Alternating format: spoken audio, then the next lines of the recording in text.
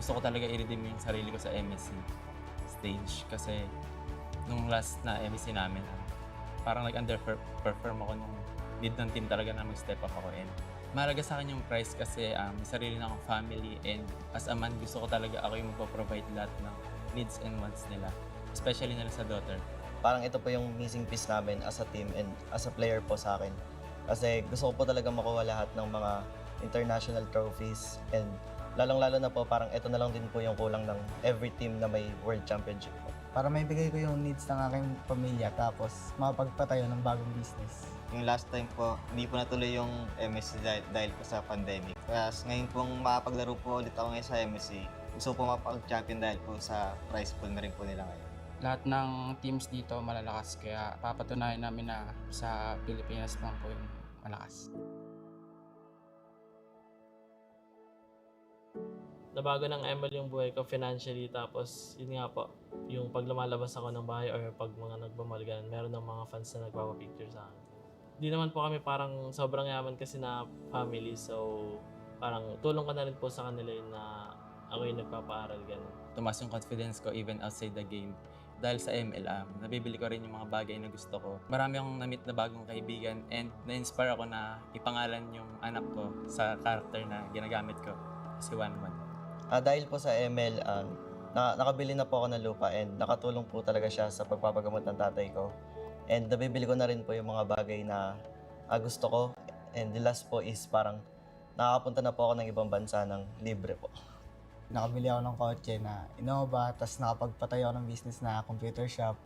Kasi yan, tsaka nababayaran ko yung mga kuryente, tubig, lahat ng mga kailangan sa bahay. Nagpatayo ako ng computer shop kasi dati meron na rin kami computer shop si Papa. So, naisip ko siya para mapaikot ko yung pera. Tsaka malay natin yung susunod na ako. Naglalaro lang din sa computer shop ko. Dahil sa ML, parang nabibili ko na po yung mga gusto ko, and sa family ko naman po natutulungan kasi po nagka-baby na po ako, and para na po yung responsibilities ko. So, doon po ako nag-focus kasi nag-aaral na rin po yung baby ko. Nabibigay ko na po yung needs and wants ng family ko, pati po sa sarili ko. At dahil po sa ML, homeowner na po kami.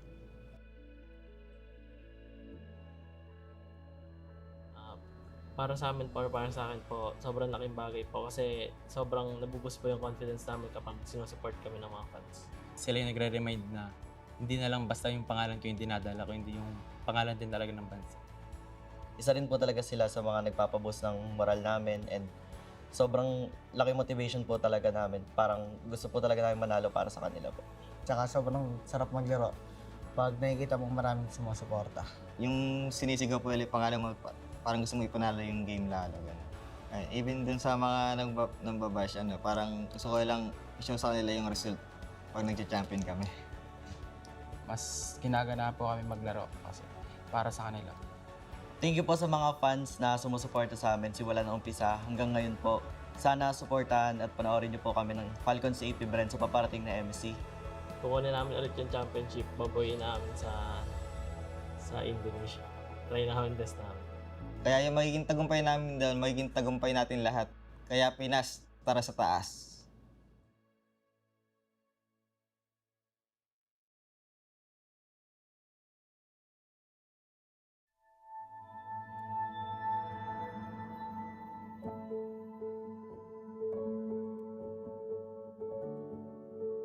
Nagsimula ang lahat dahil sa pangarap ko maging professional player. Kasi simula pagkabata ko, kahit wala pang online games, nanghili ko talaga maglaro ng mga games. Kahit kasama na yung mga kapatid ko. Makamit yung world champion. So ngayon nakamit ko na yung world champion. Ngayon naman gusto ko makamit yung MSC. Dati ay nanonood lang ako ng tournament, pero ngayon ay world champion na ako. At hinihintay na lang namin makuha ang MSC. Gabi-gabi ko iniisip na magcha-champion ako ganun. Tapos napapanaginipan ko na sinasabitan ako ng medal sa stage. Hanggang sa natupad. Feeling ko nga nung nag-champion kami, yung moment na yun parang nananaginip lang ako eh. Kasi nagsimula kaming 5 magpinsan naglalaro ng ML na ayaan lang. Tapos ngayon, nandito na ako ngayon para ituloy yung pangarap naming 5. Gusto ko makasali sa mga barangay tournaments kasi ang lalaki ng mga prize niya. Tapos nung nalaman ko na may may pro scene yung ML, yun, nangarap na rin ako makapasok.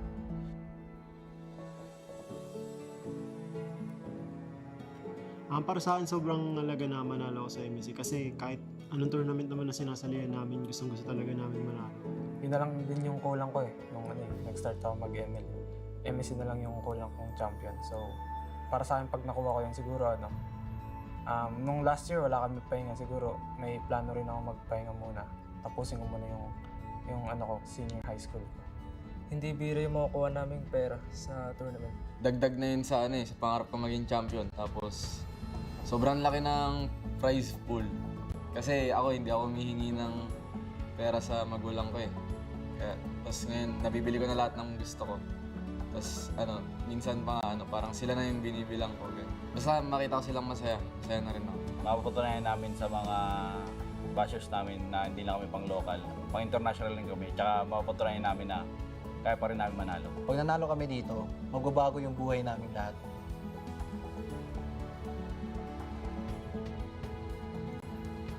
Sobrang laki ng impact ng Mobile Legends sa akin kasi gaya nga nasabi ko, ang tagal ko na naglalaro ng Mobile Legends. Tapos ito rin yung pangarap ko.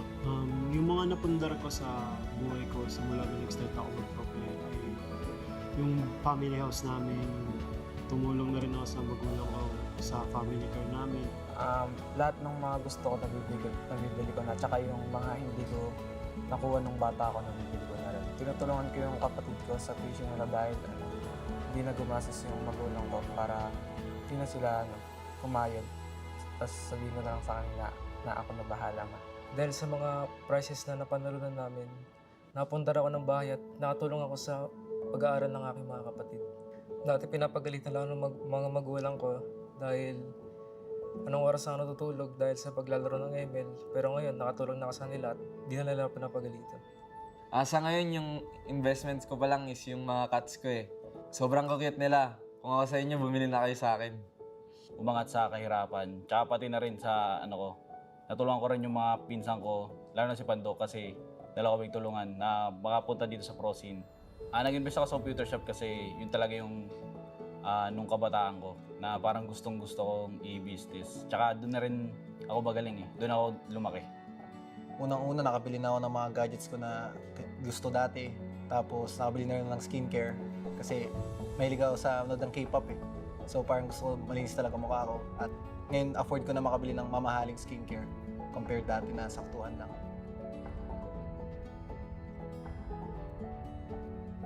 Para sa akin, sobrang halaga ng suporta ng fans namin kasi may mga times na sobrang natatalo talaga kami tapos sobrang nag-down kami. Tapos pag nakikita namin yung mga fans na chine-cheer kami palagi kahit na pangit ng laro namin, feel namin na naniniwala sila sa amin manalo man matalo. Doon kami kumukuha ng lakas, tsaka doon din kami namomotivate kasi buong bansa nakasuporta sa amin. At tsaka nakakatulong sila sa confidence ko na makasagot pa ng marami sa interview.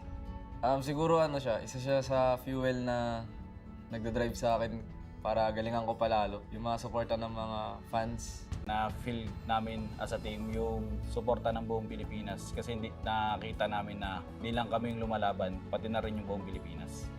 Yun, sila nagbibigay ng lakas sa amin para ipagpatuloy lang yung pag-grind. At dahil nga sa pag-cheer nila, yung mga AP brand yan, sobrang lakas, narinig namin sa stadium. Nanalo kami ng mga ibang tournaments like yung M5 at MPL. Sa lahat ng MLBB fans dyan na Pinoy, suportahan nyo kami sa paparating na MSC at panoorin nyo kami kung paano namin babawiin ang title na MSC para sa Pilipinas. Sa mga ibang bansa na teams dyan, hintayin nyo kami, dudurugin namin kayo, tapos aurahan ko kayo. Pinas lang malakas. Kaya Pinas, tara sa taas!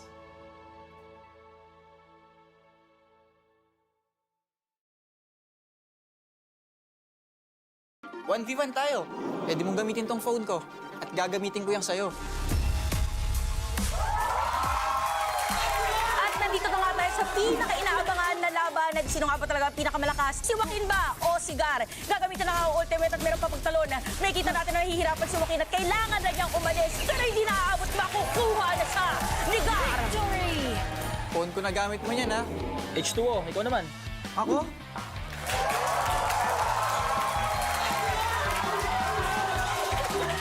Good luck. Para malaman natin kung may cheat, si H2O yung papanoorin natin sa 1v1. At tuloy-tuloy pa rin ang pagpapakitang kilos ni Gar dahil ang kanyang makakalaban naman ay ang pro player From Smart Omega, walang iba kundi si H2. Tatangkain ni H2O na mag-dive doon sa ilalim ng tore ni Gar. Pero para mababalik na naman, sabay pang ang mamamatay. Gar and H2O is down! Nice game. Idol, salamat po, salamat. Nice game, Gar. Idol mo niya. Tara, surat na tayo. Hi, H2O and Coach Lembot. Anong assessment mo sa skills niya as a player? Naniniwala ako na hindi talaga siya nandaya. Grabe siya mag-maximize ng ultimate. Then, ang galing niya rin sa itemization kasi sobrang na-counter talaga ako sa mga items na nabuo niya. Wow, ibig sabihin talagang magaling si Gar. Maraming salamat H2O and Coach Lembot sa pagpunta din dito sa school.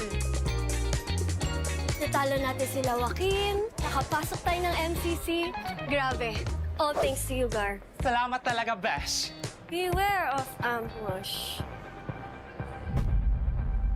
Di ba malapit na yung exchange program mo sa MD University? Yes? Ano naman ngayon? Wala lang, pinapaalala ko lang na member ng board of directors si nanay ko. Baka lang di matuloy yung exchange program mo kasi malalaman nilang palaro-laro ka lang pala ng games. Gusto mo pa rin tumuloy sa MD University? Magkita tayo sa ball. Sa tingin mo, darating pa kaya si Isay? Welcome, Warriors, to the grandest stage of them all, the Esports World Cup in Riyadh. Here, legends are made and champions rise from the ashes of battle. Last year, we witnessed the meteoric rise of Fnatic Onyx from Indonesia as they claimed the MSC 2023 championship.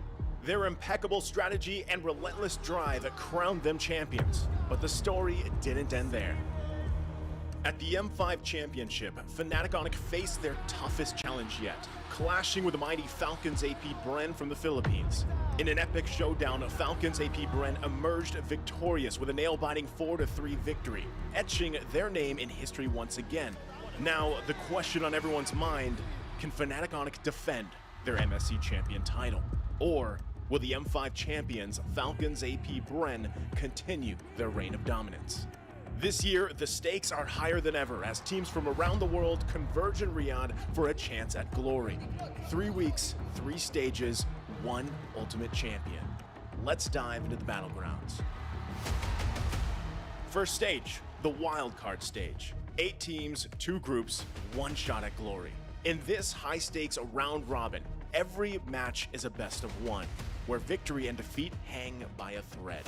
The top team from each group will face off in an epic best-of-5 decider match. The winner moves on, the loser goes home.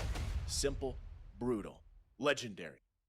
Stage 2, the group stage. 16 teams, 4 groups, battle-hardened and ready for war.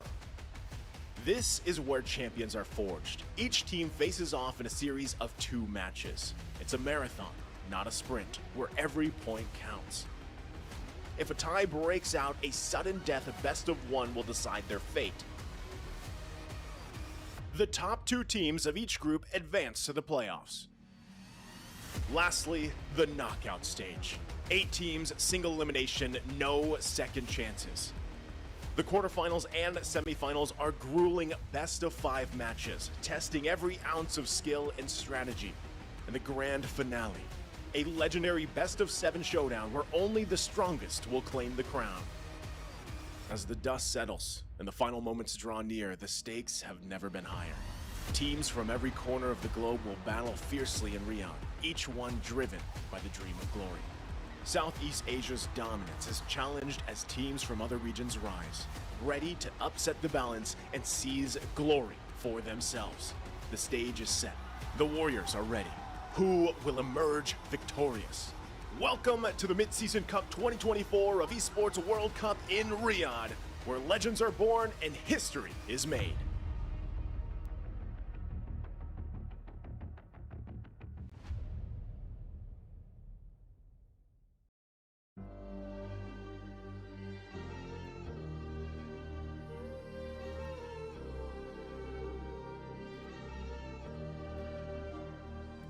From shadows they emerge, unknown and unseen, forging their path from where they've been.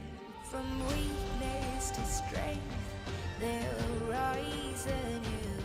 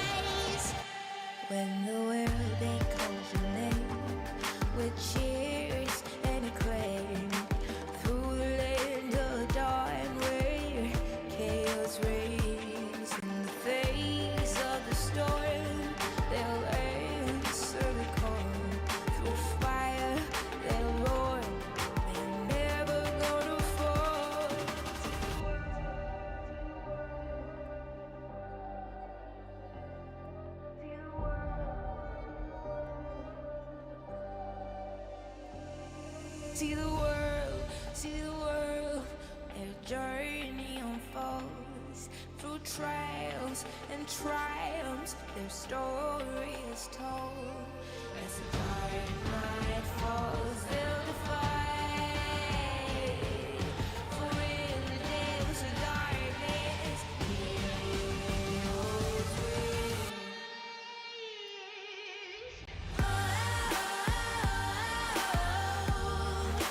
Rise of the heroes, rise of the heroes, rise of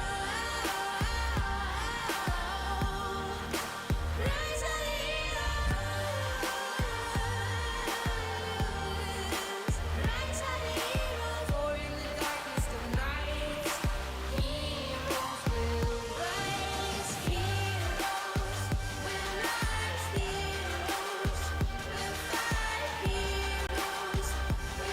Heroes will rise. Heroes fight like winds in the night. Heroes will rise. Heroes will fight. Heroes will rise on the fears in the night. Heroes will rise in the heat of the fight. Heroes will rise shining fears in the night. Heroes will rise with fire in their eyes, breaking for barriers, reaching for the skies.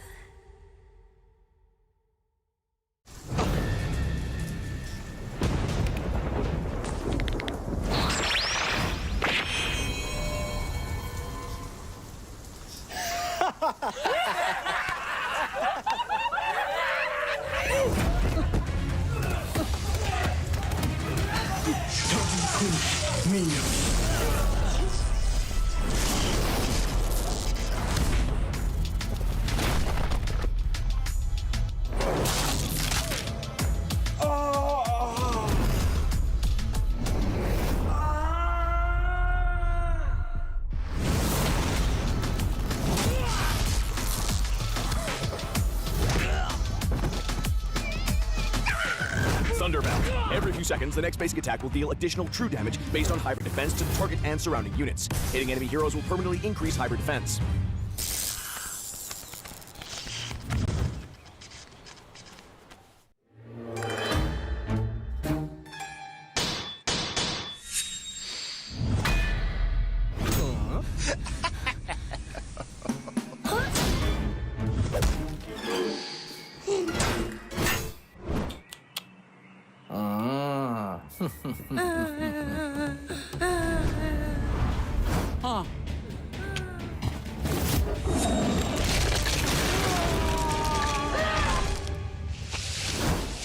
Skypiercer. Dealing damage to a low HP enemy hero, execute the target immediately, and each kill increases the execution threshold.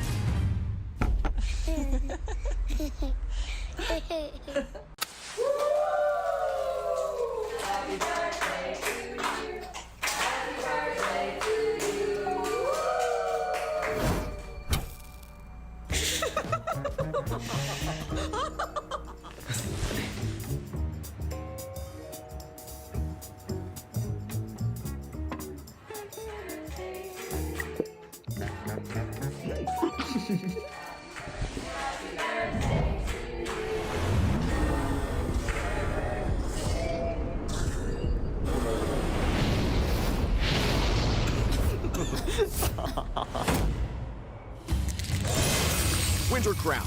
It now features adaptive attributes that apply to all heroes, and its active skill grants immunity to all damage and effects for a short duration.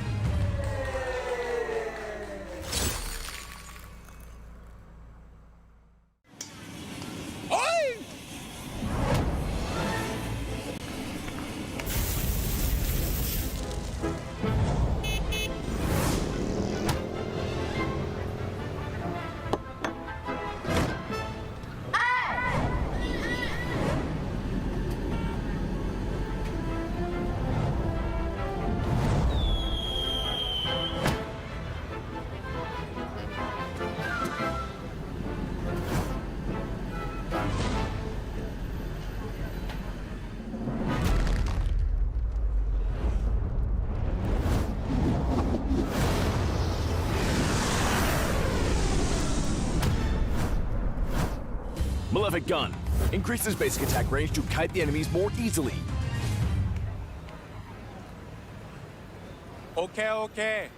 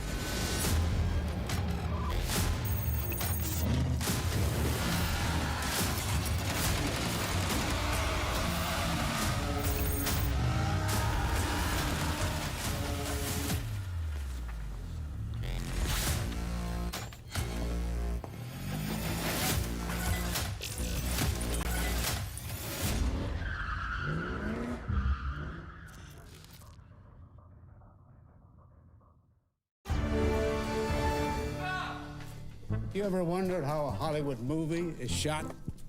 On a Sony. You review it on a Sony. And how do you make that sound epic? You record it on a Sony. Lunch break on a Sony. So why wouldn't you watch it on a Bravia by Sony? Have you got what it takes to get to the top? It doesn't matter how high you climb. To reach the top, even the biggest champ needs a break. So you can recharge, dive back in, and dominate.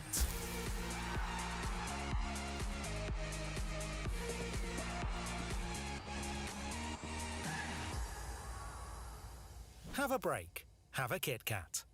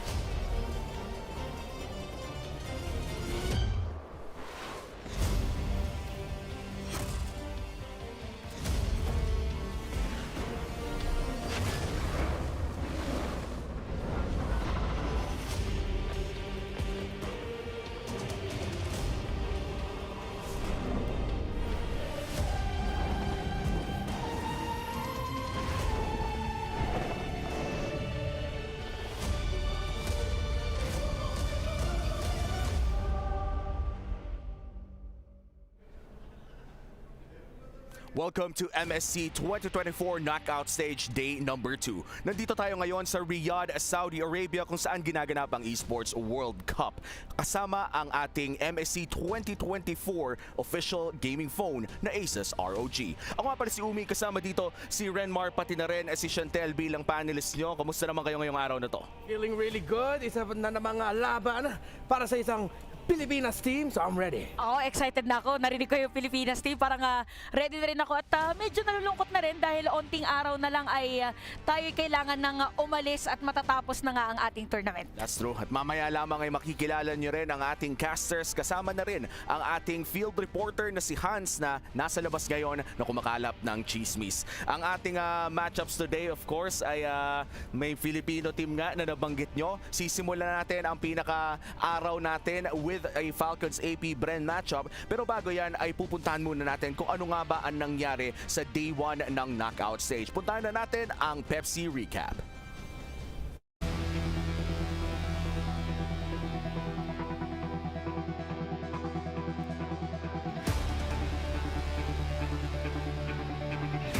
has another opportunity to fight back, but it's looking extremely grim. Here we go, the shortcut coming in. Kinex might get bursted down. Benny Cutie gets the kill served up to him. He says, thanks, 40, thanks. And now the base up next. Caldezi plants the heavy spin. The base is gonna fall.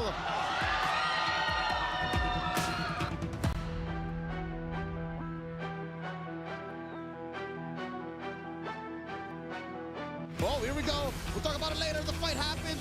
Humes gets taken out, and suddenly in the back line, they die. MX47, Zekais, and Stormy.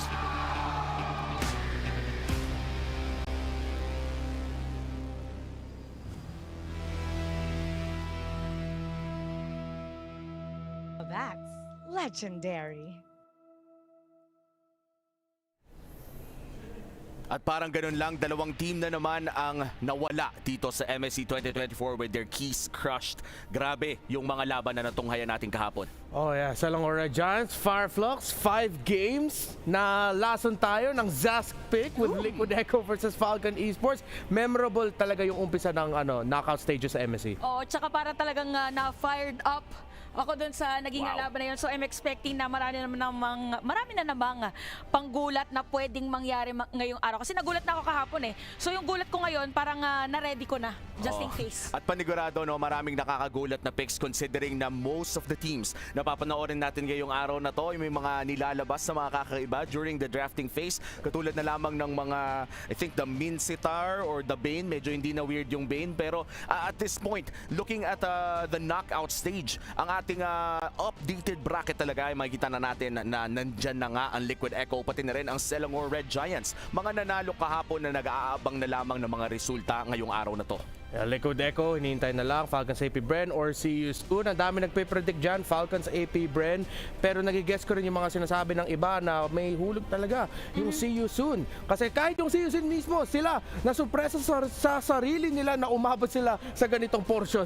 Oh, tsaka yung mga ganong teams kasi, once na nasimulan mo na siya, parang pwede magtuloy-tuloy yung energy. So parang pag tinignan mo din tong gantong klaseng bracket, lahat tayong sambayan ng Pilipinas ay medyo may konting, kasi kung manalo man ang Falcons AP Bren, yung gusto sana natin mangyari na PH versus PH sana sa Grand Finals ay semifinals natin makita. And sadly, yan ang ating reality ngayon na magkatabi ang ating two Philippine representatives. Pero bago mangyari yun, of course, ay kailangan munang talunin ng Falcons AP Bren ang See You Soon para sa ating Jamil Motorsport Match of the Day na pinakaunang serye ngayong araw na to.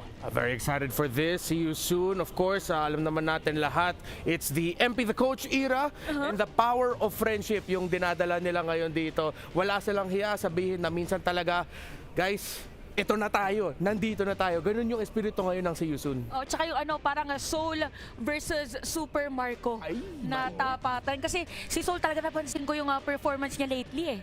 And speaking performance, no, mamaya matutunghayan na nga natin kung ano nga ba ang magiging gold lane matchup natin in the Jamil Motorsport Match of the Day. Ang pinakaunang serye natin, Falcons AP Bren kontra See You Soon. Laban ng, correct me if I'm wrong, Cambodia versus Philippines. Yeah. Feeling ko may konting aura dito si Flap TZ sa See You Soon eh. Isipin mo, yung pinakabagong sticker sa MLBB na ginagamit halos lahat ng mga teams yung wow! Yan eh. Si Flap TZ yun.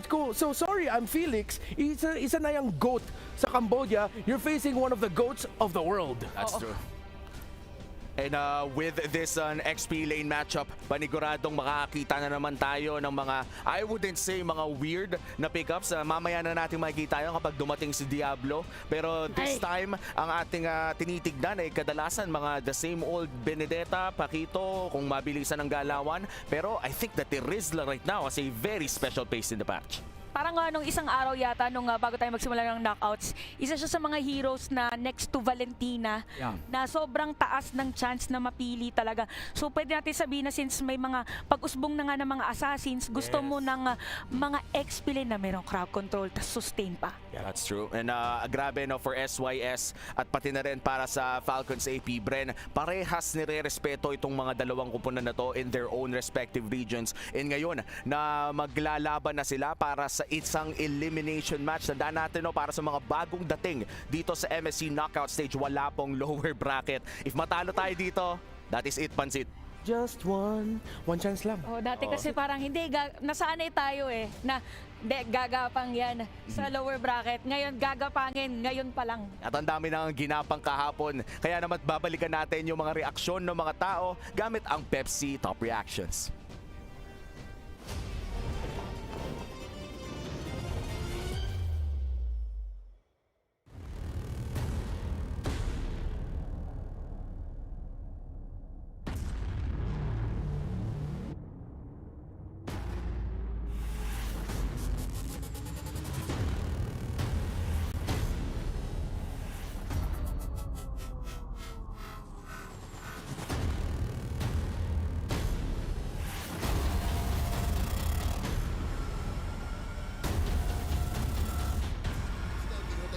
Play. Can they find it? That's reset over. Sunshine in trouble. Going to danger.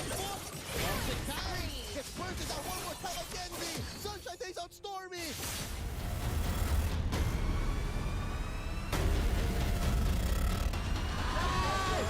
Nice! Let's go!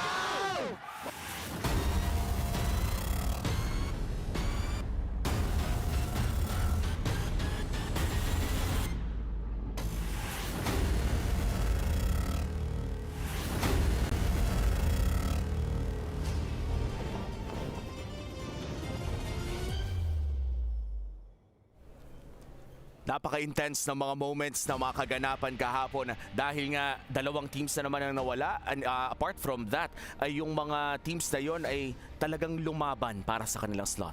Yeah, they all really fought hard. They fought to keep their keys. Yung sa dulo ng top reactions, yung nakita natin yung key crush, yung Liquid Echo against Falcon Esports, and we're gonna see more of that today. We're gonna see more plays as well. Dahil bago mangyari ang mga kaganapan ngayong araw na to, pupuntahan muna natin ang Aramco Top 5 plays.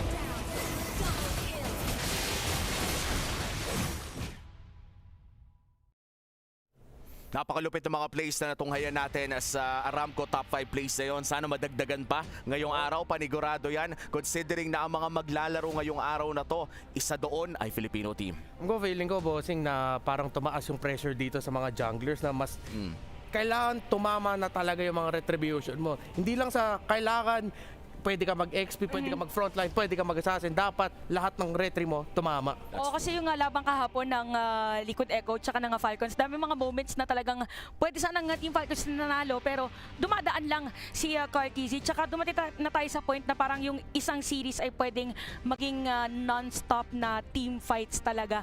Depende sa mga heroes na pipiliin. And with a lot of the assassins going back sa ating current meta, parang nagiging mas importante ang mga early game fights natin kung saan makakakuha ng mga maraming kill. At looking at the entire storyline right now, it's the King versus the Kings of the World. Lalabanan ni MP the King na masasabi nating isa sa mga humahari sa isa sa mga pinakamalakas na teams sa Cambodia ay tatapatan ang current world champions na Falcons AP Brent.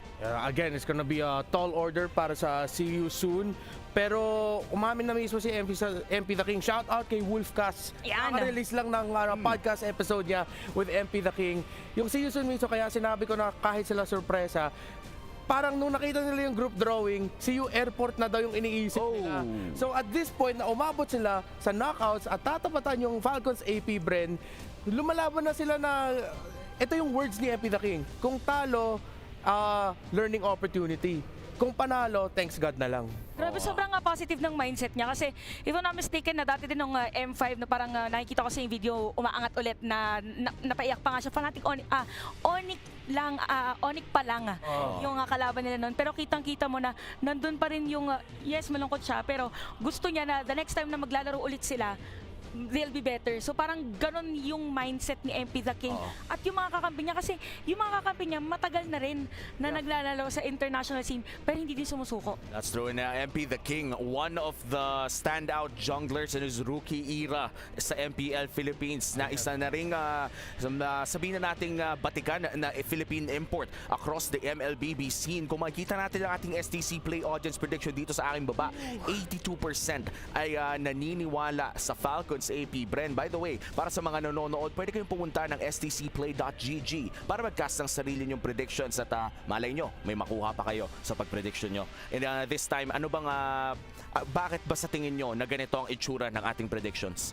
It's Falcons AP Bren, M5 World Champions. Andun na nga nasa headline, the Kings of the World. But other than MP The King, masasabi ko lang sa CU soon, there's a lot of Cambodians really looking at this team kasi yung tatlong miyembro nila na ever since loyal sa CU soon, si Ra, Felix at saka si Boxy. Yes. Sila yung 3-time champions with CU soon. They've been there ever since. So, a lot of the Cambodians are with them. Si MP The King mismo sinabi, pag yung tatlo, narinig mo yung mga pangalan nila at nakalaban mo sila sa MPL Cambodia, nanginginig na yung mga kalaban nila. So, yung effect so parang na talagang na-build up na nila yung kanilang pangalan doon sa region nila. Kaya ganoon na rin kataas yung tiwala. And kung babalikan din natin nung nag-cast tayo during M3, talagang pansin na pansin din natin yung mga players ng CU soon during that time na ang ganda ng taas na potensyal to a high level of play. Ngayon, mas tumataas at continuous yung progress nila. That's true. I just want to say as well na parang for Falcons AP Bren, ang layo na ng narating nila compared sa I think 2-3 seasons ago of MPL Philippines na kung matatandaan natin yung ninig factor na sinasabi mo ay sa tingin ko ay nasa kamay pa ng Blacklist International during that time. I think pwede naman nang ikuwento to considering na matagal na at ibang tao na ngayon si Kyle TZ, pero hindi ko makakalimutan yung time na parang natatapatan kasi nila yung Blacklist International for the first time na kailangan pinatigil kasi nanginginig talaga siya during that time. But now, Kyle TZ is such a different beast. Kayang-kaya na niyang tapatan kahit sino ngayon. Yeah, and people are saying that when you think of TZ, you think of Carl. But it got to the point na pwede mo na sabihin, if you think of TZ, you think of Kyle. Oo, parang gumawa siya ng iba niyang pangalan. Kasi nandun yung TZ, well, same pangalan pala kasi TZ pa rin. Pero iba yung may isip mo pag siya. Parehas na pangalan, ibang damage. Ibang damage sila, iba yung playstyle nila. Parang dati kasi isipin mo, since sinasabi nga din niya na idol niya before si Carl, pwedeng ganon din yung maging playstyle. Pero hindi, gumawa siya ng sarili niyang way para ako si Kyle TZ at ako ang jungler ng Falcons AP Bren. And Falcons AP Bren, one of the favorites to win it all in MSC 2024, the current M5 World Champions.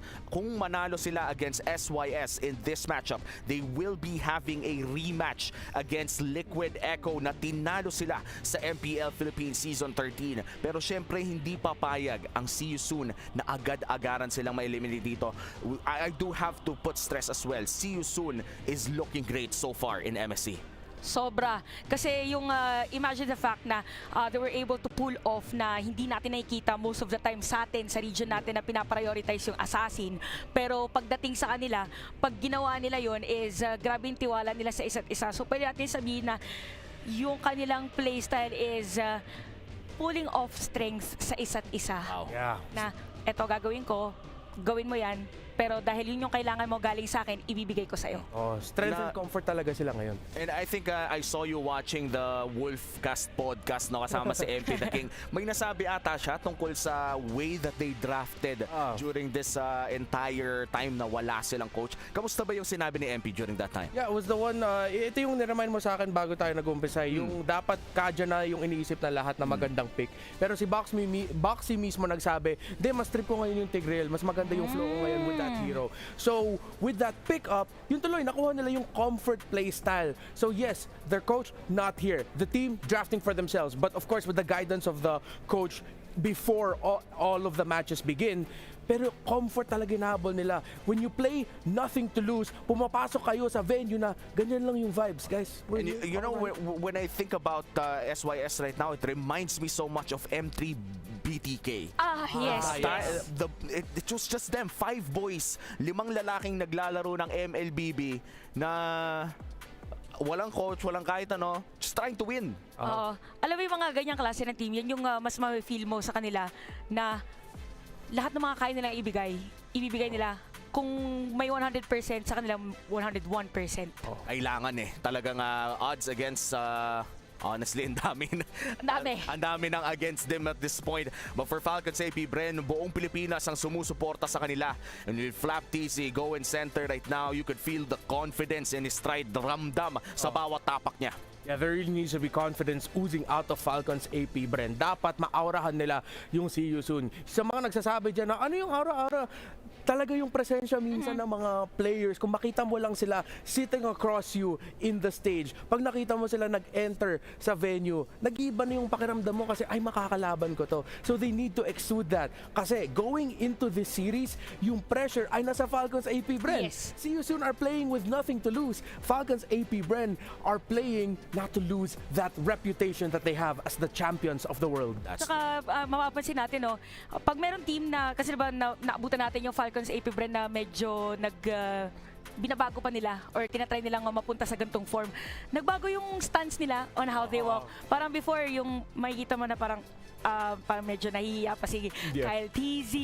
Tapos ngayon talagang proud na, they are the world champions. And ang grabe lang taon din kasi ang niluto, ang roster na to. Kumbaga, trust the process malala. Kung babalikan natin ang ating local MLBB scene, amateur league pa lamang ay magkakampi na ang mga ibang miyembro ng Falcons AP Bren. And all the way to getting into Bren Esports during that time, hindi pa nga sila masyadong nakakapasok within top 3 but they left their trust there at tuloy-tuloy lamang ang kanilang proseso papunta sa taas. At ngayon na nasa taas na, sinabi nyo na kanina, walang mawawala sa see you soon in this matchup. Falcons AP Bren has everything to lose. Yeah, and with Falcons AP Bren, wala akong masyado naririnig sa kanila. Low-key sila ngayon dito.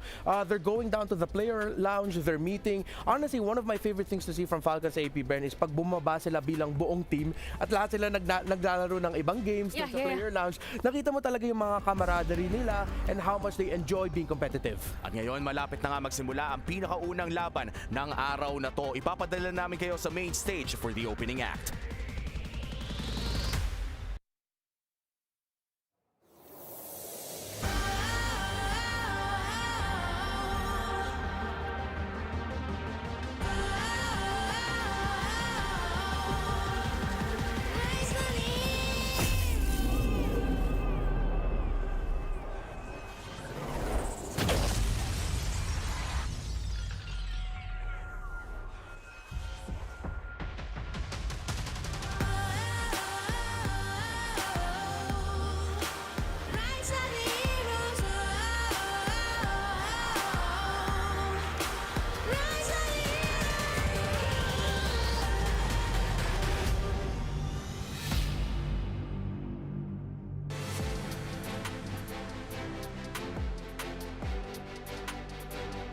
The quest to see the world paved the way for a new competitive landscape.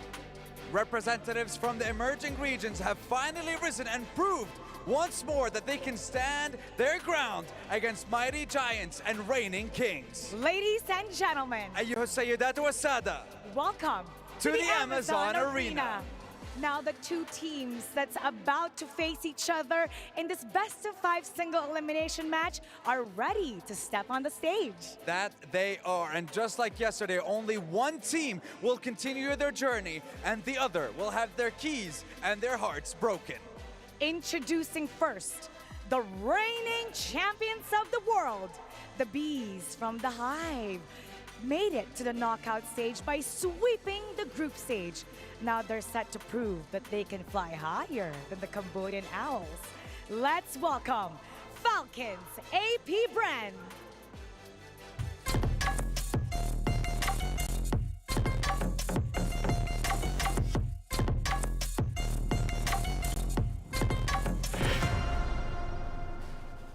It's Flap Teasy, Kyle Teasy, Hugh, Ogwin, and Super Marco, guided by two world champion coaches, Coach Ducky and Coach Trev. Now they're showing the world that they can complete their already stacked trophy cabinet. And facing them on the opposing side, the mighty Slayers from the Group of Death. They made the Sky Kings of Indonesia kneel before them, and now they will open their knockout stage campaign against the reigning world champions and another powerhouse here at the MSC. Ladies and gentlemen, give it up for See You Soon.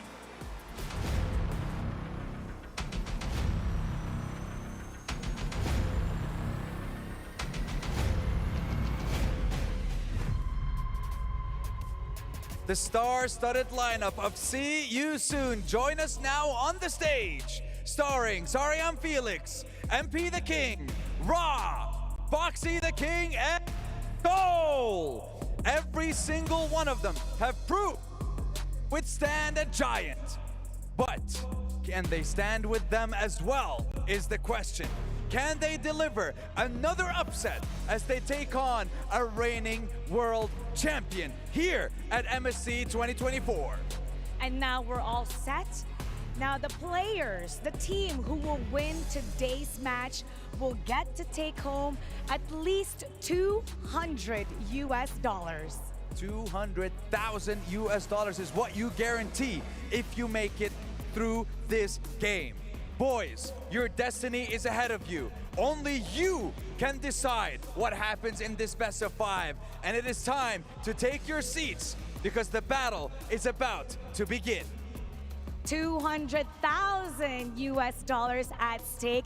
That's the minimum that they'll be getting. And of course, they have a chance to keep their key. That's right. The key and of course, their main focus here at the MSC is of course, that lovely trophy behind us. That is the hopes of and dreams of every single player and every single team that is competing with us on this stage. Now, in partnership with the Esports World Cup, we've seen their keys, their personalized keys that they're hoping to keep until the very end, because only one key will unlock the MSC trophy.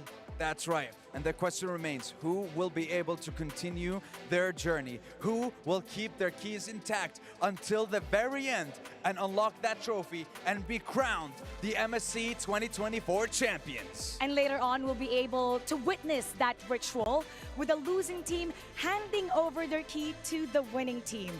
And if we take a look at the players now, they'll all be doing their ping test with the best gaming phone in the world, and that's the Asus ROG, powered by Snapdragon 8 Gen 3 mobile platform. That is right. Boys and girls, ladies and gentlemen, Asus ROG is the official gaming phone of MSC 2024 at the Esports World Cup. Now, I know the players can't wait to get it started. So how about Sandstorm? Let's throw it to the panel to talk about the game and to talk about the draft. Boys and girls, take it away. It's your time to shine. Maraming salamat, Sandstorm and Mara. At malapit na nga talagang magsimula ang pinakaunang game of this best of 5 series. Grabe, 200,000 USD minimum para sa mananalo. Oh man, parang goods na. Goods na ako doon, tol. Oo. Goods na ako doon. Parang nagko-compete ka ako ngayon, but yeah, parang doon pa lang sa price. Tapos imagine, lahat kasi ng mga teams ngayon is talaga nag-improve to be able to win doon sa mga teams na malalakas talaga, iba na agad yun. Kakaibang premyo na agad yun. Yeah. And for Falcons AP, Bren, isa sila sa may mga pinakamalaking chance to secure that 200 USD minimum. Pero sa totoo lang, when we look at these players, parang hindi naman nila masyadong iniisip yung prize pool. Siguro pag-interview sasabihin nila, but the main focus para sa mga players na to ay manalo. Simple lang. Win, become the champion. To become the champion, na unang champion ng Mid-Season Cup, yung rebranded na matagal na Mobile Legends Bang Bang Southeast Asia Cup, ngayon Mid-Season Cup, biggest prize pool sa buong history ng MLBB Esports. Ano yun to be the first one, may ibang halaga siya It adds to your legacy in a way that no other achievement can. Oo, tsaka yung ano din natin, yung trophy. Di ba? You get to keep 3 keys doon sa natalo nyo ng mga team. So doon pa lang, ikaw din yung unang magkakaroon ng ganon. Ikaw unang makakapag-flex na natalo namin tong 3 team na to. All, kung sabihin natin may timeline, pero wag naman sana, no? Na sabihin natin na see you soon. Cambodia ang manalo sa mga sunod-sunod. Imagine niyo yung laman ng kanilang 3 pwede nilang ilagay doon ng Fnatic, Onyx, Falcons, AP, Bren, and maybe, let's just say maybe, Selangor Red Giants doon sa kabila. O Liquid Echo pa. O Liquid Echo. Ili na lang. Diba? Grabe, sobrang ano nun. Parang naiisip ko pa lang, tumataas na yung balahibo ko. And doon sila mag-make naman ng mark sa history ng Cambodia. Yan, ito na nga. Titignan na natin kung ano nga ba ang mangyayari sa ating pick and ban phase for game number 1. Falcons AP Bren ang nasa blue side, red side naman para sa See You Soon Agarang. Tinanggal ang Luyi na kadalasang nilalaro ng FCAP. Ang inaabangan ko dito is, since we've been talking a lot about assassins dito ni MP the King, ibaban ba? Pero parang hindi. Baka magiging assassin showdown. Sana. Baka makita natin yung Ling, Fanny, undefeated yung Ling ni MP the King. Maganda yung record dito ni Ra on the Valentina, 4-1. Pero isa sa mga picks na dapat tignan natin, depende sa takbo ng draft, is yung carry ni Soul. Sinabi mo kanina, Chantel, na si Soul nagiging standout player para sa'yo. Yeah. 3 games undefeated yung carry niya. Oh, wow. At I think yung 2 games ng carry na yon was also in 1 series na nilaro niya. 2 games straight siyang nag-carry na napakaganda. And this time around, Chip and Luyi ang tatanggalin ng See You Soon, making sure na walang tempo break picks na makukuha ang Falcons AP Bren. Alam nyo guys, yung Falcons AP Bren, nire-respeto talaga nila yung team fighting ng See You Soon. Lahat ng mga tinanggal nila, yung malakas mag-team fight, the Faramis, the Jella, and of course the Valentina with the initial pokes at saka pagkuha ng ultimate. So as expected, makuha nila yung Roger with the first pick dahil nakaban yung Harith. They didn't opt to go for the Moskov. They went for the Roger instead. Bukas pa yung Moskov para sa See You Soon, if ever yes. Pero hindi, gusto pa rin nila. I like this. Tas Vexana. A very classic pickup mula sa See You Soon, taking a chunky front line sa Tirizla na, might I say, one of the best XP laners. At sasabayan na rin ng Vexana. Parang classic lang, playing it safe. Kasi di ba parang pinag-uusapan din natin kanina, for See You Soon ngayon, ang pinaka-mantra nila is, yes, this is a competition, pero we put no pressure sa isa't isa kung saan tayo mas komportable na gamitin na heroes. And yung synergy ng Terizla and isang Vexana, once na napatama mo perfectly yung kanilang mga skills, ang taas na agad. And sakto sa kanilang high team na, sabi mo na nakafocus sila sa team fight-centric. Yan. And for See You Soon, dahil maganda yung 2 picks nila na mag-peel para sa isang gold laner, pinili nila. Pinili na agad nila. Si Kari ni Sol, ito yung pinag-usapan natin. The interesting thing about the Julian pickup is may chance na i-flex siya. It can go into the hands of few in the mid lane. It can go into the jungle para kay Kaltizi naman. Pero dahil may Vexana na on the side of See You Soon, laning for the Julian up against the Vexana, baka dun siya mahirapan onte. Depende sa magiging roamer ng See You Soon. So, feeling ko hindi pa sure thing na mid lane dahil naki-few yung pili ng Julian, baka most likely jungle pa rin yan. Yeah, and I think they do have a history na naglaro na sila ng Julian jungle throughout the group stage. Kaya naman ngayon dito sa knockout stage ay hindi na tayo naninibago na maglalabas sila ng Julian. Patapos na ang banning phase, tatanggalin na rin ang Yuzong, isa sa mga sumisikat na pick para sa mga XP laners natin in the current metagame. And fifth ban, ano kaya ang in-expect natin dito for See You Soon? Uranus. First time kong nakita yan, mga kapatid. Nagulat din ako sa... Well, may history din naman ng Falcons AP brand na gumagamit ng Uranus. Kaso, for this MSC 2024, we haven't seen Uranus yet. Feeling ko ano ulit to? Post 5? Rio Romer. Kaso, ang dami pang hero kasi ni Boxer the King Kung tatanggalin yung Tigreal, that will essentially lock up so many choices para dito sa kamay ng SYS. Parang wala ng good meta pick bukod sa Grok na matitira. In terms of the meta pick, in terms of comfort pick, nandiyan pa yung pinaka-comfort ni Boxy, which is the Cho. Yeah. So if ever hindi banto on the... comfort tinanggal yung Bane. Edith is still open to take for both teams. Edith, Cho, Grok, still so many options. Naghaya. Ito na. So, kung mag-ano ka dito, mag-Julian ka, na mas maganda siya na ngayon, na jungle, instead of gawin siyang mid. Para yung bilis din, if ever, ay mapapantayan. Although si Hayabusa kasi, yung kanyang mobility sa pag-jungle, yun yung medyo nagiging edge talaga. Kaya niya mag-isa eh. And bukod sa kaya nyo mag-isa, balita ko, itong Hayabusa ngayon, isa rin sa mga magandang gumagamit ng Sky Piercer kung sakaling makakuha nga ng early kills. But overall, pwede na rin kasing Rumetri yan habang nag-ulti. Oo nga pala. Pwede mag-Edith back siya. Oh no, they go for the Arlot instead. Wow. So EXP lane Arlot. So, Ayan, sabi ko pa lang sana kailangan nila dito ng super burst kasi naka-focus sila mostly sa sa physical damage. And I think this is still a good mix with both physical and magic damage. I do think na sobrang well-balanced itong FCAP. Kumbaga parang Pilipinong breakfast na nando na lahat ang kailangan mo. Tama din. Great balance here. See you soon. Ayan na nga. Real na lang. Pinili.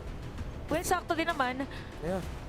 Very team fight centric kung See You Soon. They have a pick off of the Hayabusa. Falcons AP Bren, as you said, balance, multiple approaches. Excited na ako makita kung paano nga ba magsisimula ang serye na to. Sino ang makakauna in this best of 5 elimination series? Ipapadala namin kayo sa aming casters. Casters, kayo na to. Maraming salamat sa ating mga panelists at talagang kami ay excited na rin matunghayan ang aksyon. Ako si Brigida at kasama natin dito sa OSX para tunghayan kung paano nga ba lalabanan o talagang masusubok ng emerging kontrabidas natin ngayon na See You Soon ang ating reigning at mga pambato na Falcons AP Bren. Gusto ko na sinabi mo yan dahil sa pelikula hindi kumpleto ang mismong storya kung walang bida at kontrabida. Dahil ang laban ngayon, this is the King versus Kings. This is Falcons AP Bren, two-time world champion. He remained still stronger sa kanilang group. At ngayon, See You Soon ang handang tumapat sa mismong laban nila papunta sa susunod na araw dito sa MSC. At napakaganda na yung ating unang laban sa King versus Kings ay makakakita tayo ng kumbaga mala assassin versus assassin din na action na level na labanan. Kasi nga formerly under assassin naman si Julian eh. Ngayon kasi nabago na siya na fighter mage. Pero nandun pa rin na yung pakiramdam o yung mga paggamit mo kasi dito sa hero na to ay parang ganun din naman yung kalalabasan. So hindi na ako magugulat lalo na for See You Soon na ira-ramp up nila yung pacing ng laban na ito. Pero for AP Bren, for Falcons AP Bren, na alam mo ring nagiging maingat recently, papayagan ba nila na magiging ganoon ka-aksyon yung ating laban? Aksyon ng pag-uusapan natin, Brigida, kasi since nabanggit mo nga dito na si Julian ay nagkaroon nga ng change about this. Actually, favorite ko si Julian eh. Favorite mo yan? Since nga ngayon si MB Tanging at si Kyle TZ maglalabanan with an assassin jungler choice, mas mapapabilis. So in terms of early games, sino ba mas mapapabor dito? Kasi kung pwede, pag-uusapan, momentum mo pwede pumabor either kay Falcons, AP Bren, or See You Soon eh. Yung tinitingnan ko pinaka sa usapin ng early game talaga dito ay See You Soon. lalo pa at tinitignan natin, of course, ay ay medyo gustuhin mo muna na maging alalay ka pagdating doon sa pwedeng makuha na scaling dito ng mga junglers or nung gold laners mo for Falcons AP Brent. Pero sa usapin pala ng gold lane natin ay Carry versus Roger ang tinitingnan natin. So medyo papabor na ako dito sa Falcons AP Brent, lalo na meron pa sila no Lilia sa kamay nila. Pero speaking of action, tingnan mo naman. Wow. Awe! Sorry, I'm Felix falling down first. Ang ganda naging counter pressure doon ng Falcons AP Bren. 4 kaagad ang sumalubong at naipit at napanganib ang buhay niya. Bakit sa King nag-back away na lang sa turret. Maagang objective ang pwedeng makuha ni Kyle TZ. Wala pwedeng lumapit ngayon from See You Soon. At ang unang objective, mapupunta muna sa Pilipinas. Respeto muna si MP the King. Think na nakauna rin naman kahit papaano doon ang See You Soon or nakahanap sila kumbaga ng pwesto. Pero dahil sa maagang pagkakapoke na nagawa din on Tura, ay nagkaroon lang sila ng mas malaking or nagkaroon lang ang Falcons AP Bren ng mas malaking opportunity din na kumbaga ay makabuelo doon sa XP lane matchup and of course ay makapag-transition sa isang uncontested turtle nga na napunta agad-agad dito sa kanila. So nakukuha na nila yung gusto nilang simula in terms of yung objectives na gusto nilang laruin. And nakikita natin dito na yun ang kanilang pinaka nagiging focus lang talaga dito sa early game. Kasi as for Super Marco, nakikita natin double lane na sila Fury nandyan. Of course, Lilia, maaasahan mo sana yung early game dyan na magpo-poke, pero mas nagpo-focus lang sila doon sa kine-create na space as of now in the first 5 minutes of the game. Yeah, space kay Super Marco. Yung gold lane nga ngayon ang nagiging focus ng ating pressure point early game. Sabi nga dito ni Brigida, kailangan magkaroon ng magandang momentum. Nakikita natin ngayon yung mga kamay ng ating mga players kung saan sila ay nagpapakita ng mga techniques kung paano gumawa May ano pa pala. ng space at vision. O diba? Pabilisan lang yun ng kamay. Hindi ko alam ang tawag doon. Yung parang kinakrak mo yung knuckles mo. Wow, yung yung parang in-exercise mo, ganon. Oh, parang may mga buwelo-buwelo pa pa sila na ganun na ginagawa habang in-game. So, may pick up na naman tayo na gagawin. Para lang maramdaman natin kahit paano na pro player. Yeah. Kaya mo yan. Kasi kung titignan natin yung in-game, sabi mo kasi medyo maingat talaga yung dalawang kupan na natin dito in terms of early game. Kailangan nila bantayan kung saan sila lulugan. Ang ganda naman ng final slash na yun! Dalawa kaganda na huli! Flop teasing ang nakuha. Dalawa ang nakuha ng Falcons AP Bren. Kababanggit mo lang. Parang gusto mo na mag-ingat-ingat. Kaso sabi agad dito ni Flop TZ, anong ingat-ingat, hindi pwede yun. So kung inaakala natin nung una na See You Soon, given nga na yung playstyle nila ay very eager talaga sila maghanap dito ng mga early clashes, hindi yun hinahayaan mangyari ng Falcons AP Bren. Naku po, napil na naman si Felix. Sinapit na ng penalty zone. Flop TZ, ginamitan siya ng final slash. Pero mukhang hindi ata gagana ng body of Smith. Flop TZ on a killing spree. Falcons AP Bren, magandang harangin sa turtle. Merong implosion, dalawang nahuli pero may nakap din naman. Kyle TZ first objective pero ngayon mag-back away ang See You Soon. MP the King, nakuha ni Few. At Falcons AP Bren 5-0 sa mga pa ng objective. Alam mong gusto na yun ilaban at i-contest ng See You Soon eh. Kung babalikan natin sa ating STC replay, ito yung isa sa pinakamalaking factors kung bakit mas tumaas na rin yung kumpiyansa ng Falcons AP Bren na mag-engage or magsimula na lang ng ating turtle objective. The moment na nag-attempt na lang dito si Boxy the King na, sige, ang tawag dito, pumasok tayo, maghanap tayo.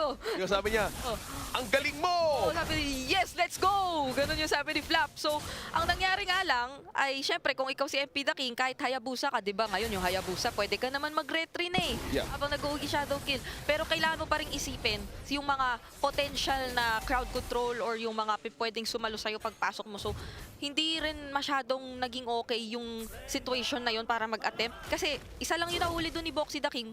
Wala pa doon, eto si Kyle TZ. Ayun nga ang problema eh. So may Lilia ka, tapos may dalawang Purify pa sa Falcons AP Bren. Kung ikaw ba naman yung tagaset ng mismong laban, teka lang ma-force out ko ba? Kasi ilan mo na pwede mo magawa. Even looking at the game, Faka, eto, despite being labeled hyper-aggressive, SYS has yet to record a first blood in MSC. Yun. Sinasabi na natin eh, di ba, na gustuin ng si Yusun talaga na maghanap agad-agad ng action, pero hindi pa pala yun natatranslate into statistics. Pero sorry, I'm Felix. Ay, naku, mukhang hindi ata siya makakaalis. Flap thesis na namang kill. Ginamitan na bagong emote, by the way. Yan yung, di ba? Kuha-kuha namin ni emote, no? Yun ang bagong emote ni Flap. Piliin nyo Kunin na. nyo na habang nandiyan pa sa ating in-game. Oo, hindi natin alam kung hanggang kailan lang aabot yung bagong emote ni Flap TZ and the Pakito na parang pwede mo nang pag-isahin pero may hahanapin si MP the King. Opo, umiwas. Ginamit ang shadow. Hindi mo nagpapahuli pero may nakakap ka ulit dito. Boxy the K mukhang hindi ata makakakuha ng front line. Isa namang setup for See You Soon. Falcons AP Brand. Ang peel lang muna doon. Another leeway para makaset up ulit sa pagong. Ay, ito yung kinagandahan talaga ng isang Arlot XP sa mga assassin type compositions. Nakikita na natin in action kung paano medyo nadadivert or nahihiwalay talaga yung attention mo kapag ka merong isang Arlot sa kalaban. Lalo pat yung kanina nating nakita. Ito talaga yung, kumbaga, idadive niya yung mga nasa likuran. So, mahahanap mo na lang yung sarili mo na mag-isa. Of course, hindi mo naman din gugustuhin na ikaw na lang ang pinakatumatrabaho sa harap as the Hayabusa kasi napakaraming pansagot ngayon ng Falcons AP Brand para kay MP the King. So, hindi pa nga natin nakikita na nakakahanap siya ng target na sobrang optimal para dito sa kanya. Maski kahit si Few at si Owen, parang laging magkasama, body-body system. Yeah, kung isipin mo yung body-body system na yun, Ate Brig, no? Kailangan din talaga nila ma-force out si Owen or Super Marco. Eh, problema nga dito, yung mismong Purify ni Super Marco, hindi pa rin nagagamit. MP the King may pick up the Scarfish, mukhang mag-pressure nga ngayon ng Falcons AP Brand. Ginamit nga mismo si EG Boy para humarap muna sa Falcons AP Brand at hindi mo na makuha ng minion waves dun sa baba. Kinagandahan, of course, hindi masyadong nagpuwersa na yung Falcons AP Brand. Pero at the same time, nakikita at nararamdaman na natin yung pressure with even just a 5K gold lead na hinawakan dito ng Falcons AP Brand and na unti-unti na rin nilang na-expose yung base or yung mapa ng Siyusun na up to this point pala OSX, wala pang kahit isang kill na nase-secure even though minention natin na of course may Hayabusa naman sila dito sa lineup nila. Yung mid-duo nga nila, ang taas ng pressure, Tigreal, Vexana eh. Ang daming crowd control din eh, no? So dito pa lang, nahihiraman talaga gumawa ng space para kay MP the King. Kasi kung iisipin mo nga naman, merong implosion, kaso nga lang, bisa namang swipe na magmumula kay Flap TZ. Ginamit na naman dito penalty zone para makaiwas. Pero ngayon, back for the story, I'm Felix. See you soon. Sinusubukan man, ginamit muna ulit Eternal Guard para palayuin ang Falcons AP Brand. Back away muna. 21 seconds para sa unang Lord ng laban na to. Grabe. At dahan-dahan muna pepwesto ang Falcons AP Brand. Ganito na kalaki yung threat ng Falcons AP Brand na kaya ng pumagitna o lumikod ni Few nang walang inaalala. Pero no kill, ginamit na rin. Shadow. Lumalim ngayon si MP the King. Makaiwas naman siya doon gamit ng shadows. Super Marco naman. Bakit? Ito na naman siya. Yung Torre lang kalaban mindset. Wala siyang ibang pinansin dun na nangyayari. Literal na nag-Torre lang pero oy, Boxy the King. Ako nga, may gusto ang hilarin si Boxy the King pero siya ata ang pwedeng mapoke dito ni Super Marco. Kahit nga hindi yung lumalapit sa Super Marco, sasabi nito, wow! Okay na ba yun? Torre na ako, pre. Falcons AP Brand, okay na ba yun? Feeling ko yung pitch niya nga sa pagsabi nung wow ngayon, ano pala yun? Wow, ganun pa lang talaga. Tapos kapag kami nangyaring intense na talagang clash kung clash, wow, gaganon, tataas Hindi ko magandang emote yun eh, no? Munton, baka naman, bigyan mo naman ng emote si Super Marco. Maganda yun, ibang tot eh, no? Inisip ko nga kung kaninong hero eh. Sino ba yung pinaka parang chill na gold laner? Chill na gold laner? Kailangan kasi maging yung personality ng gold lane nagmamatch eh. Bagay kay Brody. Kay Bro, Di ba siya yung championship skin, Airwap eh. Ano ba? So, Ayoko na mag-tongue twister pero tama ka, Brig. Oo. So, Brody. Pwede. No? Sticker, no? Kasi di ba yung attack speed din ni Brody, wala naman. Hindi naman yun yung nagmamatter sa kanya eh. Pero yung speed naman na nakikita natin ngayon ay in terms of game time na meron na dito sa laban na 10 minutes pa lang, ganito na ang nakikita nating disparity between both of these teams. Tingnan mo naman yung gold na hinahawakan maski nung gold natin. Gold, zone out, brigade na lahat ng sinasabi mo dito talaga nang make sense for Falcons AP Brand dahil mas yung lineup nilang na naeg in the first 10 minutes of this game. Nakita niyo yung mga Pinoy doon sa Amazon Arena. Legit to kung nandito kayo sa Riyadh, PM nyo ako. Ako para sa ticket nyo. Amazon Arena ang pangalan ng kung saan pumupunta lahat ng ating mga iniidolong players from all around the world. At ngayon, talagang kumakatok na sila sa base ng MP, Siyusun. sinusubukan natin kalmutin ng Falcons sa AP Brand pero wala effect ang damage pero may knock-up. Para walang mahuli Eternal Guard. Tatlong nahuli ka agad sa Siyusun. Super Marco na si Boxy the King. Nakang magagamit ata dito ang mismong Torre ng Siyusun para dumepensa sa kanila. Pero Super Marco, dagdagan mo pa ng dalawa. Doble para kay Falcons AP Brand. Dagdag mo na sa score namin yan. Tatlo ang nawala, dalawa na lang ang natitira para dumipensa. Pero kakayanin ba nila ito? Meron pa namang isang cart na mukhang mag-clear lang din agad. So magpo-focus muna ang Falcons AP Bren doon sa ibang mga lanes. Pero with just a level 1 Lord, tingnan mo ay mukhang uubusin na nila lahat ng inhibitor turrets ngayon na meron ang See You Soon. So magkakaroon ng struggle talaga ngayon ng See You Soon sa pagdepensa dahil talagang pinipilit ngayon ng Falcons AP Bren ito. Pero fortunately ay mukhang madedepensahan naman nila kahit papaano. Depensa muna ngayon ng See You Soon. 9-0 looking at the in-game equipment here. Brigida, kanina nag-attempt din doon si MB the King na pumasok ng UG Shadow Kill pero yung damage ngayon ng See You Soon, hindi pa talaga tumatalab. Hindi pa. Wala rin napapalow ng sobra para ma-proc yung Sky Piercer and wala pa siyang kill participation para magka-stacks enough. Pero grabe! Naku, Boxy the King. Mukha sila na may ipit. Huwag ka na umalis. Final slash mula kay Flap TC. May follow-up ngayon ng See You Soon. But effective nga ba? Flap TC sa naman. Si Solo nakuha dito. Sorry, ay Felix nakuha na rin. Ra! Hindi na talaga kung magpakawala ng isang trade pero Super Marco! Woo! Tatlong kill para sa Falcons AP Bren. At ang base, sobrang open sa Pilipinas at ang unang serye ng laban na to ay naghihintay pa ng minions para matapos. Unang puntos ng best of 5 ay mapupunta sa Pilipinas. 13-1. Nagbigay pa ng piso. Perfect game na sana for Falcons AP Bren. What a dominant victory. Init si Flap ah. Nakita ko sa player cam, grabe, mainit. Silang lahat kahit si Kyle TC nakita rin na parang manifesting ang 13-1. 13 seasons na tayo ng MPL Philippines at isa lang ang nananaig tayo pinakamalakas. Grabe, grabe, what an analysis. Ang galing. Yan ang gusto ko sa'yo, Chantel. Kahit yung mga numero na gagawa ng kwento. And then of course, stats don't lie. Philippines is currently #1 all around the world for MLBB. Umabot na nga sa punto kung saan nagpapadala na rin tayo ng mga manlalaro all around the world. Pero this time around, ang ating Philippine delegates, Falcons AP Bren, papanoorin natin sa highlights kung paano nga ba nila na-achieve ang 13-1 na game in game number 1. That is the perfect highlight to start with. Kitang-kita nyo at rinig na rinig nyo, sinigaw ni Flap TZ, Pilipino ako. Ayun. Pero yung mga rotations niya talaga kasi, to be honest, XP-diff. Sorry, I'm Felix, pero XP-diff. Sorry. Na-XP-diff, boss. Nakita naman natin.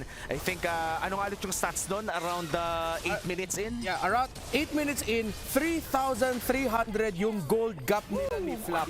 Tsaka masyadong mataas for an 11-minute game yung 3 deaths for an XP laner kasi ang ina-expect nga natin for XP laner sila, lalo na pag Teresla, added sustain, ano nga siya yung unang na deads before turtle, dapat nga ikaw yung magsusustain ng damage sa team fight na objectives. At hirap na hirap nga talaga ang See You Soon sa pag-secure ng mga objectives, mainly because ang XP lane nila ay hindi makaharap at with that ay nag-snowball talaga ang Falcons AP Bren into this very fast game. Alam ko maraming mga games na natapos din around 12 minutes and 10 minutes pero parang ito mas mabilis kasi wait lang parang alam mo naman. Alam niyo na? Alam niyo na yun? Alam niyo na yun? Hindi na namin kailangan ikwento pa kung ano ang mga kaganapan doon. Pero men, okay, hinga ng konti. Mabilis pa rin naman yung laro, no? Kahit pa paano. Yeah, mabilis yung takbo ng laro, the rotation sa Falcons AP Bren. Parang proactive sila Sobrang reactive lang ng See You Soon. Sa mga panahon na sinusubukan nila mag-umpisa ng bagay, yung Falcons AP Bren mismo na counter lang talaga Tsaka yung dito sobrang ganda talaga nung pinakita. Tsaka ang dami nating natututunan din dito sa Falcons AP Bren kasi parang from the previous games, pwede natin sabihin na parang may mga moments na nakakabol sila ng kalaban. Dito talagang na-solidify na nila yung play nila. Yeah. And for Falcons AP Bren with that Game 1 victory, alam naman natin na nagse-celebrate na agad ng mga ibang Pilipino pero wag nyo pa rin kakalimutan na tignan ang ating in-game client with the new skins kay Hanabi at pati na rin kay Amon. Everyday may 50% off kayo sa pinakauna nyong draw kaya naman wag nyong kakalimutan na everyday mag-draw para makuha ang mga skins na to on a discounted price. Kayo ba, nag-draw na ba kayo dito o inubos nyo na yung diamonds nyo? Wala akong aminin, pero pahingin diamonds. Ako din pahingin diamonds. Please. Yun lang talaga Baka naman. And by the way, no, hindi lang naman yan, of course, meron pa tayong MSC pass na pwede nyo pa rin bilhin. But right now, our MVP of the game, hindi na tayo malalayo pa. It is our Flap TZ with a 92% kill participation na napakataas for an XP laner. 92%. 12 KDA.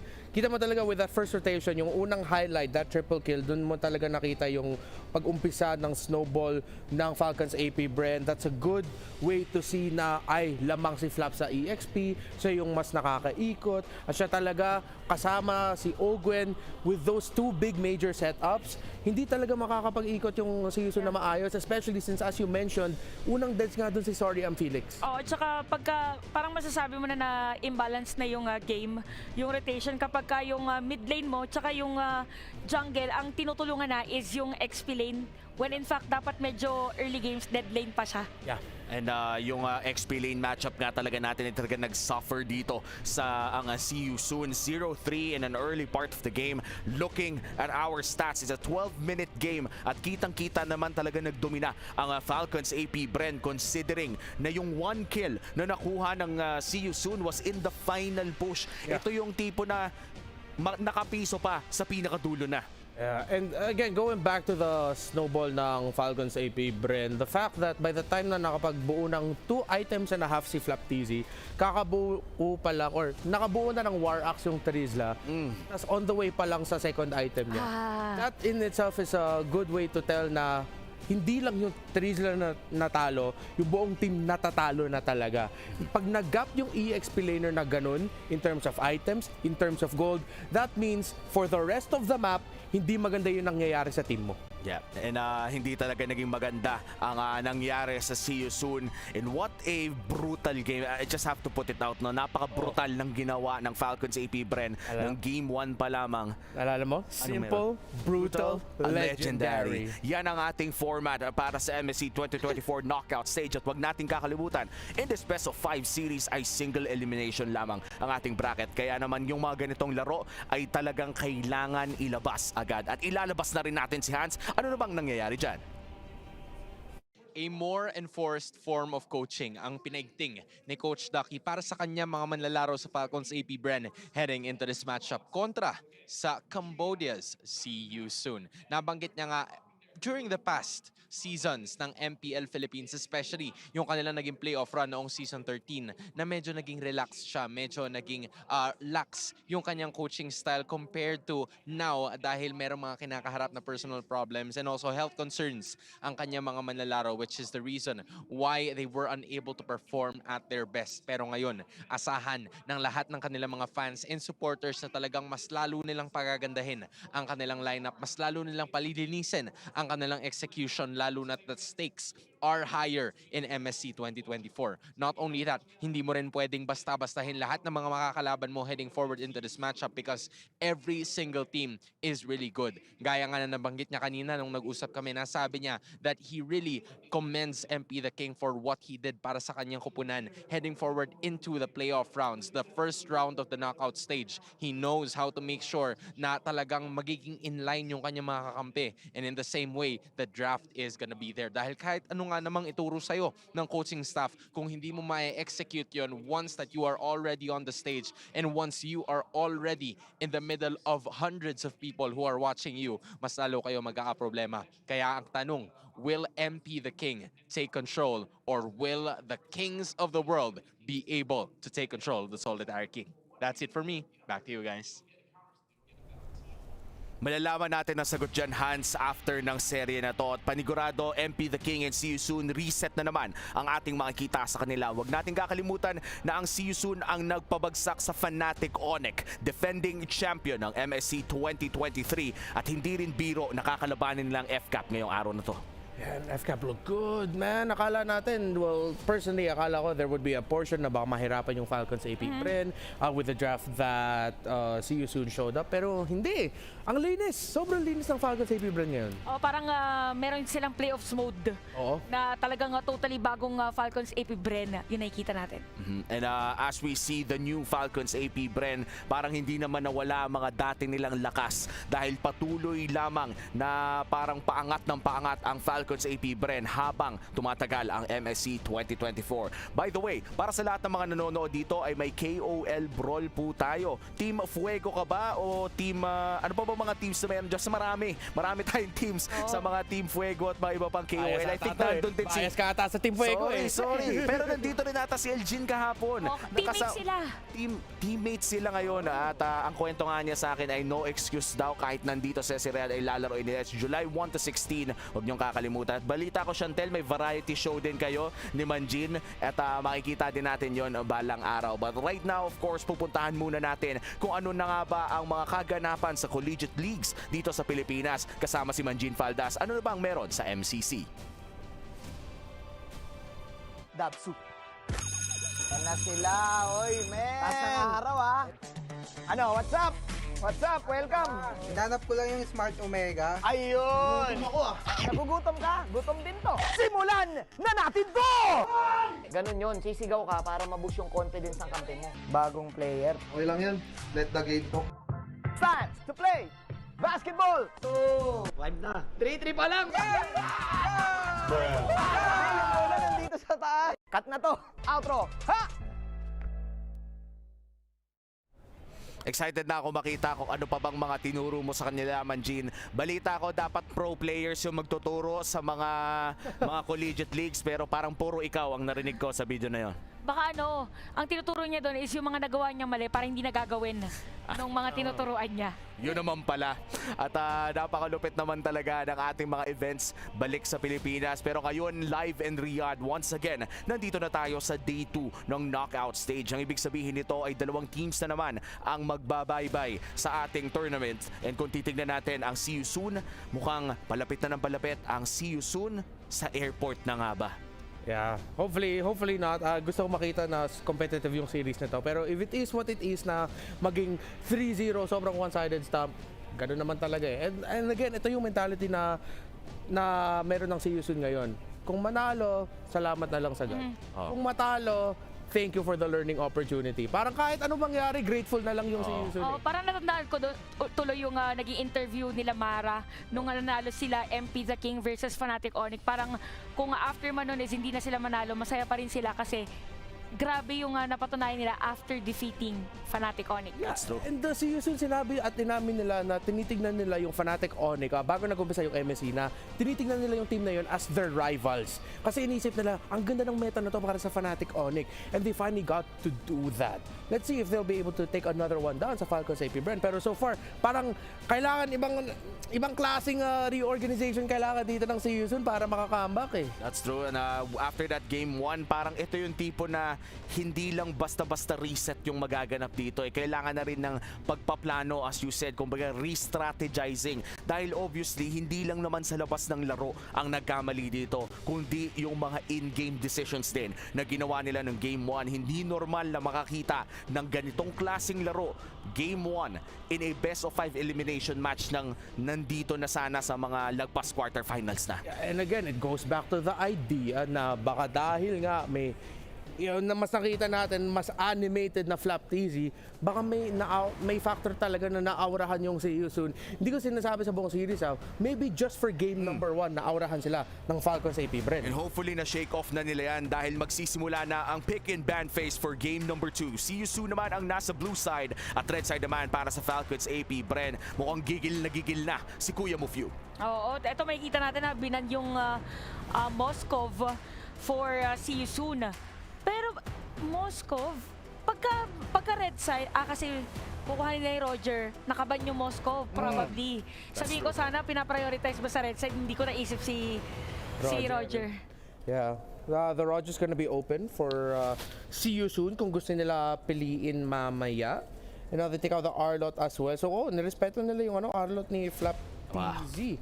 So, three of the biggest macro presence na heroes na malakas mag-control ng mapa wala na sila. Siguro yung mga naiwan na lang, Angela at Claude eh. Yeah, and the Angela, I think na-pick din ang maaga kahapon, specifically in the Fireflux series, kung saan naging mataas ang kanyang win rate in that best of 5. Hindi na malayong kopyahin ng mga ibang estratehiyang nakita natin kahapon. At baka may makita tayong Angela Ling na maaga pa lamang sa loob ng match na to. Maliban na lamang ay naban nga pala si Ling. Oo, pero baka pwede nga kuhanin yung Angel agad, prio pick.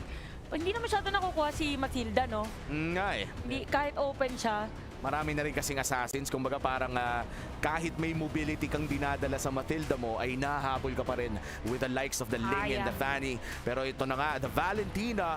At ang response ng Falcons AP Bren, 2 of the most solid side laners in the current meta. So, alam mo na, hirap makahanap ng mga matchup dito para sa CU na mananalo sila sa side lanes. Edith is gonna be open for CU and honestly, again, para sa akin pag may Valentina yung team mo, dapat andyan talaga si Edith. Kailangan mo talaga yung secondary source of magic damage, yung sustained magic damage, hindi yung burst magic damage type na nilalabas ng Valentina. If ever they don't pick it up, it's going to be a big loss for them.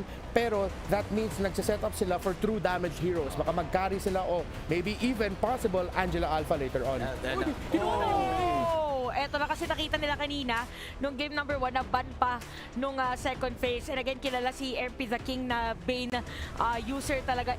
Edith nga yung nakuha nila. So parang nagkakaroon ng pattern dito yung side ng See You Soon. And this is also a deny pick mula kay Ogwen na naglalaro din ng Rome Edith historically. But this time around, the Bane na in-expect na rin natin na lumabas in this series ay mapupunta sa kamay ng See You Soon at mukhang may magaganap na seminar.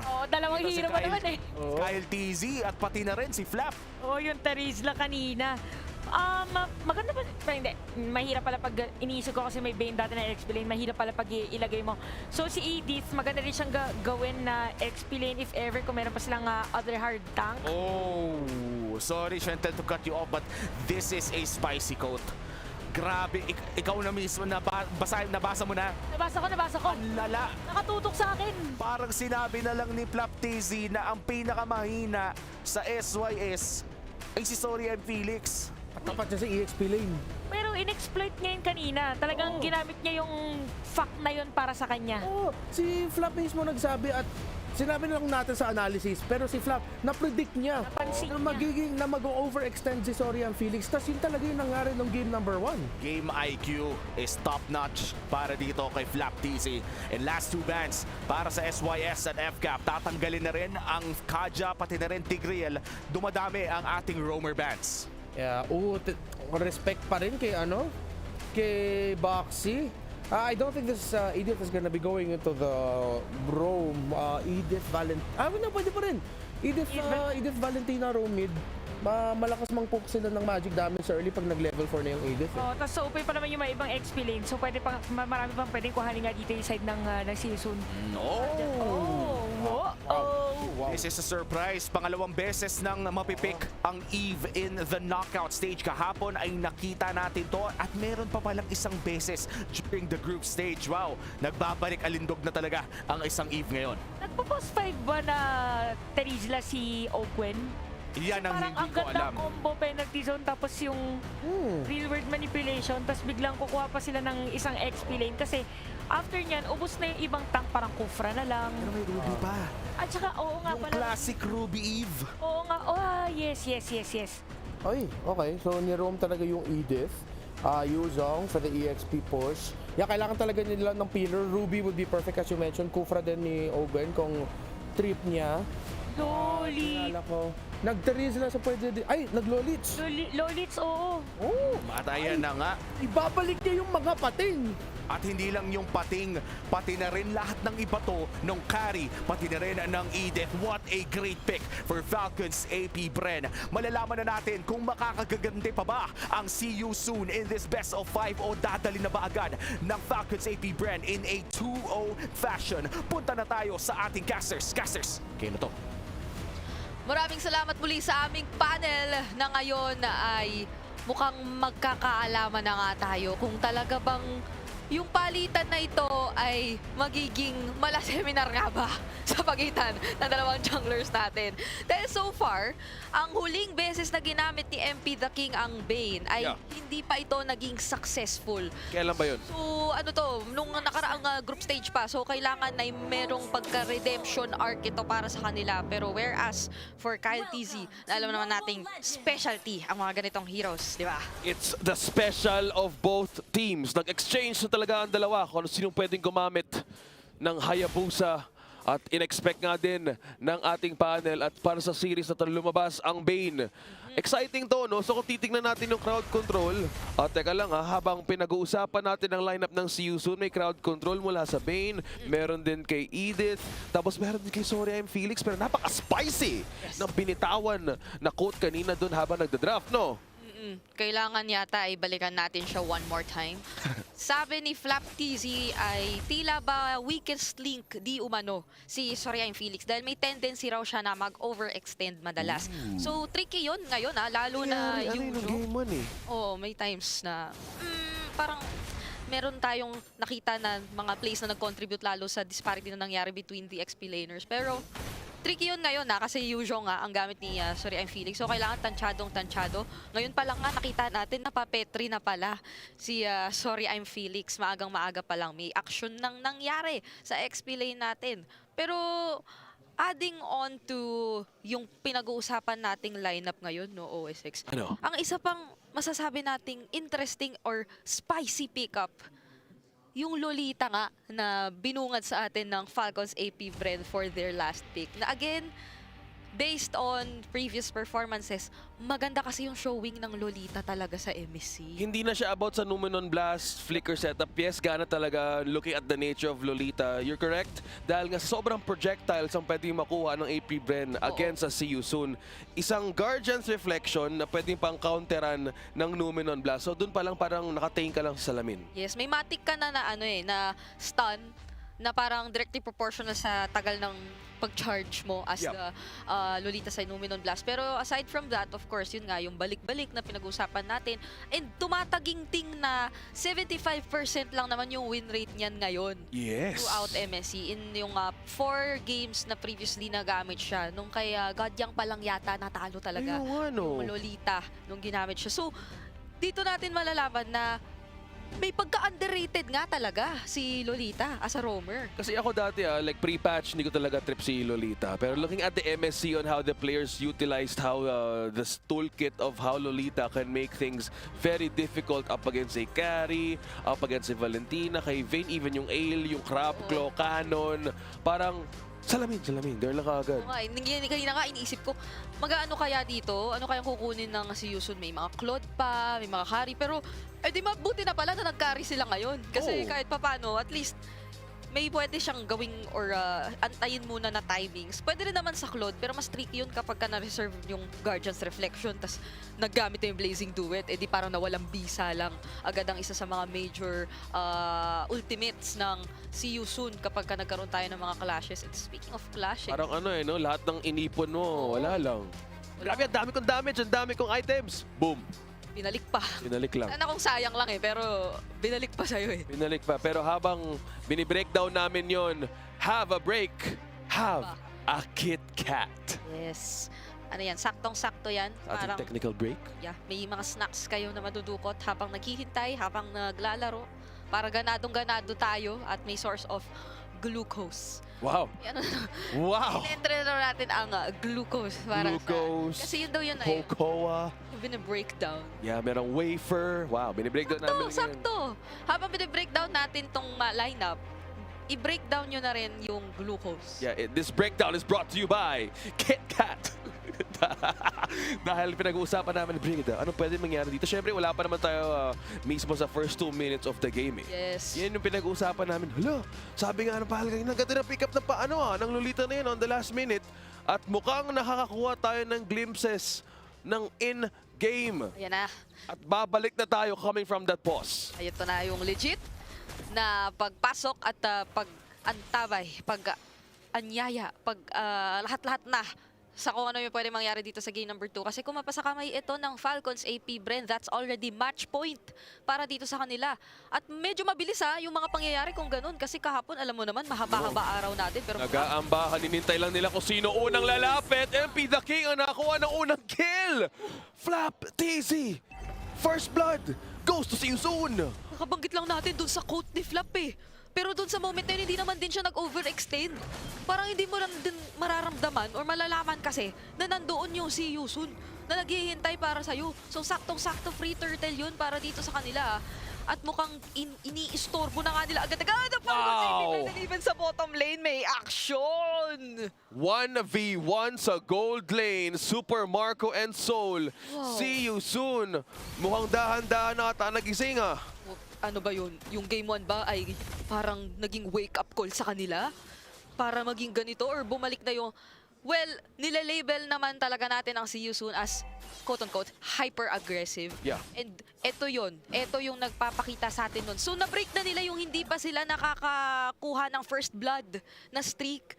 Nakakuha na sila ngayon doon sa nakita nating pag-take out nila kay Flap sa top lane. Yes, and doon pa lang, mukhang See You Soon ay dahan-dahan nakakakuha Ay, ginagamit ng momentum. O yun, pinagpapakitaan sila ng sticker. yung Diba? pakita pa yung ginamit. XP lane. Nakakaramdam tayo dito pero sabi ni Kaltis, teka lang, Flap, I am here. Uji Shadow Kill. Ayan na yung damage. Makakuha pa pero nakubuka pa rin. Siya residue. Pero hindi ata kaya ng mismong lifesteal ni Sorry I'm Felix. Sabi ni Kyle, got you, Flap, got you. Gusto ko yung palitan natin, hindi lang sa laban pati sa sticker. Ay, gusto ko yun. Meron ka na ba? Nung Flap, oo. Talagang kailangan kuhain natin yan kasi super unique yung kitang-kita mo si Flap dun sa action Lalo kapag kapapalikan mo yung mga M5 replays natin. Oo, no? Yun yung iconic niya na pose pagkatapos nila manalo. And right now, so far, compared to game 1, ito siguro yung masasabi talaga natin na ay nagiging dikit yung palitan lalo na sa early game pa lang. And so far naman din wala namang sobrang nagiging behind. Maging yung junglers natin same levels pa rin naman. Yung mga nakikita natin na energy shields hindi naman sobrang nagkakabawasan. Pero doon sa ating paparating na turtle ano kaya mangyayari kasi may nagkakapokes na agad. Boxy the King, may peel na naman na ginawa si Kyle TZ. Okay na pre, nakaramdam na doon ng konti, nag-regen ngayon. Si Boxy the King, ginamit na ang Primal Wrath pero binalik na rin ulit ang Kaiju. Ako lang nagsasabi nun pero alam ko robot yan. Pero ngayon, Falcons AP Brand, naku, may initiation malaki Flap TZ. Si Boxy the King, hindi ata makakuha ng counter set. Kyle TZ, nakuha ng objective na to. MP the King, nakuha ni Super Marco. Meanwhile, dun sa likod, Sorry I'm Felix. Kyle, ako muna ako kukuha sa'yo. Taking down another trade, 3-3. Pero FCAP, hindi mo napapawiin to. Super Marco, doble na agad. At makikita mo sa nangyaring palitan kung ano nga ba ang isa sa mga major problems na kakaharapin ng Si Yusun right now. When it comes to team fights, kung meron tayong mga real-world manipulations na asahan, hindi magiging madali for MP the King, nor even Boxy the King, na kumbaga ay gumalaw-galaw at pumwesto doon sa mga mangyayaring nating team fights. At doon nga yung parang pinaka-naging punish talaga onto MP the King. Uy, ang ganda ng pagkakagamit. Pero MP, ginamit nga doon mismo yung shield, pero MP the King pinalabas ang Sharks. Deadly catch para hindi na makauwi si Ogwen. Oh, wow. Okay, dahan-dahan muna kumukuha ng kanikan nilang tempo, Brigida. At hindi naman nagpa-behind masyado ang si Yusun, no? Kasi si Soul ay nakakuha ng first turret natin.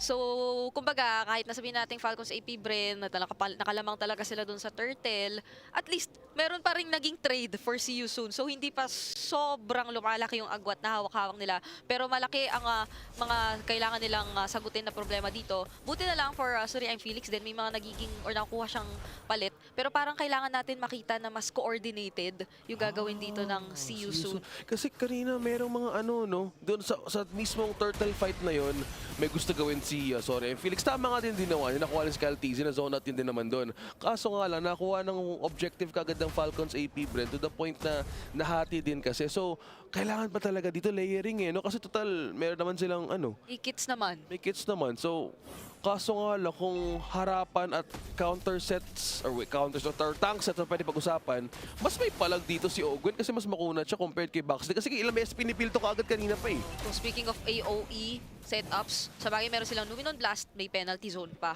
na pwedeng manggaling kay Flap TC. Pero dito sa baba, Super Marco. Pagkasaman force na bayamang isang Super Marco. Single Vision, killing spree na pala ito! Ay nako po! Iniikutan ng Black Dragon form. Sorry, I'm Felix ginamit para makaiwas pero ginamit na rin ang RWM. Tatlong knock-up mula sa See You Soon pero counter go Falcons AP Bren. OG Shadow Kill, bounce away.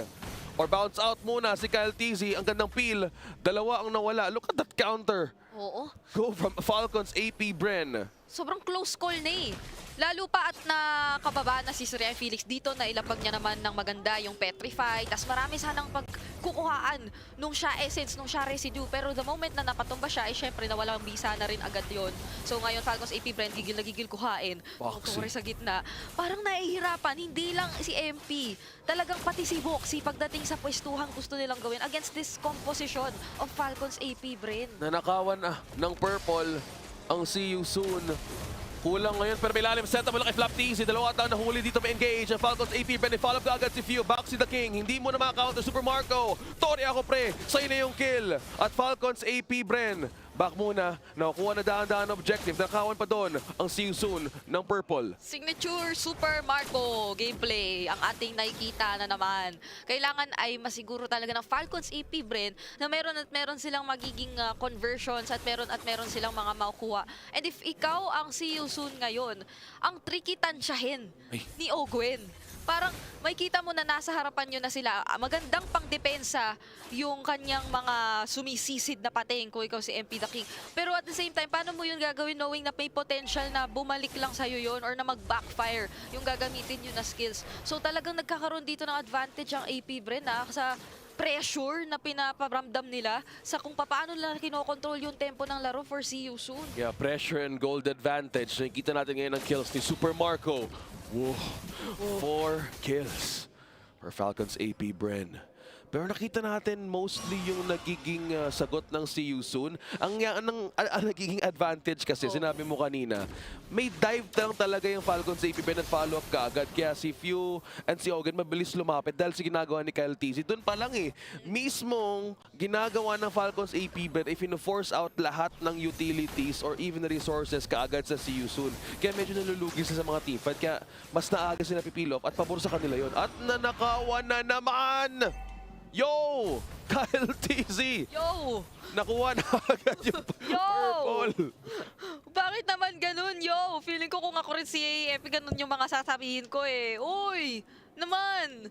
Bakit naman hindi na tayo makahawak ng mga buffs natin dyan? So, ito na lang at most yung orange buff, no? Yung kanyang makokontrol at makahawakan dito. Pero going back doon, even nga yung presence dito ni Few, hindi naman niya basta-basta nilalatag yung real world eh. Parang most of the time kapag may mga na-commit na sila, tapos tumatakbo na papalayo yung See You Soon. So, nagkakaroon lang sila ng additional na parang, kumbaga ano yun, protection or barrier na ito, kontrolado na talaga natin tong area. Tapos sa atin na yung advantage ng mga laban. Kasi tingnan mo, ultimo dito, hindi na makahanap ng way makapasok ang See You Soon. And kakatapak pa lang natin sa 10-minute mark dito sa labang ito. At 10 minutes, may Holy Crystal na rin si Super Marco. 4-1-1.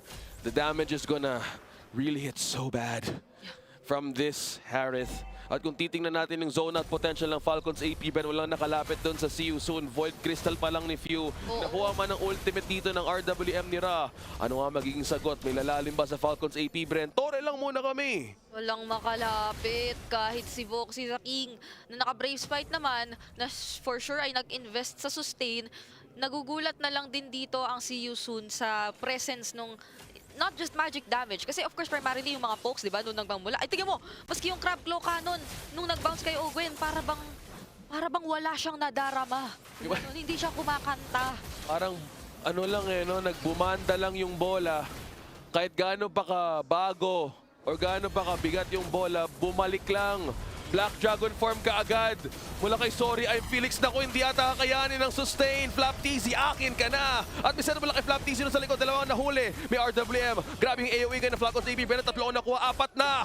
At a double na rin. Ilista mo na sa Menigal TZ. Base ay sobrang open for Falcons AP, Bren. Soul na lang nag-iisa. At dito ulit, nakikita naman natin ang isa na namang serye ay makukuha ng Falcons AP, Bren. Open, thank you. 2-0 na ang Falcons AP, Bren, kontra See You Soon. At dito natin makikita na handang-handang pumasok ang Falcons sa laban na to.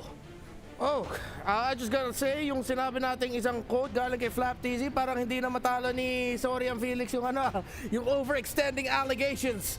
It's becoming facts.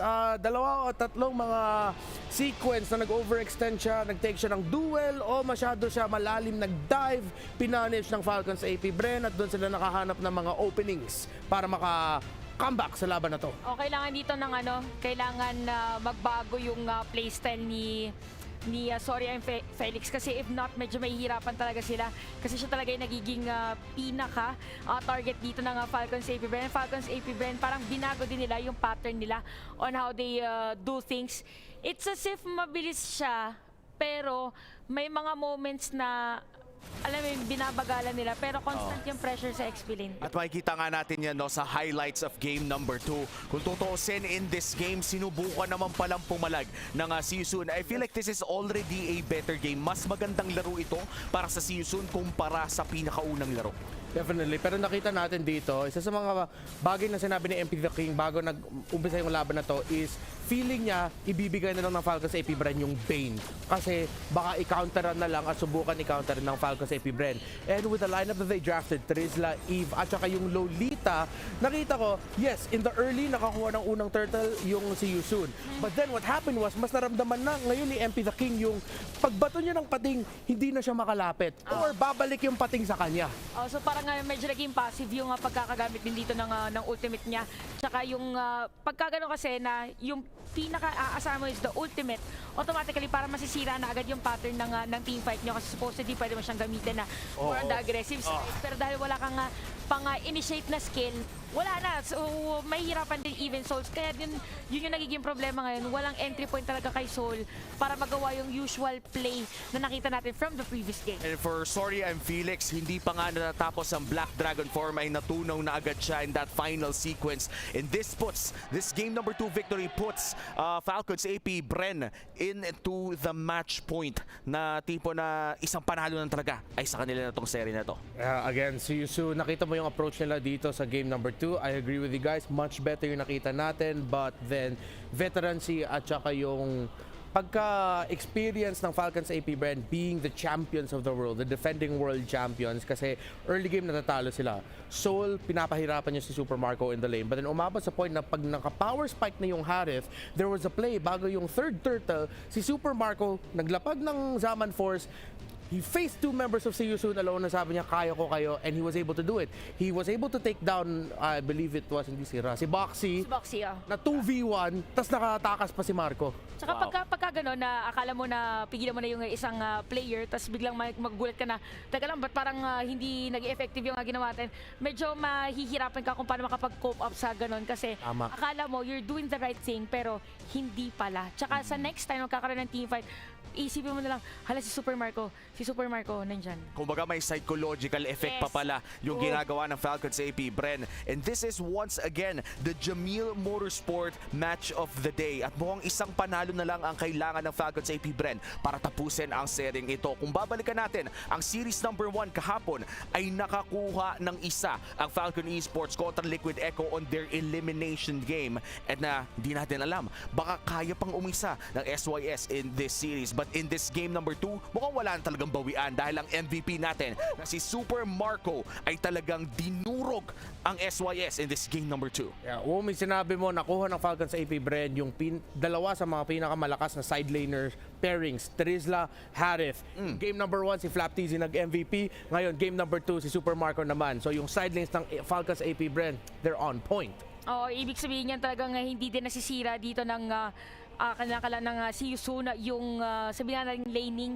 Kasi pag nasira mo yung laning, matagal po pa bago makita yung effectivity ng lanes. Pero 11 minutes tapos gano'n na agad ka-effective yung Harith. Talaga nagawa niya yung sabihin natin snowball na kailangan ng Harith para talagang sumayaw-sayaw lang sa harap ng mga players dito ng season. Tsaka I kind of feel like parang na-overwhelm din dito yung Valentina ng side ng season kung which is which kasi ang bilis ng kabig ng Falcons AP Brand sa team fight na parang gusto mo mag-real world manipulation pero gusto mo din mag-dominant blast or penalty zone pa. Parang ang dami niyang iniisip kasi ipapasok yung heroes dito ng Falcons AP Brand. And looking at the individual stats, si Few pala may pinakamataas na damage dealt as the Eve. Matagal na nating hindi nakikita si Eve. Very rare na napipick dito sa MSC. But this time, Few, pinakita niya sa buong mundo kung paano nga ba laruin ng tama ang hero na to. Yeah, it's not the power pick that it used to be. Hindi na siya ganun ka prioritize ng mga teams. Pero in a scenario like this, parang dito natin natutunan sa Falcons AP Brand na kung gusto niyo pumili ng Eve, it has to be a response to something. Meron isang hero o meron isang skill o playstyle na gusto mo isagot. Before, it was the Eve is a counter to Faramis. Ngayon, it looks like Eve is a counter to those, yung tinatawag natin na front to back na team fight. And this Eve has been very effective as well in utilizing yung isa sa mga bago nating items na glowing wand na pinagsama na may kasama na palang necklace of Durance na dati ay hiwalay pang binibili. Marami tayong mga bagong items sa ating project next kaya naman make sure to play MLBB kung matagal-tagal kayong nawala at ma-enjoy nyo mga bagong items natin katulad na lamang ng Sky Piercer na sikat at pati na rin yung mga Winter's Crown at iba pa. At kung may mga nagbibigay ng update sa atin tungkol sa mga bagong items na to, meron din tayo madalas na napapanood na nagbibigay ng mga pang-advanced server at iba pa. I-welcome na natin siya. Fuego, ang ating special guest for the Philippine broadcast of MSC 2024. Dito po tayo, sir. At tingin po tayo dito sa camera. Nasa harapan po kayo ngayon ng ating Philippine broadcast na nanonood ng MSC. Kamusta ka naman? Mabuting-mabuti naman po.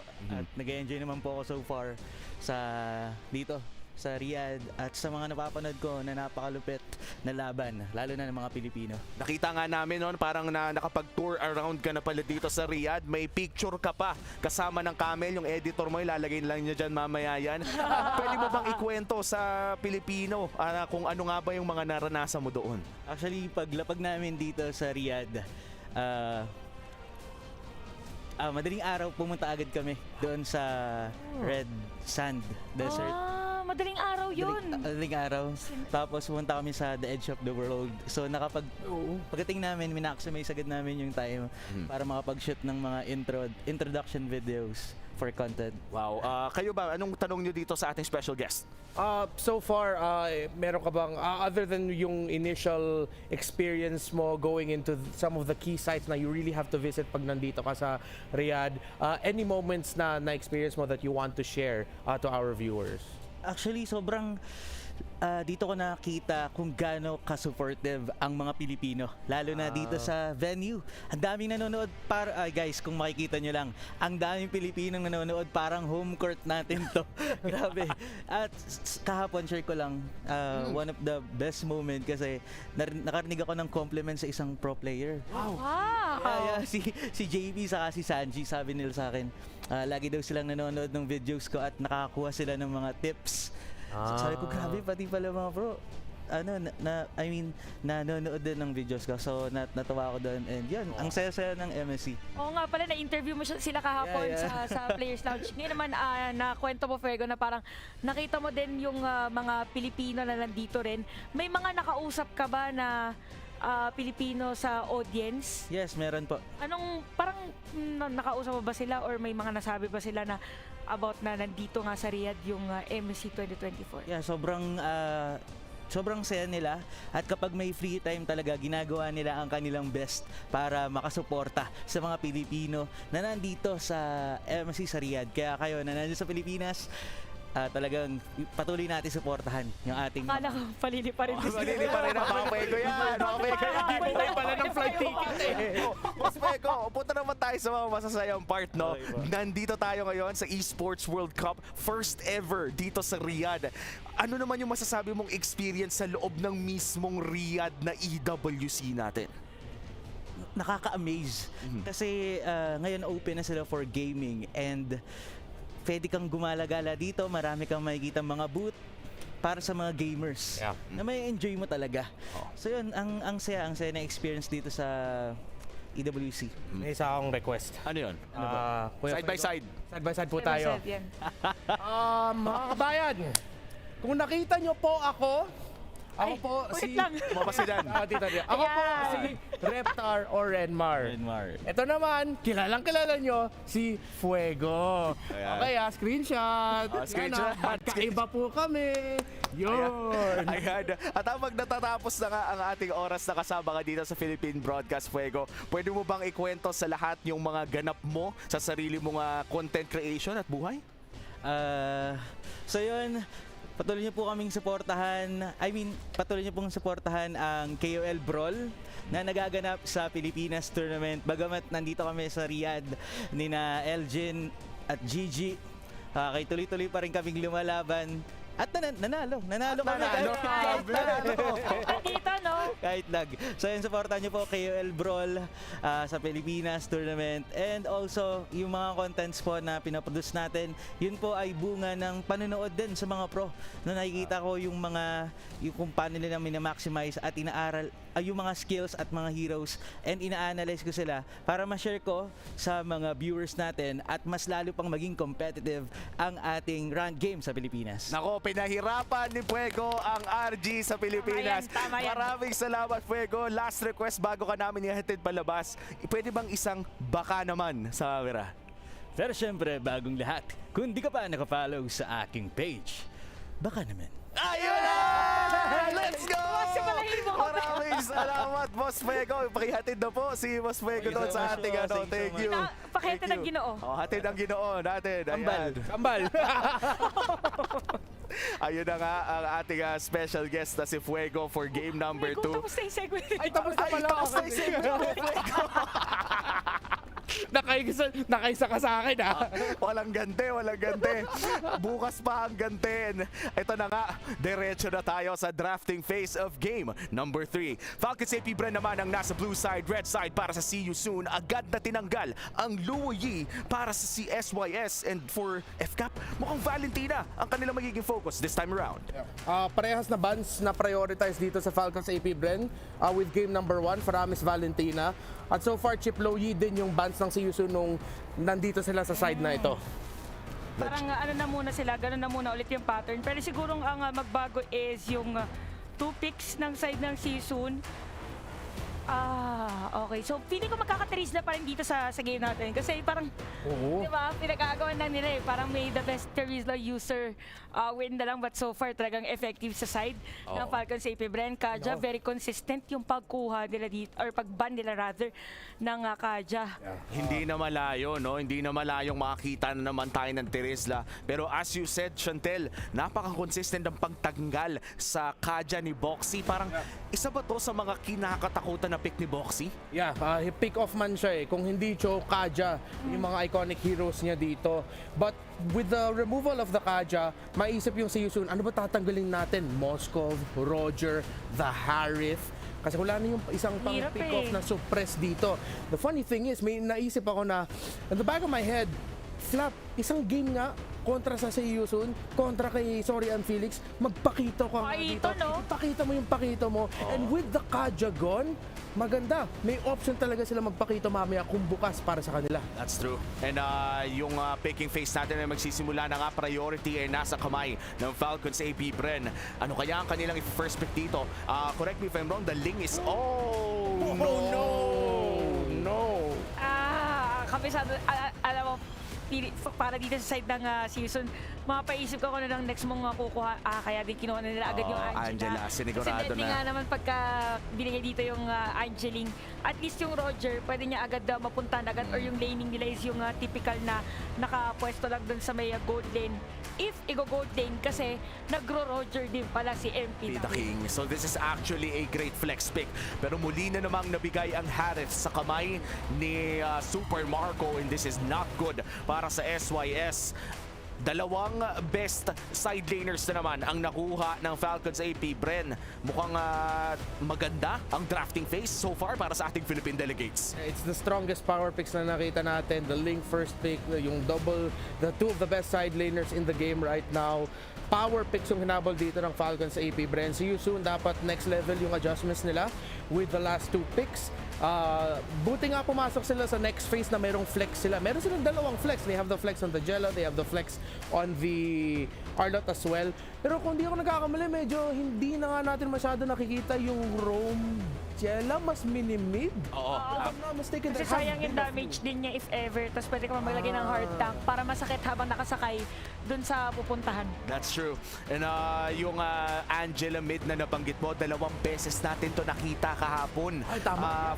I think within the Fireflux series against Selangor Red Giants, isang beses nilaro ng Selangor at 2 beses nilaro ng Fireflux Esports. Sadly, for Fireflux, ang pangalawang beses nilang nilaro ito ay nagresulta ng kanilang elimination. But overall, healthy pa rin ang win rate ng isang Angela mid in MSC 24. Ito naman, napakaganda din dito nung ginagawa ng side ng Falcons AP Bren na nag-ban sila ng possible marksman din ng season. Kasi again, yung Roger pwede pang gamitin ni MP the King. Tapos, bilang din nila dito yung Yuzhong. So, kung ikaw yung si Yusun dito, ang pinaka-magiging struggle mo na is, meron kang mahirap hulihin na players from Falcons AP Bren. Ano yung pangtapat mo dito sa Ling and even Harris? Kasi, di ba parang malikot na yung Harris, mahirap din hulihin yung Ling. So, kahit isa lang doon, mapin down mo agad before a team fight para ma-minusan na agad yung iisipin mo. May tanong din lang ako sa inyong dalawa. No? Ayan na nga, tatanong ko pa lang sana, between the Cho, Grok at pati na rin ang Franco, ano na lang ba ang mas maganda? Mukhang bago ko pa masagot, sinagot na ni Felix. Predicted na niya. Ni Boxy. Well, comfort for comfort. Kailangan mo yung -1, kailangan nyo yung lockdown. Hindi naman makakapag-purify yung Ling na to. So siguro dyan na lang nakafocus yung Cho pick up ni Boxy. But then at the same time, tignan natin kung ano pa pwede. Hindi, andyan na yung XP mid. So, susubukan na lang ng Siyusu na guluhin yung rotation. Pero ang ganda ng response ng Falcons AP Bren. Yung pag-choke gusto mo pumasok sa jungle ng kalaban mo. Pag taris lang kalaban mo, medyo ingat-ingat ka kung choke sa pag-invade. At Vexana pa, hindi makakapag-invade yung Chonta, ang hirap. Babalikan natin yung Vexana ni Few. Paano nga MPL Season 13, pina-first pick pa yung Vexana niya. So, alam na natin kung paano magiging play dito na side ng Falcons AP Bren. Talaga magiging pang-zone dito yung EG Boy niya. At kitang-kita natin sa mata nila MP the King at ng buong Siyusu na kahit anong mangyari sa laban na to ay uuwi sila ng may natutunan at lalaban sila ng masaya. Tingnan natin kung tutuldukan na ba ng FCAP ang kwento ng SYS o hahaba pa ng isang game. Ipapatuloy namin kayo sa aming casters. Casters, kayo na to. Point para sa Falcons AP Bren. At muli, Brigida at OXX para ihatid sa inyo ang potential last game ng ating first series of the day. And mind you, ito na ang huling araw na magkakaroon tayo ng more than one series sa isang araw. Kaya naman, pahabain ba nila ito o paiikliin? Malalaman na natin. Aabot ba tayo sa isang Game 4 or Game 3 na ba kaagad? Ang ganda na pakinggan na natin kanina na yung mga KOLs at mga Pilipino nagsama-sama para sumuporta ngayong araw. Yes. Pero ngayon, susuportahan muna natin ang laban at may kita natin kung paano nga ba dediretsuhin ang storya ng Falcons AP Bren on a match point. At pinag-usapan nga ng panel kanina na ang mismong lineup ng Falcons AP Bren ay invade deny. Yes. Dahil nga sa mismong Vexana and also meron ding Tigreal. Yep, napakaraming pwedeng humarang sa intentions na meron dito ang See You Soon. And I feel for See You Soon, ito na yung composition na gusto talaga nilang i-risk coming into this game.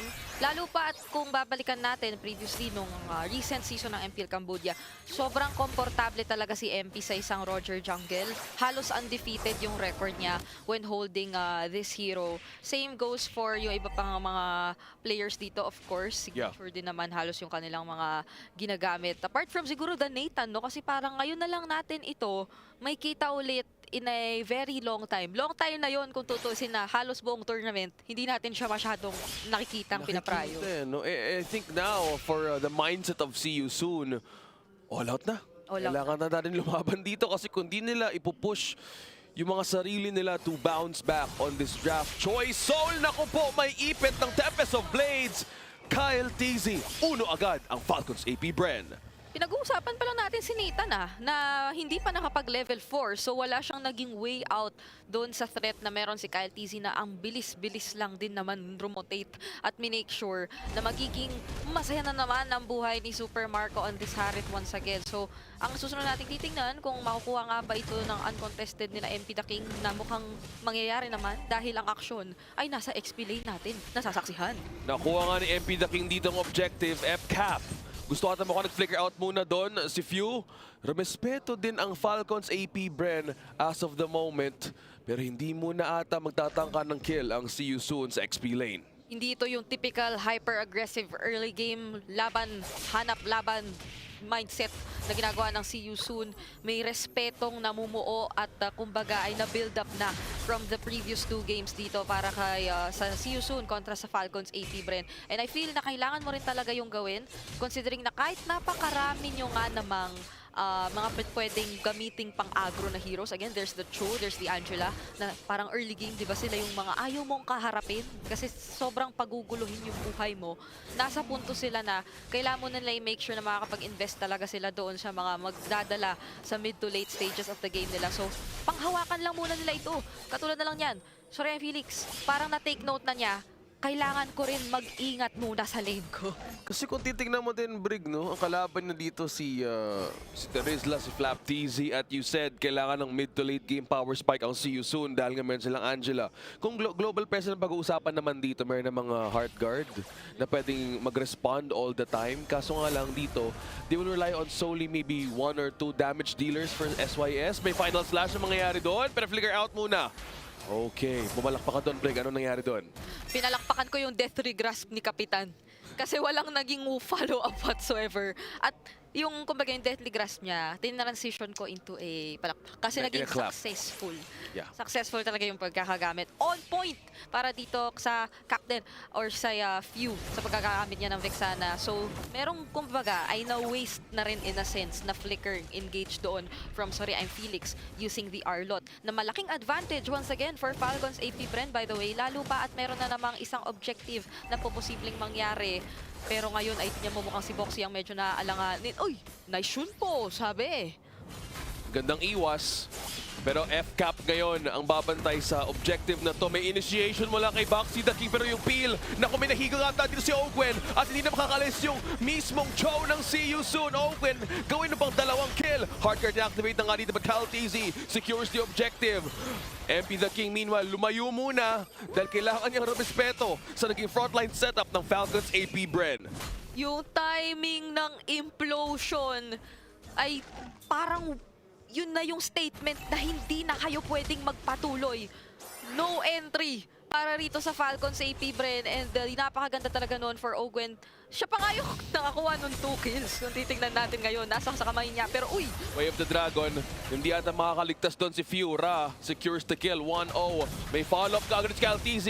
Ako muna ang rest back dito. Peel muna ang Falcons AP Bren. Meanwhile, Box to the King, sinusubukan ni Zone at ang kanilang frontline. In-game equipment on the first 5 minutes. So far, kumukuha ng bawi yung Season, pero lamang pa rin ang Falcons AP Bren in terms of gold. Yep, kahit sa ang lane tayo tumingin ngayon ay hindi man na sa 1K ang kalamangang hinahawakan pa ng kahit ano pang matchup ay still may significant na gold lead at least. Lalo pa doon sa mga pinakaminamataan natin such as the gold laners, may at least 500 na namumuo dyan. Pero for XP, sobrang dikit naman nung nagiging matchup natin so far. Parang 100 pa lang yung kalamangan nila.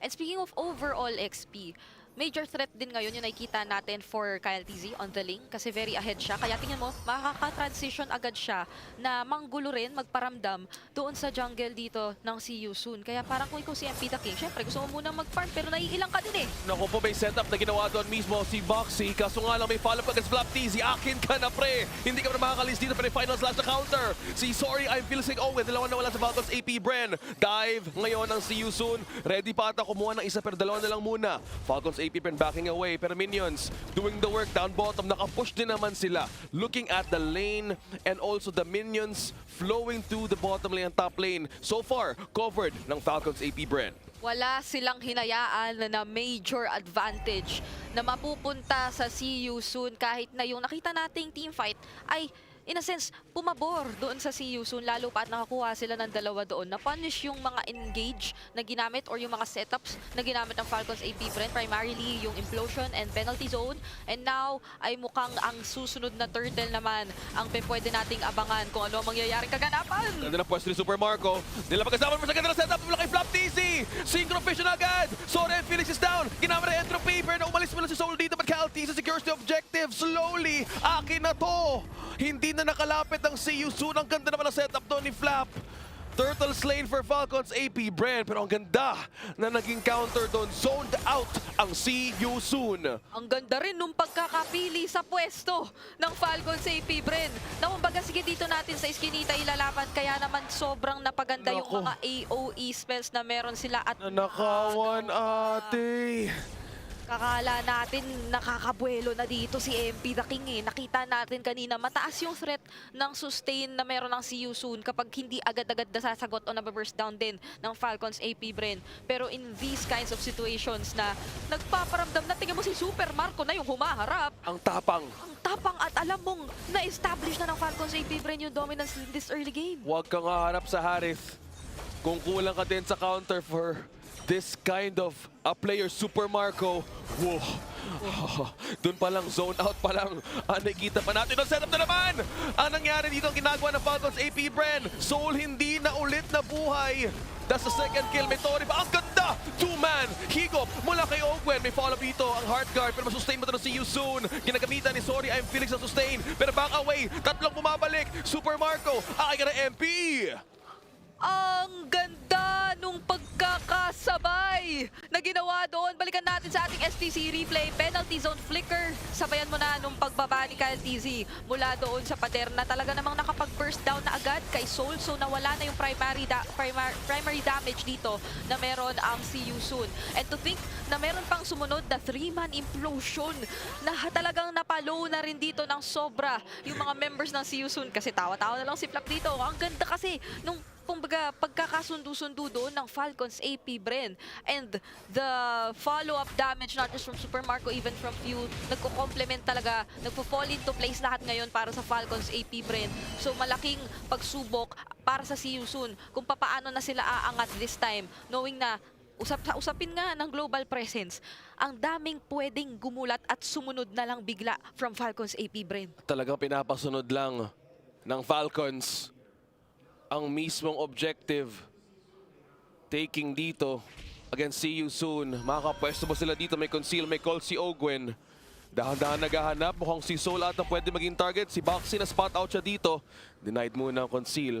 Wala muna maging follow-up yung call na yon for Falcons AP Bren. Kailangan muna ngayon talagang kumuha-kuha muna ng impormasyon ang mga players natin from both teams. Nandito na tayo sa point na pwedeng hindi na nga rin talaga sumama si Ra kasi makakapag-hard guard na lang din siya immediately. So, eto na yung kumbaga paunti-unting pag-manage din ng waves ng See You Soon considering yung pressure and yung management na mas nakakaangat na pinapakita sa atin ngayon ng side ng Falcons AP Bren. Pero kung ikaw ang See You Soon din, talagang mahirap ito kapag mag-a-attempt na mauna si Boxy the King kasi tulad na lang yan, mapapunish siya. Nahila na kaagad si Boxy the King. Wala nang setup and pick up ang See You Soon ngayon. Half HP. Ang objective of two-man final slash mula kay Sorry I'm Felix. May follow-up ka dito ng See You Soon. Pero sa harap, pero si Kyle TZ ang makakakuha ng Lord na yon. Sorry I'm Felix bumabad pa sa tatlo. At napabakaw na naman si MP the King. At dahan-dahan din sila kukuha ng minion waves so hindi muna nila i-risk. Dalawa ang nawala sa pang objective for Falcons AP Bren. Si Super Marco na nga halos yung nag-zone dun kay MP eh.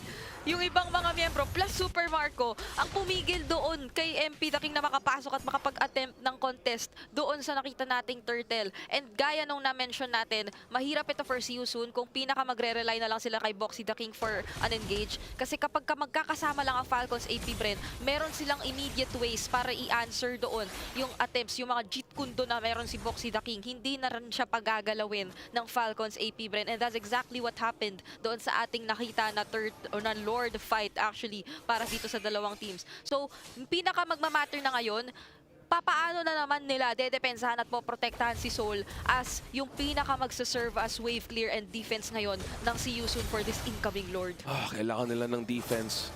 This is just the first Lord. Pwede pa itong matunaw ng See You Soon. Pero ang problema dito, yung mga setup na ginagawa ni Ogwen, pwede talaga maging deadly. May call na naman si Ogan galing sa conceal. Naghahanap ng pwesto. Hindi mo nakalapit pero yung damage. May setup si Boxy the King. Nahuli na dito si Few. May follow-up pa dito ang mismong See You Soon pero wala ata. Ang laban na to ay para sa Torre. Run ako si Flap Tings. Tatlong nawala sa Falcons AP Bren. At kung may counter ko ngayon na See You Soon yung habol Super Marco. Tinan mo yan. Hindi ata pinagbal si MP the King. Kalmot pa! At yung MP the King, a shutdown onto Super Marco. Si Few mag-back away. Ginagawin lahat para ma-slow down ang mismong See You Soon pero hindi na ata papalampasin. Nira, 5 ang nawala sa Falcons AP Bren. A successful defense mula sa See You Soon at parang na-turn around natin ang mga pangyayari dahil dito na nagwawala si MP the King on this Roger at naisalbat na depensahan pa nga nila yung kamuntikang attempt from Falcons AP Bren to nearly end that game. Masasabi ko na talagang maganda ang naging paghanap doon or pag-engage this time from Boxy the King. Na di naman nagsabay na naghahanap na rin kasi si Ogwen na mga pwede niyang gamitan no implosion or no mga pwede niyang hatakin. Pero at the same time, na-isolate ni Boxy the King kahit hindi accurate under the turret yung angle, it was already enough to at least separate two crucial members, two crucial damage dealers from Falcons AP Bren. Kasi nakuha talaga niya yung atensyon ni Super Marco at maging ni Few. So nawalan or nakulangan na rin ng mga magsusuporta doon ang Falcons AP Bren and in turn, nagka-advantage ang Si You Soon, nagka-advantage si Soul.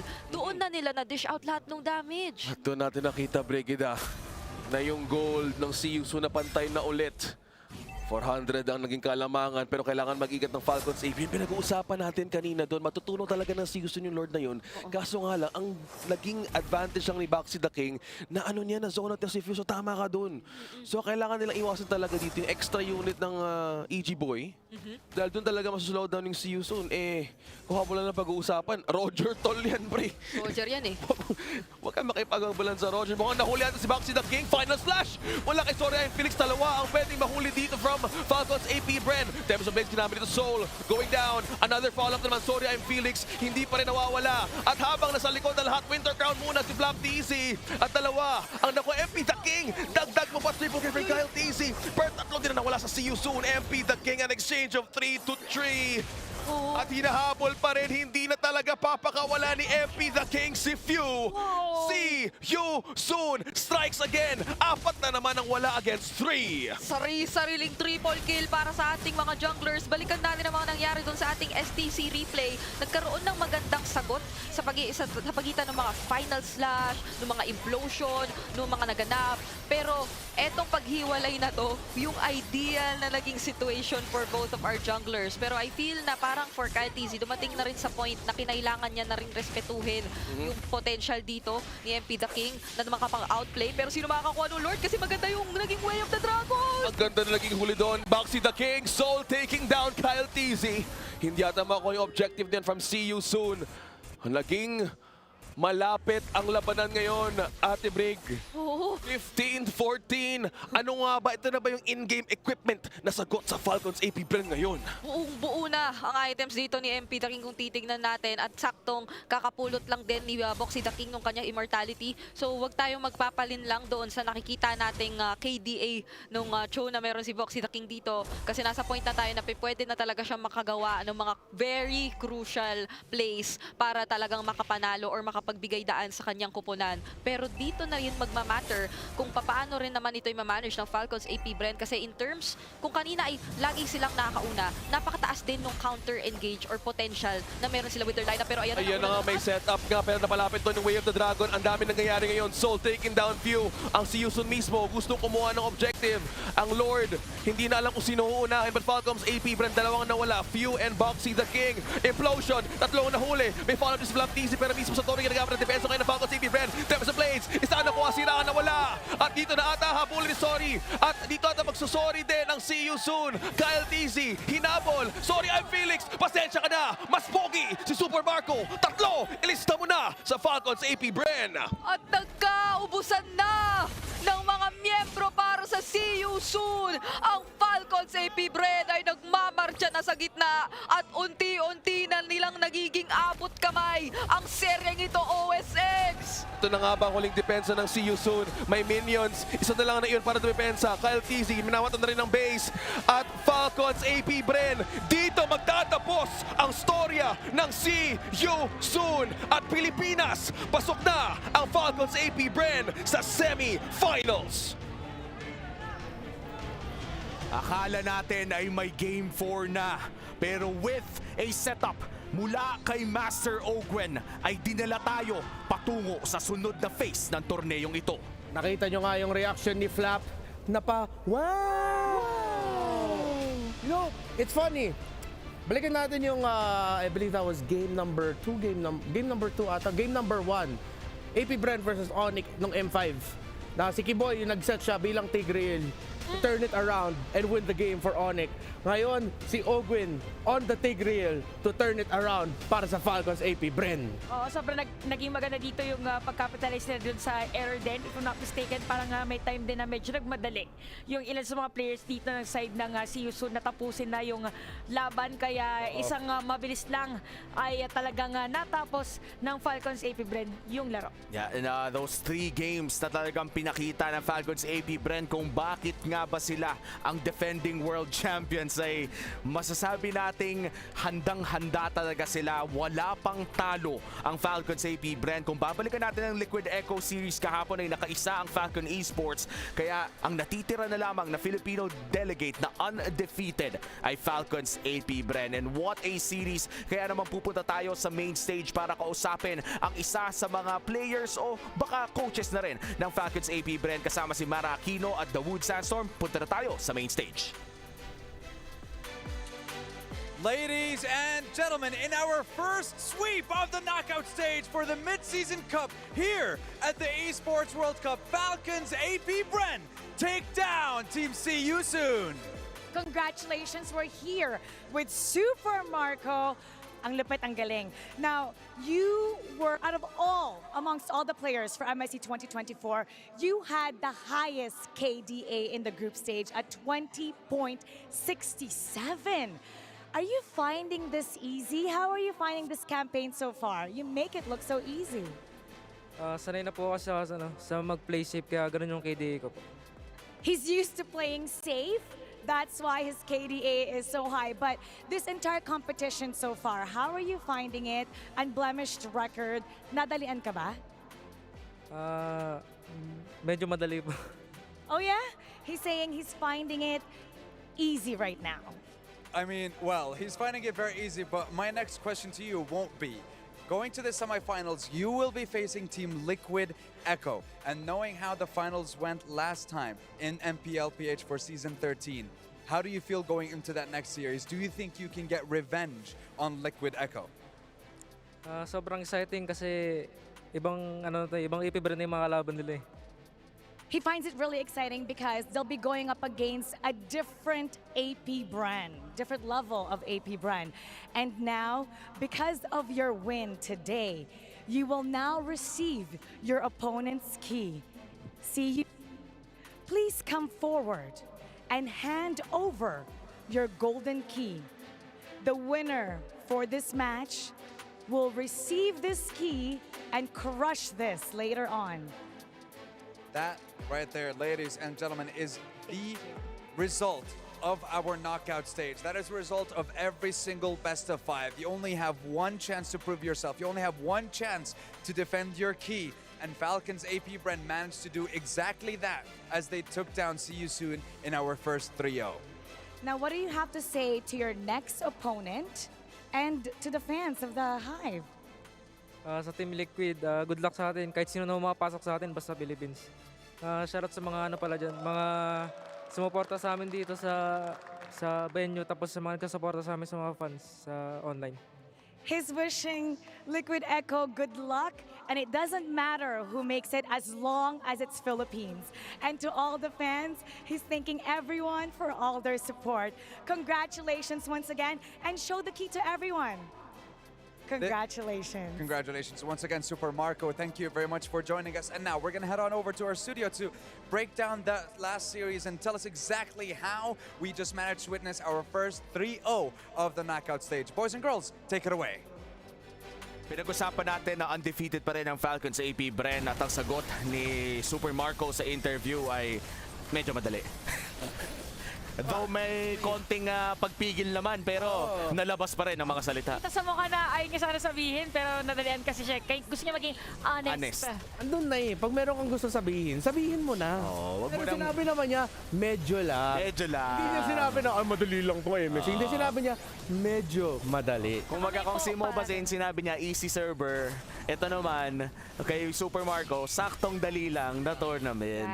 Na ang prize pool lang naman, by the way, ay dahil nanalo sila sa quarterfinals na to ay 200,000 USD ang minimum na nakuha nila. Kanin sa peso? Mataas. Kaibigan. Parang ganito na rin yung mga highlights dito sa laban na to, no? Kung babalikan natin, ang daming mga biglaan moments na kinailangan pang slow-mo. Tsaka sobrang ganda dito ng mga setup play ni Owen talaga, kitang-kita.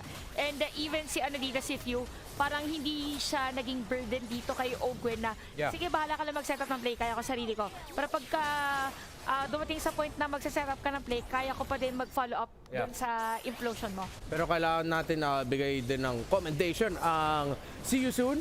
Ang ganda ng opening kick dito ni Boxy.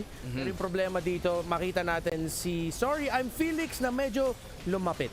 And that was it. Even though may chance talaga dito makapag-turn around, si Ogwen ay meron pa palang flicker tas ultimate combo. Sorry, ang Felix got a little bit of damage. That little bit of damage meant na nakita mo, nagpaisip siya na, ay lalapit ba ako dito, lalaban ba ako dito.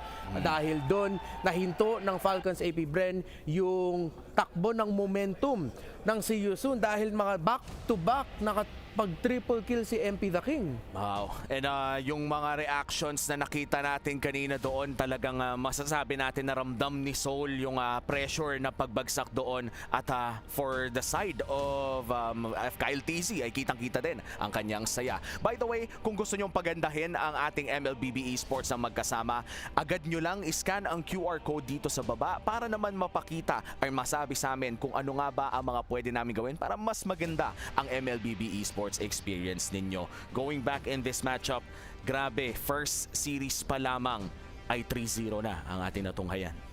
Parang ako niready ko sana yung sarili ko para sa mahabang games. Ako rin. Pero kung excited naman na ang rematch ng Filipino Grand Finals, rematch ng MPL natin, okay lang din naman na mabilis ang araw natin. Oo nga naman, at least more time to prepare para sa ating mga Filipino delegates. Malapit na nga mangyari ang rematch ng MPL PH Season 13 Finals. At syempre, ang Game 3 victory na yan ay MVP na naman, si Super Marco with a 75% KP. Harith na naman, nakalusot na naman para sa game number 3. Yeah, Harith talaga power pick ng meta for hindi lang sa current meta but even the previous bago lumapag yung patch.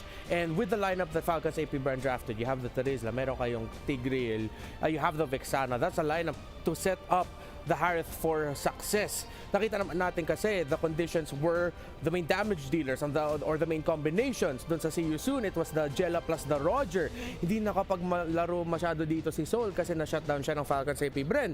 But on the side of Falcons AP Bren, it really had to come from Super Marco if it wasn't Caltizi. O tsaka yung lineup din dito ng See You Soon, parang if ever na hindi masecure yung kill against Harith after ng Wave the Dragon, parang wala nang follow-up damage kasi Angela nga yung mid nila. So ang nangyayari, pag na-dodge niya yon or hindi siya na-burst agad, ano lang siya, Zaman Force lang siya, tapos sasayaw-sayaw, tapos babalik na ulit yung buhay niya. So walang potential instant pick off dito yung side ng See You Soon, kaya naging madali para dito sa lineup ng Falcons AP Bren. Hence ang taas din ng gold per minute ni Kyle TZ kasi inantay pa dito ng See You Soon na talagang mag-spike din yung damage ni MP the King. And looking at the individual stats na si Flap TZ with 14 assists, hindi ko in-expect na makakita ako ng XP laner sa usual spot na napupunta ang mga roamers natin, pati na rin ng mga mid laners. Grabe pala yung naging influence ni Flap TZ all around the fights na nilabas ng Falcons AP Bren. And wow, we're finally in this moment na yung Team Liquid Echo ay sure naman nang lalabanan muli ang Falcons AP Bren. I'm excited to see it. Si Super Marco mismo nagsabi na iba na yung Falcons AP Bren makikita ng Liquid Echo. In what form will that take? We'll have to wait, but I'm excited. Oh, kasi sabi nga nila parang pagdating sa mga competition, although sa beauty contest sinasabi parang learn when to pick. Parang ganun yung performance ngayon ng Falcons AP Bren kasi slowly nilalabas nila kung ano yung naging preparation nila kasi diba mga first days natin is parang nakikita natin na meron mga teams na nakakalapit sa kanila pero dito nakikita yung difference talaga in terms of level of play. At malapit na nga mangyari ang Clash of the Titans na yan soon. Pero meron pa tayong isang serye mamaya na mapapanood. And it will be a battle between NIP Flash and Homeboys. That's Singapore versus Malaysia na mamaya mapapanood natin. Pero syempre, meron din tayo mga pinapamigay na libreng skin. Katulad na lamang ang bagong skin ni Sylvana na pwede nyo makuha sa Youth Fair na nangyayari ngayong July 12 all the way to the 31st of next month. Medyo naisip ako, ano ba yung pang-8 na month ng taon na to? August 31 hanggang August 31 po. Sorry, hindi rin ako magaling magbilang. At total, hindi nyo na rin kailangan galingan magbilang dahil madali lang naman bawasan ng kalahati ang pag-draw nyo sa ating Soul Vessels sa skin line for Hanabi and Amon. Every first draw of the day nyo ay may 50% off. Kaya naman kung gusto nyo ma-secure ang Soul Vessels skin line ng mas mura, ay araw-araw lang kayong mag-draw with a 50% discount. Live na yan sa ating MLBB in-game client, kaya naman pwede nyo nang puntahan ang event na yan. Right now, may special guest na naman tayo para sa ating Philippine Broadcast exclusive interview. Wala nang iba, wala nang pagtumpik-tumpik pa. It is one of the best coaches in the world, Coach Ducky. Pasok na tayo dyan. Congrats, Coach. Congratulations, Coach. Dito po tayo, Coach Ducky. Fresh from a win, Coach Ducky. How are you feeling with the team as well? Masaya na panalo, but at the same time medyo nakakalungkot kasi echo na yung mga tapat namin. That's true. And for our producers, so gusto nga nila malaman kung sakaling manalo kayo sa Echo, sabihin na natin, assume natin nanalo kayo sa Echo bukas, Coach. Sino ba yung gusto nyong malabanan sa kabilang side ng bracket? Sa finals? SRG. SR. Kasi di pa daw natatalo yun eh. Hindi pa nga daw eh. Ilang days nga ulit yun, Coach? Kung isang daan. Lampas na. Kasi nung nanalo sila nung last na laban nila before knockouts, 100 na. pang 99th day na nila. Tapos kinabukasan walang laban, 100. So nakailang araw na nakalipas. Ako 105, 103, 2-1, bahala na. Basta 100 plus. Basta 100 plus. Ikaw, Ranmar, may tanong ka ba dito para kay Coach Ducky? Para sa'yo, Coach, ano ngayon yung best quality ng team mo? Does it have something to do with how they're approaching the game, their mentality? Sobrang nagpabatak ba sila leading up to MSC? What's the best quality right now ng Falcons AP Bren? If I'm gonna... Pag kung bibigyan ko ng isa lang talaga... isa lang. Siguro yung hindi kami talaga takot matalo eh. So wala sa inyo yung isip na pressure na World Champions tayo. Manalo, ganun. So it's just really just, if we lose, let's just go out with a bang. Yeah, but ang sinasabi ko lagi sa kanila, gaya kanina, sinabi ko sa kanila kanina, is kung matatalo tayo, make sure that you guys play as a unit. So there are no what ifs. Paano hindi na ginawa, yung mga ganun. Yung walang regret na. Walang regret, yeah.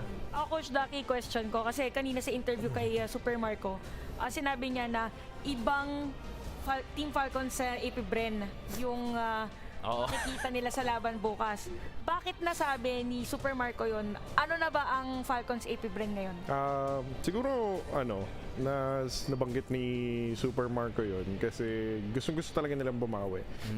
I mean, hindi kasi maganda yung naging performance namin nung Grand Finals MPL Season 13, Grand Finals. So, ramdam ko naman na gusto nilang bumawi. So, I think yun yung reason yung bakit sinabi ni Super Marco na iba yung makikita yung Falcons AP Bren. Yeah, and with that, Coach Ducky, gusto rin naming malaman na ano ba ang mindset ng Falcons AP Bren kontra Liquid Echo pag magtatapat na sila? Ayun, siguro mas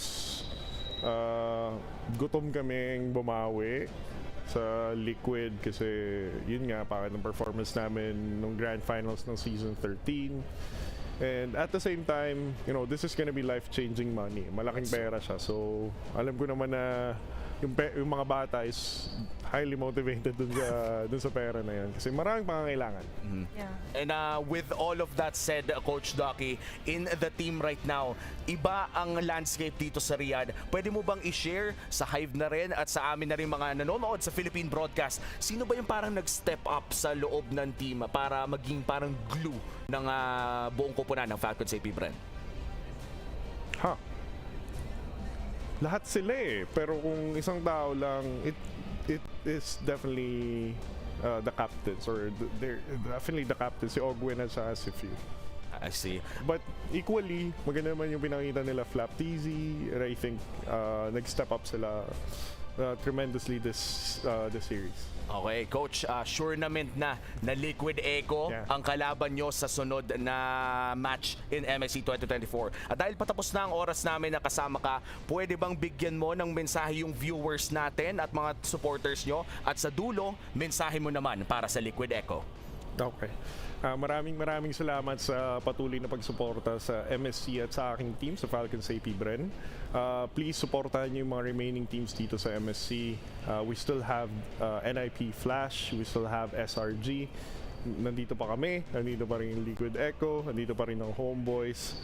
So, lahat yun halos may Pinoy. So, please continue supporting them and please catch us our game versus Liquid Echo tomorrow. I'm not sure about the time, but yeah. Pero naman yan, tingin na lang kayo sa mga pages. And to Liquid Echo, kabahan ka na. Ayun! Maraming salamat, Coach Ducky, sa pagbisita mo dito sa Philippine Broadcast. Congratulations muli. Good luck sa sunod na laban. Renmar, alam mo na, pahatid ang ating esteemed guest. Ayun na po. Maraming salamat, Coach. Hindi na ako babalik, Hindi ka na babalik. Sige. Ayan na namin. Ayun. Pero grabe, Coach Ducky has been with us through so many years already, to the point na alam na natin kung ang ugali niya dito sa loob or demeanor in our league ay talagang professional na may konting angas. Ngayon na nabagit mo yun, parang kung babalikan ko, if I'm not mistaken, si Coach Ducky ay naging parte din ng pinakang unang MSC nung IDNS Salty Salad era. So grabe, no? Kasi si Coach Arcadia. Alam ko, may nabasa kong article before na sila. If not coach, baka players pa sila nun. Wow. Tinatawag natin mga ancient ones. Yeah. Mga ancient ones at of course mga winningest na mga coaches natin dito sa MLBB. Mga paldo, baka naman, no?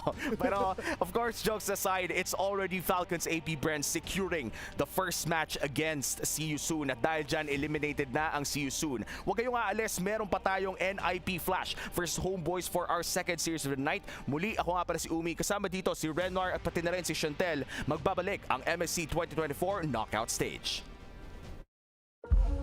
You are not the first. You, those who sought to seal us in this prison, found their souls ripped asunder.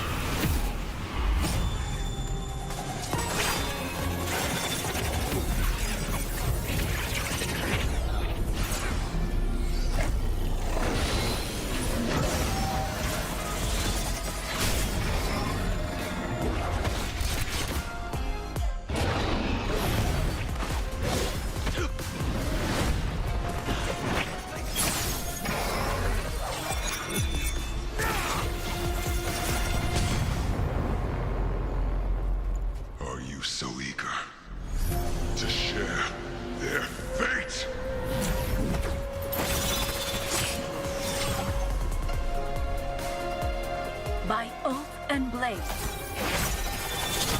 Your reign ends here.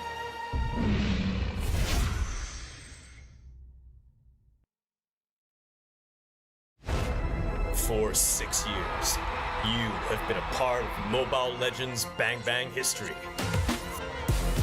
Celebrating their victories and feeling their defeats. Make your voices heard by voting for Mobile Legends Bang Bang at the Esports Awards. As the Esports Game of the Year, Mobile Esports Game of the Year, and Moonton as your esports publisher of the year. Use the link in the description and let the world see your passion. Votes refresh every 24 hours. Celebrating esports together with you.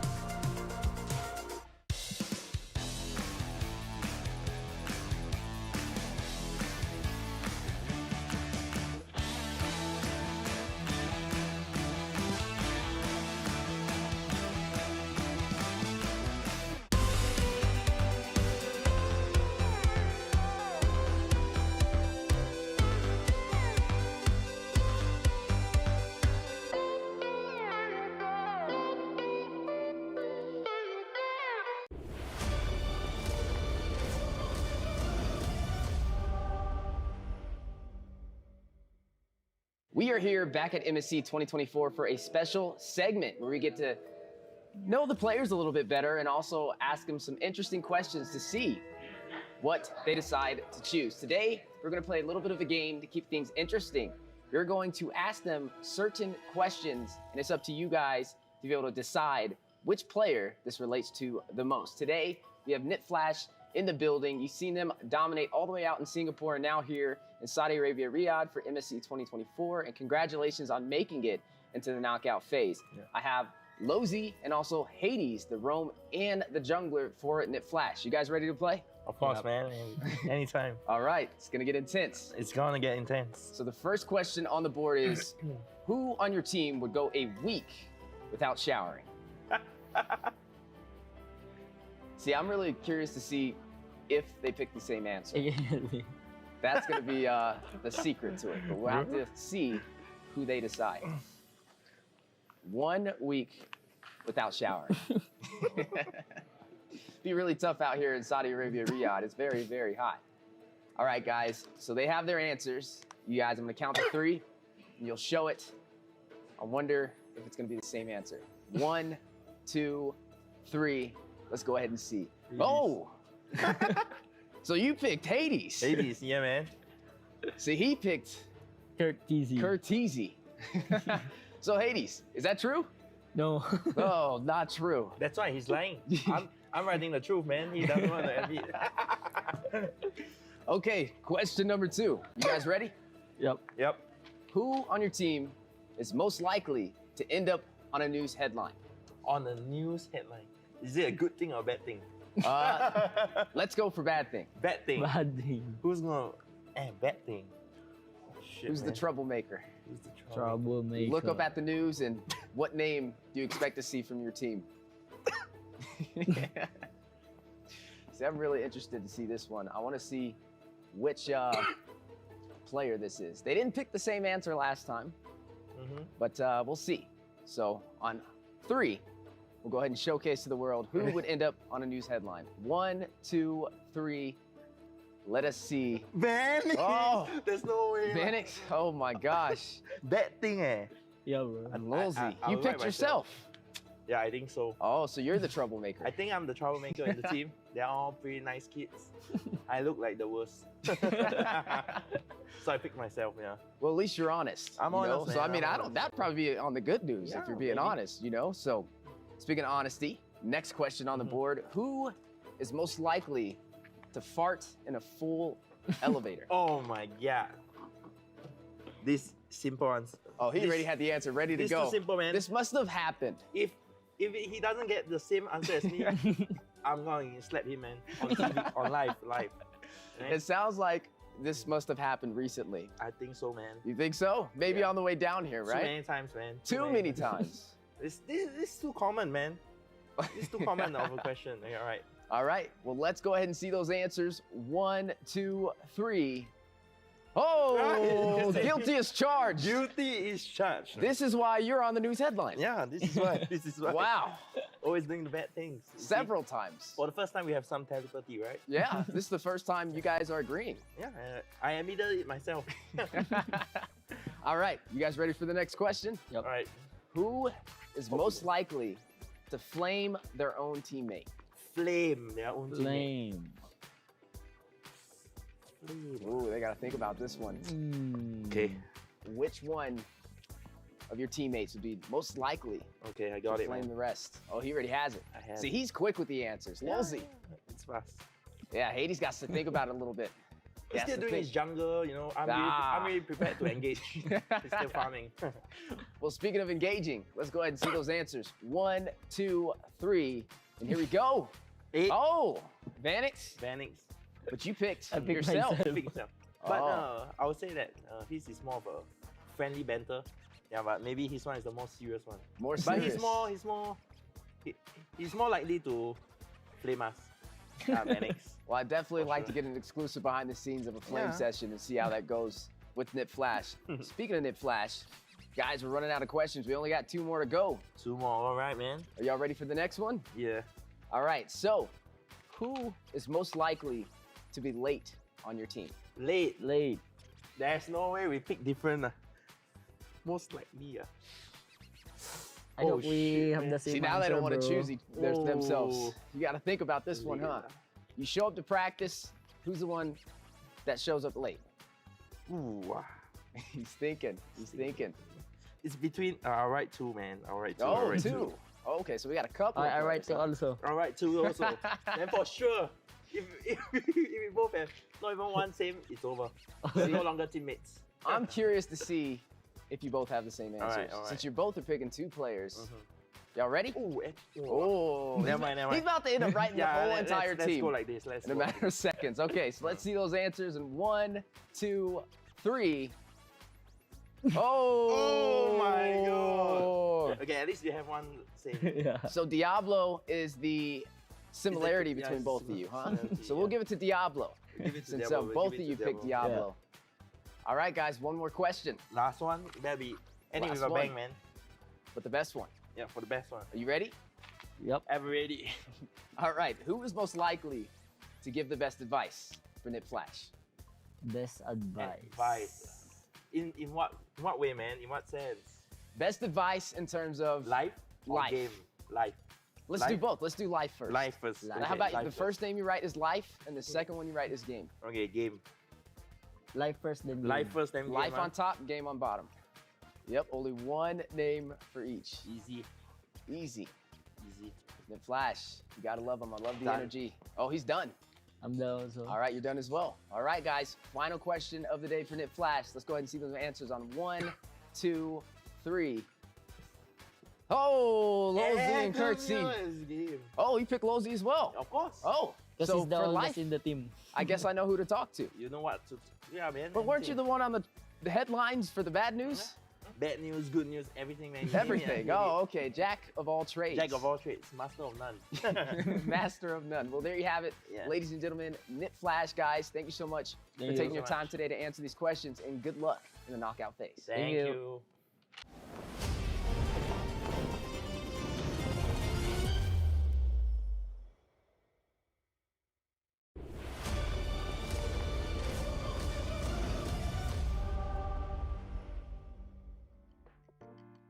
Hello, I'm Diablo from Team NIP Flash. I'm the ESP laner and also the captain of the team. As the Singaporean All-Star team is definitely within expectations to secure top 8 because as you say, it's an All-Star team, so if we can't even get top 8 with All-Star, then Singapore really is quite hopeless, I would say. So it's within our expectations, but the games are just like what I expected. I expected the enemy to be on this caliber, and they did put up a fight, and they just within my grasp, I would say, yeah. Technically, we'll be facing Homeboys. From what I see from their performance, they are looking quite solid this season, but we too are looking solid as well. So we'll see who is the better brawler, I would say, because I think Homeboys like to fight, so we also like to fight. Technically, I've been taunted by my own Singaporean friends before, so it doesn't really matter if Homeboys taunt me. We'll just use our skills to prove that whoever lasts the longest is the true winner. Back to MPL, SG and MY, where both of us are always fighting with each other for the top spot. Technically, I haven't played before in MPL, SG, MY, so I'll just treat it as MPL, SG, MY, and I would say it's a 50-50. Sometimes Malaysia win, sometimes Singapore win, but this time around I'm quite confident to come out on top. Technically, at the group stage, we are also regarded as one of the weakest, but here we are, and then we'll just show them again. Would you? Nothing much. I mean, I have no hate towards him or what, but to the Indonesian fans, I will say sorry in advance if I send your last member back home.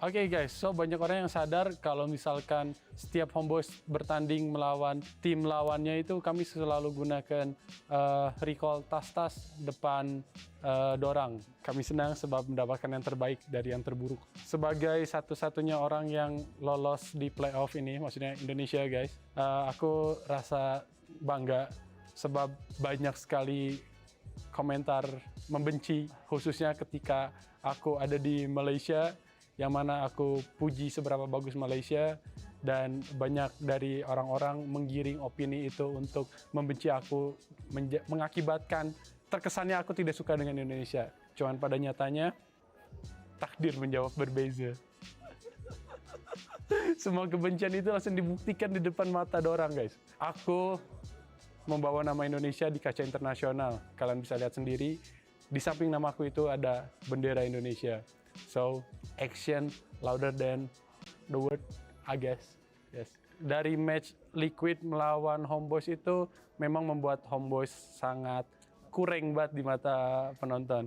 Dan semestinya NIP pun belajar dari situ. Cuman kami pun mesti belajar dari game itu. So, it's like improve against improvement. So, yeah. Semestinya matchnya akan seru karena akan ada pertandingan yang beza. To Hades, you got my respect. I mean, we know each other, right?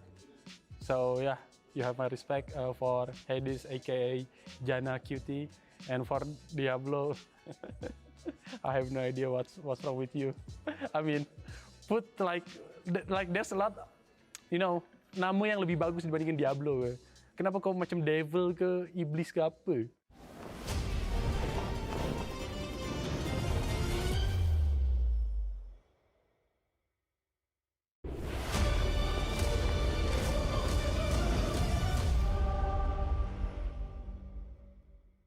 Hello, I'm JP from Liquid Echo. My role is roamer. Yung nararamdaman ko yung pagsisi sa akin nila, parang mas nagiging motivation ko siya kasi mas gusto ko laging manalo, ganun. Para may mga patunayan din sa kampi ko, sa sarili ko, sa kanila na rin, kung ano yung mga sinasabi nila. Parang gusto patunayan po sa mga sinasabi nila, ganun. Sobrang na-shock talaga kami nung nawala yung dalawang Indonesian representative kasi ayun nga, sila pa yung defending champion yung Onyx. Hindi namin expect na malalaglag sila. Tapos, piling ko naman ngayong MSC dahil piling ko kaya na mag-champion ng PH team. Kahit magkasama kami sa bracket, basta makapasok lang kami sa finals, kaya namin mag-champion. Tingin ko pa sa magiging mangyari sa Grand Finals, PH versus MA, yung SRJ. Kasi ayun, consistent nila maglaro, maganda rin yung pinapakita nila.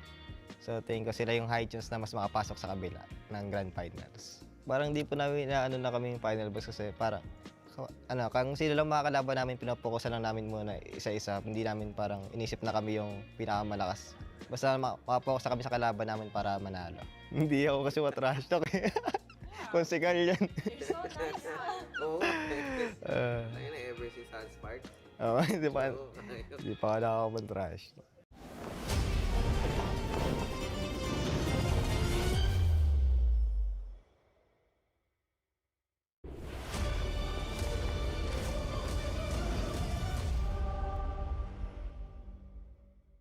Hello semua, nama saya Yums daripada pasukan Selangor Red Giant, role Roma. Pada pendapat saya, sumbangan tu kita orang semua kasih sumbangan. Kita orang semua work hard and train hard together. Faktor kita orang undefeated selama 100 hari sebab kita orang semua train hard, work hard, no sleep, no gain, no pain. It's a good thing for us sebab kita orang ambil benda tu sebagai motivasi kita orang dan kita orang akan bekerja lagi keras untuk membuktikan yang kita orang boleh. It's a good thing for us that peminat SRG dan Malaysia mengharapkan kita orang menang dan kita orang akan bekerja lebih keras dan mengambil trofi MSC. Berbanding dengan tahun lepas, saya rasa inilah new era saya. Saya rasa confident sangat dan saya rasa saya boleh ambil trofi itu dengan teammate-teammate saya. Kami SRG prepare untuk semua orang. Kami tak kisah siapa yang kami dapat tiba. Coaching staff kami telah mempersiapkan kami untuk melawan semua orang. Kami SRG fear no one.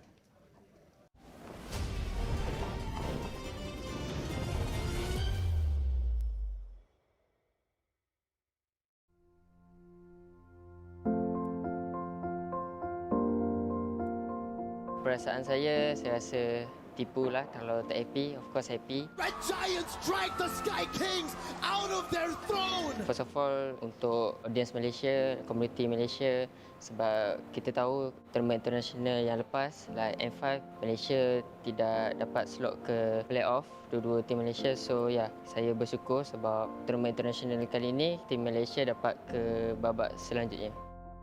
Kita tahu yang tim Oni adalah one of most strongest team in the world. So saya rasa diorang maybe ada problem dekat sini, like tak biasa ke dengan weather dekat sini, ataupun diorang kekurangan preparation, ataupun kita orang more prepare daripada diorang. So saya rasa macam tu, sebab tak nak cakap anything pun diorang still the best team lah. So for Kerry, actually he is my jungler idol. So even though I defeat him, but I still respect him. And actually I'm very proud because I can defeat him. Also, this is my first international tournament and I made good run. I like Oni very much because we know the Kerry is like the most good jungler, or we can say assassin user. I also love to play assassin and I idol him so much, so that's why I love Oni. Untuk fans Malaysia, terima kasih kerana support kita orang dengan Homeboys, kerana tanpa korang kita orang tak dapat jejak ke sini or dapat ke babak selanjutnya. So teruskan support kita orang.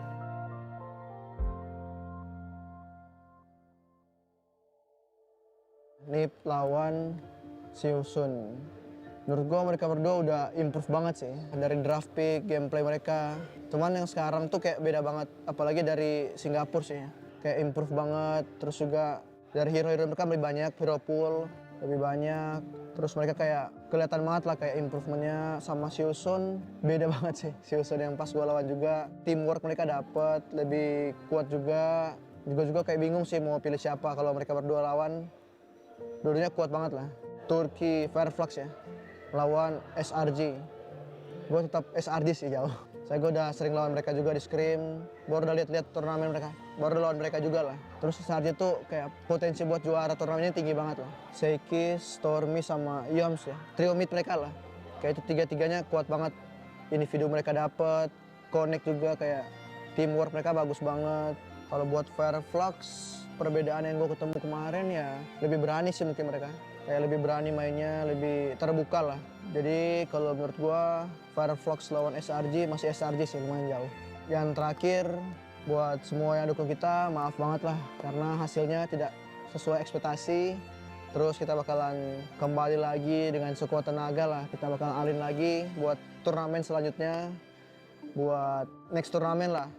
Jadi tetap doakan kita, terus support juga, semua kita bisa balik lagi, terus lebih kuat lagi banget lah. Nah.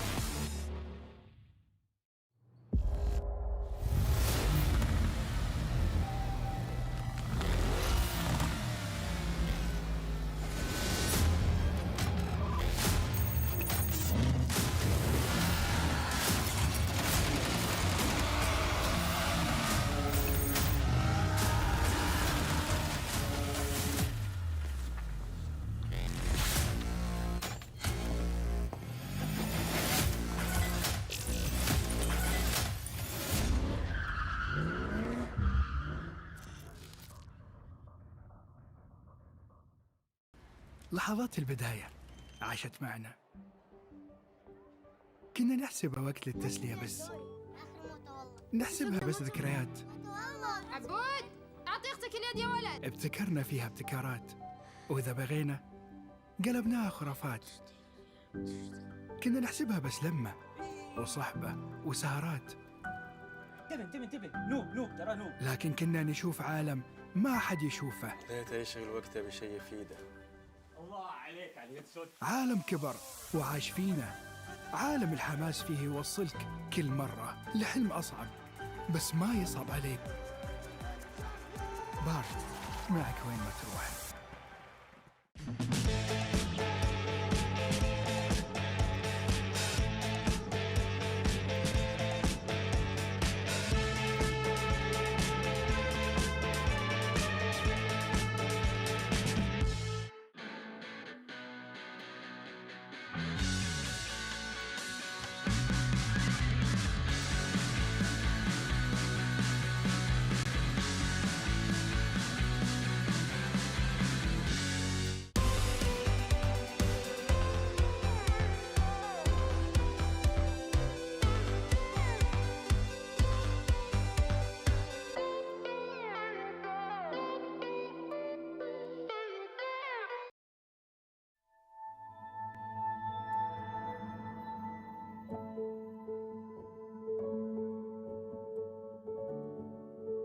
Nagsimula ang lahat dahil sa pangarap ko maging professional player. Kasi simula pagkabata ko, kahit wala pang online games, nanghili ko talaga maglaro ng mga games. Kahit kasama na yung mga kapatid ko. Makamit yung world champion. So ngayon nakamit ko na yung world champion. Ngayon naman, gusto ko makamit yung MSC. Dati ay nanonood lang ng tournament, pero ngayon ay world champion na ako. At hinihintay na lang namin makuha ang MSC. Gabi-gabi ko iniisip na magcha-champion na ako ganun. Tapos napapanaginipan ko na sinasabitan na ng medal sa stage. Hanggang sa natupad. Feeling ko nga nung nag-champion kami, yung moment na yun parang parang nananaginip lang ako eh. Kasi nagsimula kaming 5 magpinsan naglalaro ng ML na ayaan lang. Tapos ngayon, nandito na ako ngayon para ituloy yung pangarap naming 5. Gusto ko makasali sa mga barangay tournaments ganun, kasi ang lalaki ng mga prize niya. Tapos nung nalaman ko na may pang may pro scene yung ML, yun, nangarap na rin ako makapasok.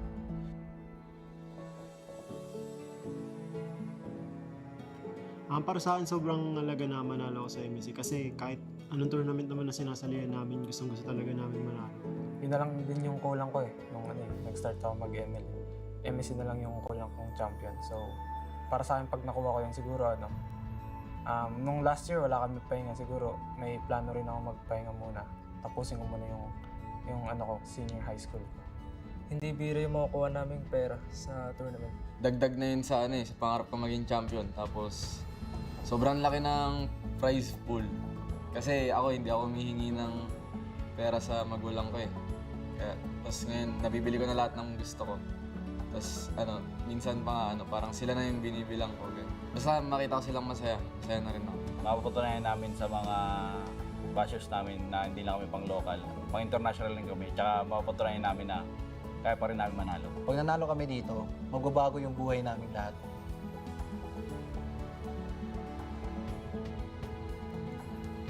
Sobrang laki ng impact ng Mobile Legends sa akin kasi gaya nga nasabi ko, ang tagal ko na naglalaro ng Mobile Legends. Tapos ito rin yung pangarap ko. Yung mga napundar ko sa buhay ko simula na nag-start ako mag-pro player ay yung family house namin, tumulong na rin ako sa magulang ko, sa family car namin. Lahat ng mga gusto ko nabibili ko na, tsaka yung mga hindi ko nakuha nung bata ako, nabibili ko na rin. Tinutulungan ko yung kapatid ko sa tuition nila dahil hindi na gumastos yung magulang ko para hindi na sila kumayod. Tapos sabihin ko na lang sa kanila na ako na bahala Dahil sa mga prizes na napanalunan namin, napundar ako ng bahay at nakatulong ako sa pag-aaral ng aking mga kapatid. Dati pinapagalitan lang ng mga magulang ko dahil anong oras ako natutulog dahil sa paglalaro ng ML. Pero ngayon, nakatulong na ako sa kanila at di na nila pinapagalitan. Sa ngayon, yung investments ko pa lang is yung mga cats ko Sobrang cute nila. Kung ako sa inyo, bumili na kayo sa akin. Umangat sa kahirapan. Tsaka pati na rin sa natulungan ko rin yung mga pinsan ko, lalo na si Pando kasi dalawa kaming tulungan na makapunta dito sa pro scene. Nag-invest ako sa computer shop kasi yun talaga yung nung kabataan ko na parang gustong-gusto kong i-business. Tsaka doon na rin ako magaling Doon ako lumaki. Unang-una, nakabili na ako ng mga gadgets ko na gusto dati. Tapos nakabili na rin ng skincare kasi mahilig ako sa ng K-pop So parang gusto ko malinis talaga mukha ko. At ngayon, afford ko na makabili ng mamahaling skincare compared dati na saktuhan lang. Para sa akin, sobrang halaga ng suporta ng fans namin. Kasi may mga times na sobrang natatalo talaga kami, tapos sobrang nadulan kami. Tapos pag nakikita namin yung mga fans na chine-cheer kami palagi kahit na pangit ng laro namin, feel namin na naniniwala sila sa amin manalo man o matalo. Doon kami kumukuha ng lakas, tsaka doon din kami namomotivate kasi buong bansa nakasuporta sa amin. At saka nakakatulong sila sa confidence ko na makasagot pa ng marami sa interview. Siguro isa siya sa fuel na nagdadrive sa akin para galingan ko palalo. Yung mga suporta ng mga fans. Na feel namin as a team yung suporta ng buong Pilipinas kasi nakita namin na hindi lang kami yung lumalaban, pati na rin yung buong Pilipinas. Yun, sila nabibigyan ng lakas sa amin para ipagpatuloy lang yung pag-grind. At dahil nga sa pag-cheer nila, yung mga AP brand yan, sobrang lakas, narinig namin sa stadium. Nanalo kami ng mga ibang tournaments like yung M5 at MPL. Sa lahat ng MLBB fans dyan na Pinoy, suportahan nyo kami sa paparating na MSC at panoorin nyo kami kung paano namin babawiin ang title na MSC para sa Pilipinas. Sa mga ibang bansa na teams dyan, hintayin nyo kami, dudurugin namin kayo, tapos aurahan ko kayo. Pinas lang malakas. Kaya Pinas, tara sa taas!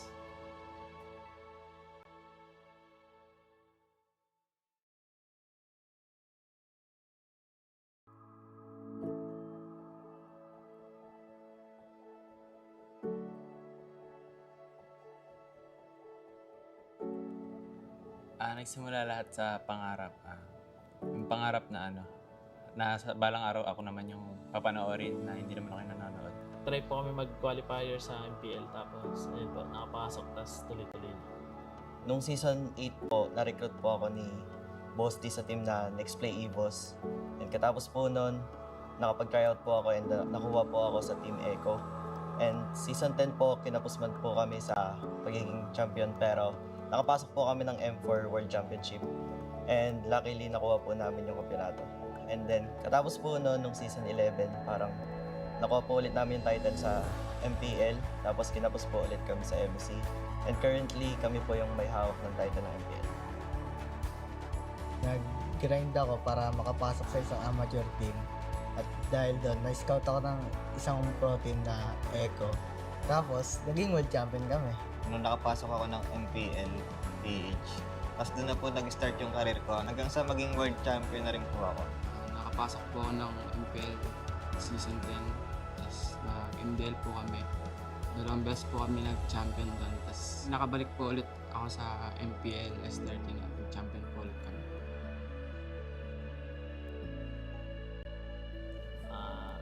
Meaning po sa akin parang sobrang napakalaking bagay po kasi parang yun na lang po yung kulang sa achievements ko po eh.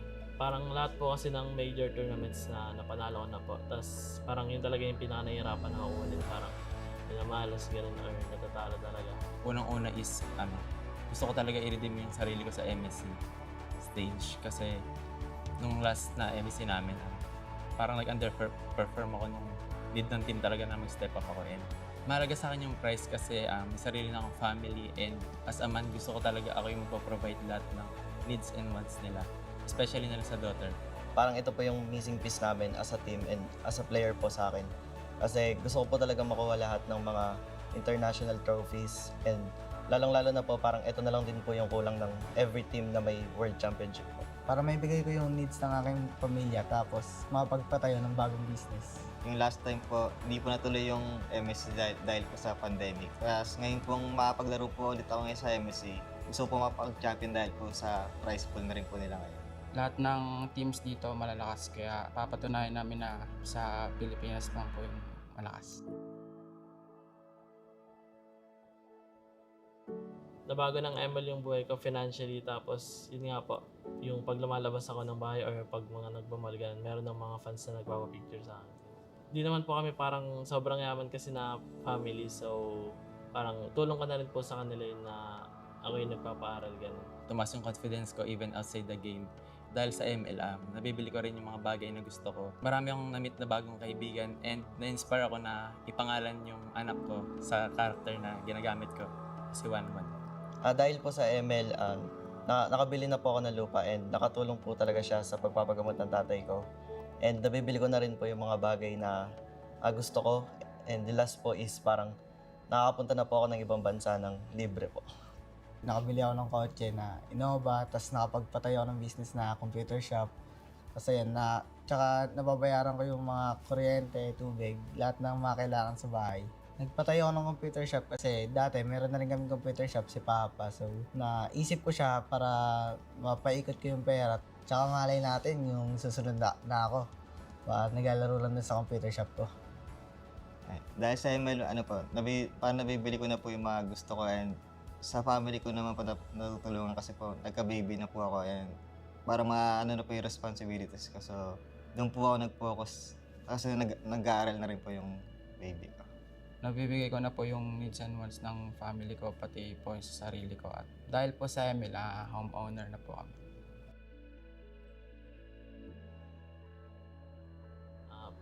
Para sa amin po, or para sa akin po, sobrang laking bagay po kasi sobrang nabuboost po yung confidence namin kapag sinusupport kami ng mga fans. Sila yung nagre-remind na hindi na lang basta yung pangalan ko yung dinadala ko, hindi yung pangalan din talaga ng bansa.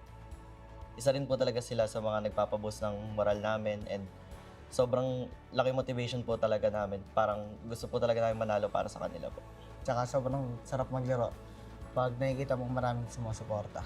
Yung sinisigaw po ulit pangalan mo, parang gusto mo ipanalo yung game lalo. Even dun sa mga nagbabash, parang gusto ko lang i-show sa kanila yung result pag nag-champion kami. Mas kinagana po kami maglaro kasi para sa kanila. Thank you po sa mga fans na sumusuporta sa amin simula ng umpisa hanggang ngayon po. Sana suportahan at panoorin niyo po kami ng Falcons AP brand sa paparating na MSC. Kukunin namin ulit yung championship, babuyin namin sa Indonesia. Try namin best namin. Kaya yung magiging tagumpay namin doon, magiging tagumpay natin lahat. Kaya Pinas, tara sa taas.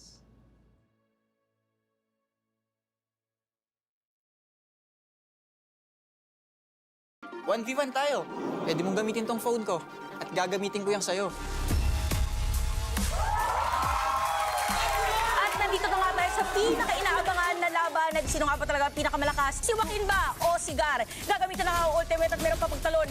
May kita natin na nahihirapan si Joaquin at kailangan na niyang umalis. Pero hindi naaabot, makukuha na siya ni Gar. Victory! Phone ko na gamit mo yan, ha? H2O, ikaw naman. Ako?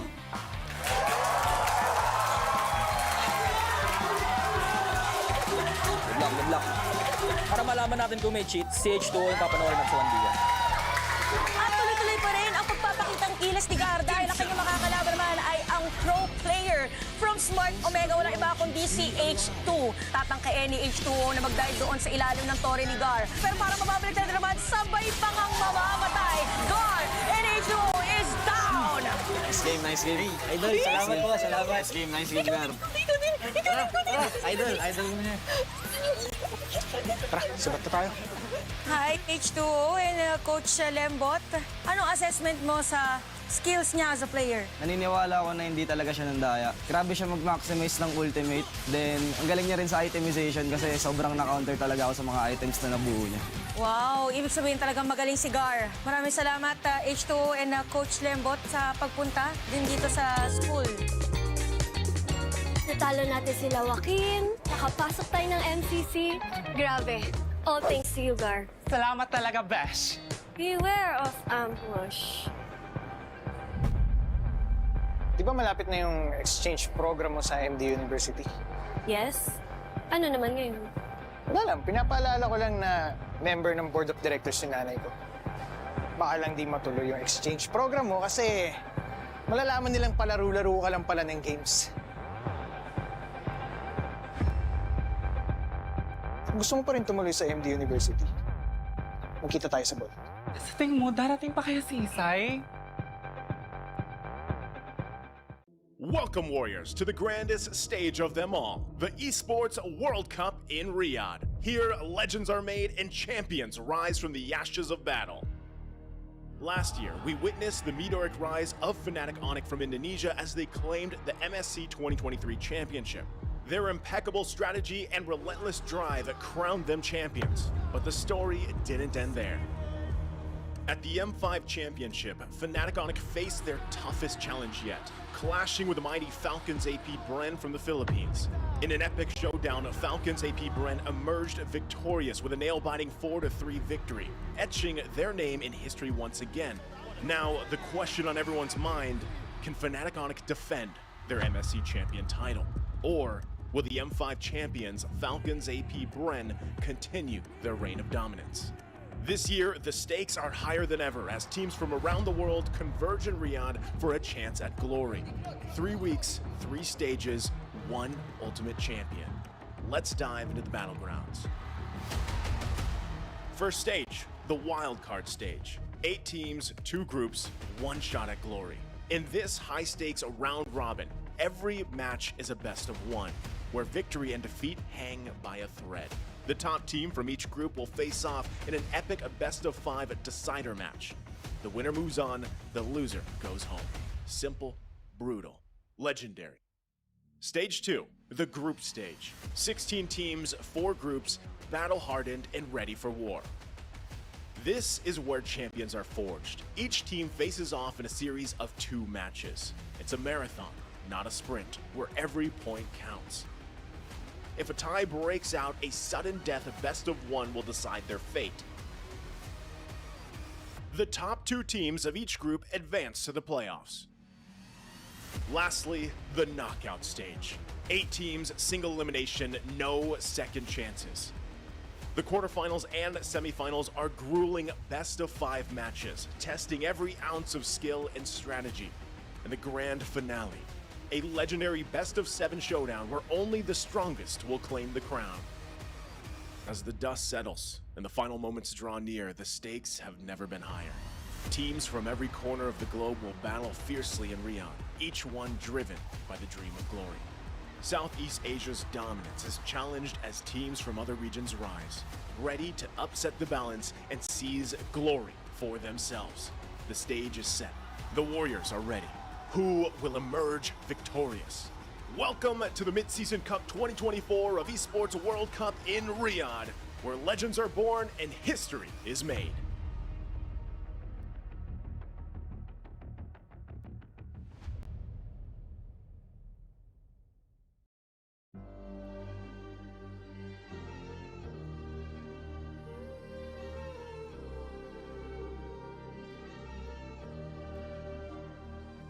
From shadows they emerge, unknown and unseen, forging their path from where they've been. From weakness to strength, they'll rise anew, transforming their fate, destined to pursue. See the world, their journey unfolds through trials and triumphs, their story is told. As the dark night falls, they'll defy. For in the depths of darkness, heroes will.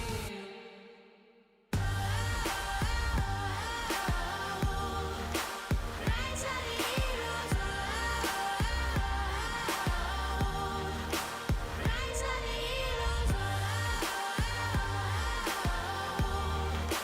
rise of the heroes. For in the darkest of nights, heroes will rise. When the world they call your name, with cheers and acclaim, through the land of dawn where chaos reigns. In the face of the storm, they'll answer the call. Through fire, they'll roar. They're never gonna fall.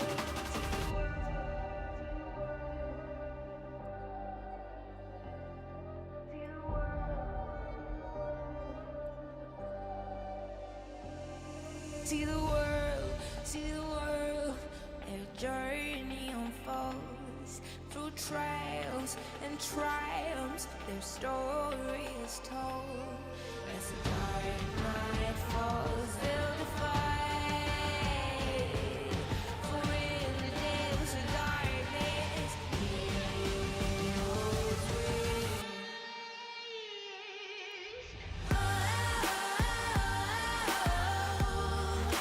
Rise of the heroes.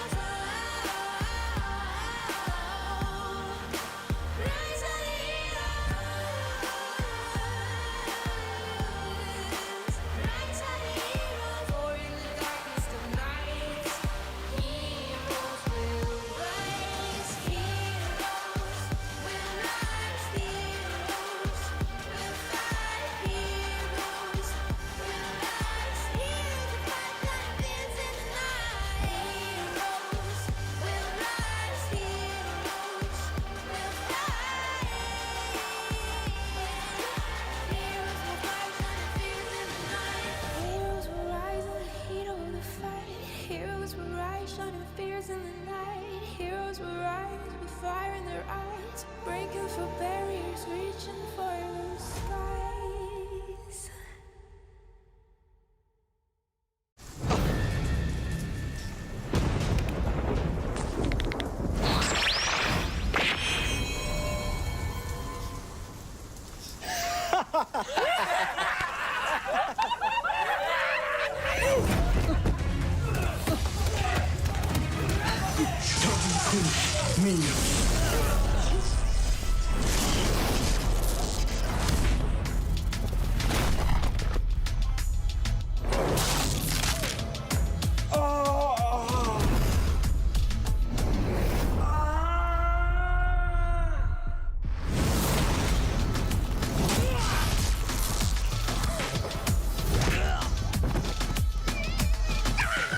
Thunderbound. Every few seconds, the next basic attack will deal additional true damage based on hybrid defense to the target and surrounding units. Hitting enemy heroes will permanently increase hybrid defense.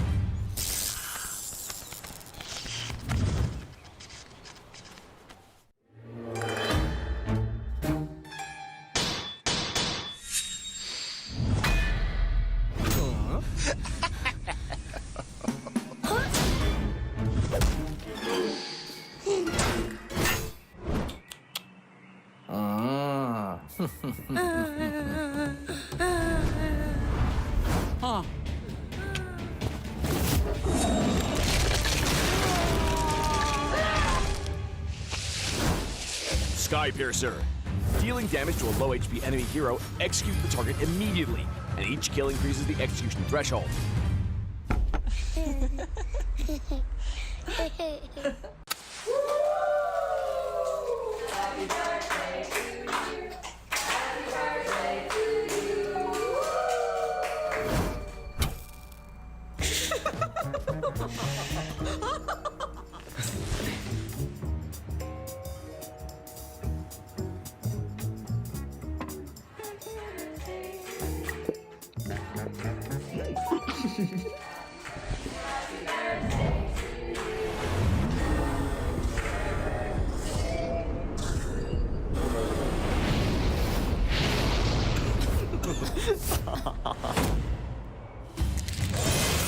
Winter Crown.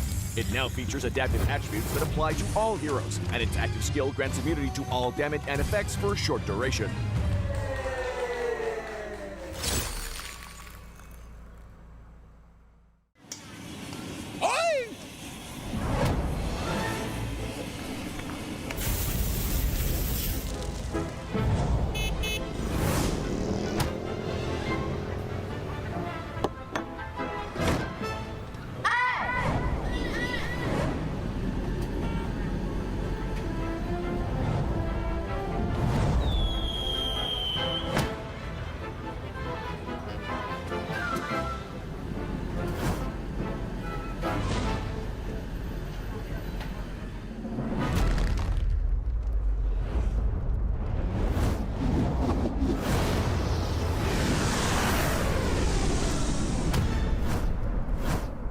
Malefic Gun.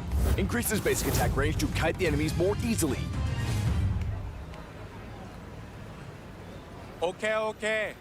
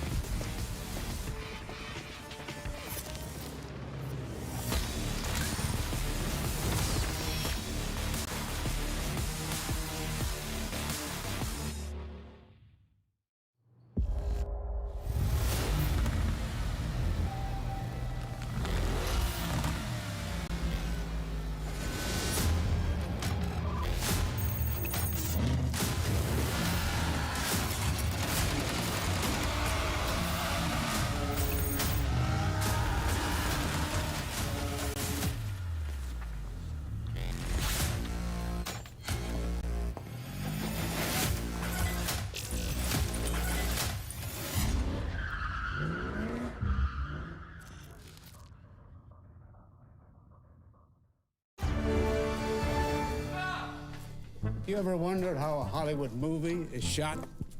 On a Sony. You review it on a Sony. And how do you make that sound epic? You record it on a Sony. Lunch break on a Sony. So why wouldn't you watch it on a Bravia by Sony?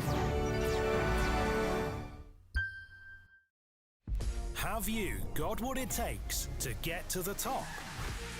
It doesn't matter how high you climb.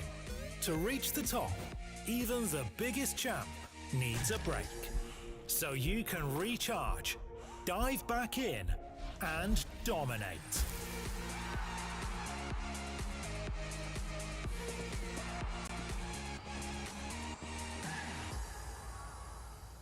Have a break. Have a Kit Kat.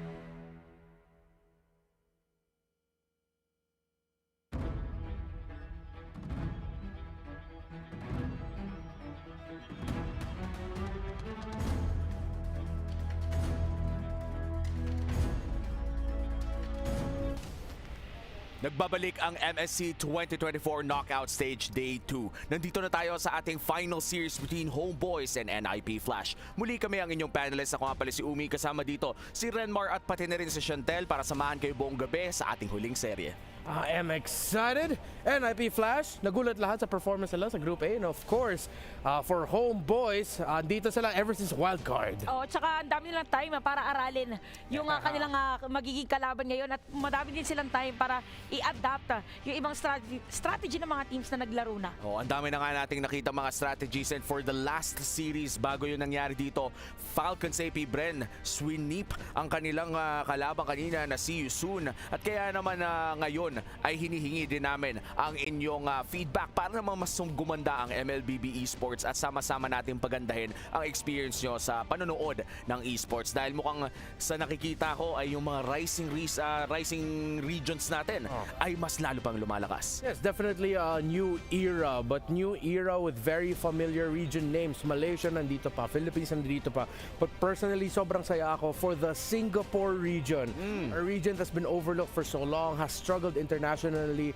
Sobrang tagal na nila sa kahirapan. Ang saya na nakita natin sila dito umabot sa paabot, maybe, who knows, sa semifinals ng knockouts. Oh, so napakagandang story talaga na parang every time na nagkakaroon na nga tayo or maabot na tayo sa international tournaments, parang yung progress ng mga teams natin is talagang continuous. Yeah. Even for Fireflux na nagulat din tayo, parang alam na natin na malakas si Fireflux pero kakaibang lakas and the consistency yung pinakita nila kahapon. And this time around, as you said, ang NIP Flash, the all-star team of Singapore, mamaya ay makikita natin silang labanan ng homeboys na simula pang ang wildcard nag-iinit. Pero sa ngayon, titignan natin dahil isa ng team ang nawala ngayong araw na to, ang Key Crush video for earlier series.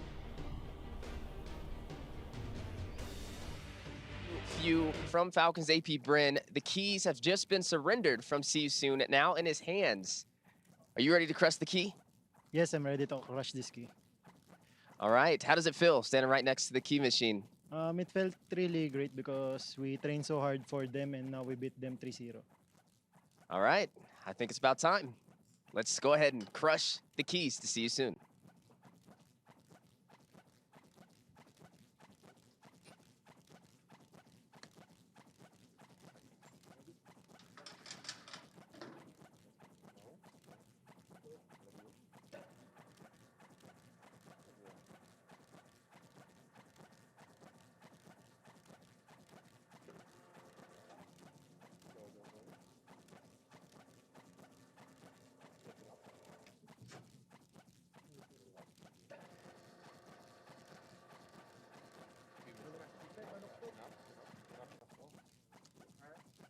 Question 2.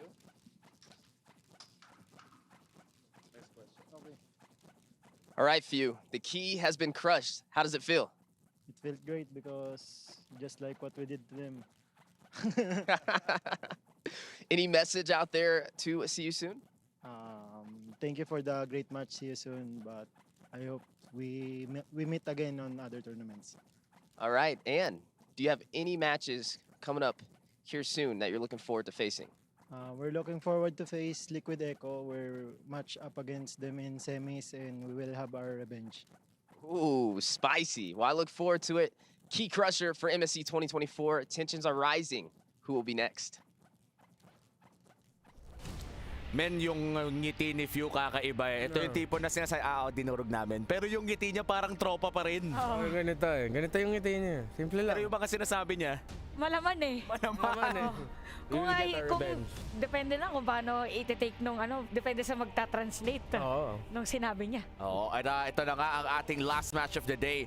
It's Nip Flash versus Homeboys Ninjas laban sa mga Kage. At umabot na nga tayo sa punto na pati si Naruto ay nadamay na sa broadcast. Let's be honest, guys. I am a certified NIP Flasher. Definitely. Certified. I support them.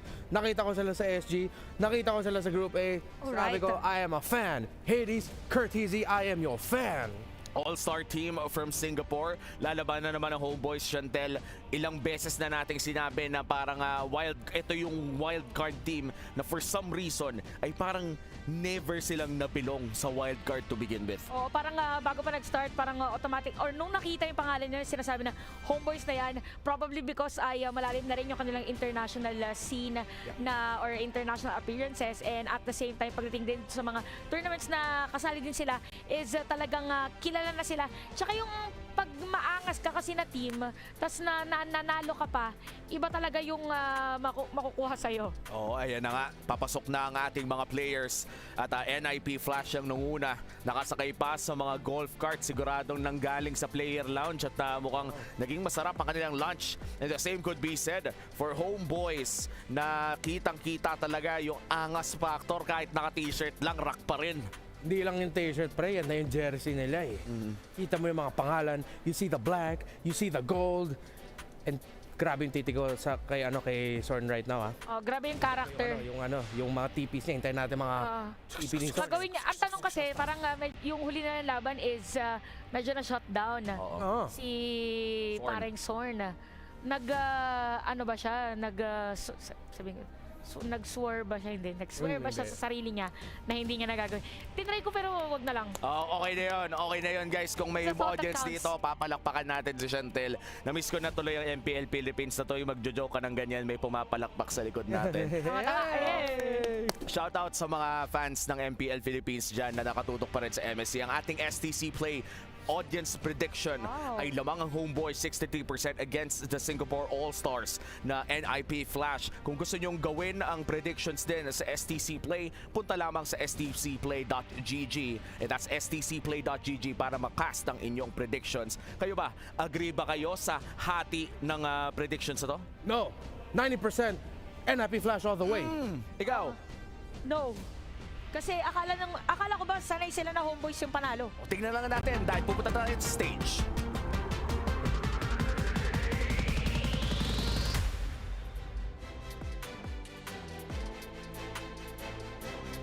Welcome back to the Amazon Arena. We have another MLBB match coming to your screens. We were treated to a 3-0 sweep in our previous match, and honestly, I'm curious what we have lined up for our next one. Now, it's not just a regular day today. We're moments away from determining the last team who will join the Final Four at the MSC 2024, the Esports World Cup. That's right, and it has been a while since we've seen a delegate from Singapore walk up on an international stage to face a Malaysian representative. And you know, Sandstorm, this is not just any other teams we're talking about. We're talking about the Singaporean all-star team going up against the Malaysian squad who came all the way from the wild card. That's right, and honestly, I'm very curious because it is our second and final best of 5 match of the day here at the MSC 2024 in the Amazon Arena. So without further ado, let's introduce our 2 competitors. Introducing first, the Singaporean all-star team. Don't blink or you'll miss them. This is NIP Flash.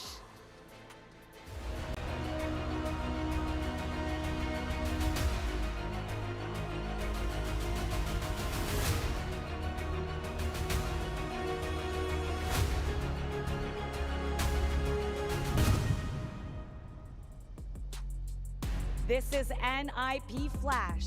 It's Diablo, Hades, Kurt, JPL, and Vanix, guided by Coach Adamir, all locked and loaded to make sure Singapore is on track to secure their best result in MSC history. And on the opposing side, coming up against them, it is none other than the baddest boys from Malaysia. They came out guns blazing through the wild card onto the group stage, and now they are here at the knockout stage. Ladies and gentlemen, presenting to you, it is Homeboys!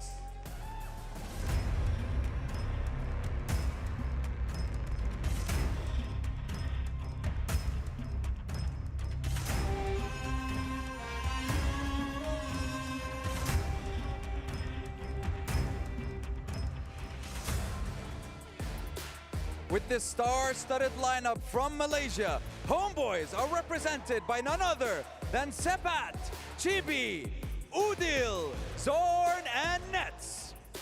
Coached and guided by none other than Pabs and Nobody. Walking up on stage to secure an all-Malaysian semi-final. Gentlemen, your fates will be decided on this stage, on this arena. And now it is time to go to your desks and get yourselves ready for the final battle of the day, as your fates will be decided in the land of dawn. You may now take your seats. And today, once again, will determine who gets to keep their key and who will give it away to the winning team to get crushed in the end. We've seen what happened in our last game, and we've seen when few destroyed the key of See You Soon. The question remains, who of those two teams will keep their keys intact and whose keys will be destroyed by the end of today? I was talking to some of the players earlier on at the Players Lounge, and they're confident that they can do a 3-0 sweep. Some of the players also said it'll be a 3-2. I wonder what our audience thinks. Tape it down below, write it down. What do you think the result will be? I think we should also leave that to our experts in the studio because they know a lot more about how these teams are prepared for the final series of the day. The Amazon stage is set. The players are excited. So we'll go on to the panel. That's right. Analysts, panelists, take it away. It's your time to shine for our final series of the day.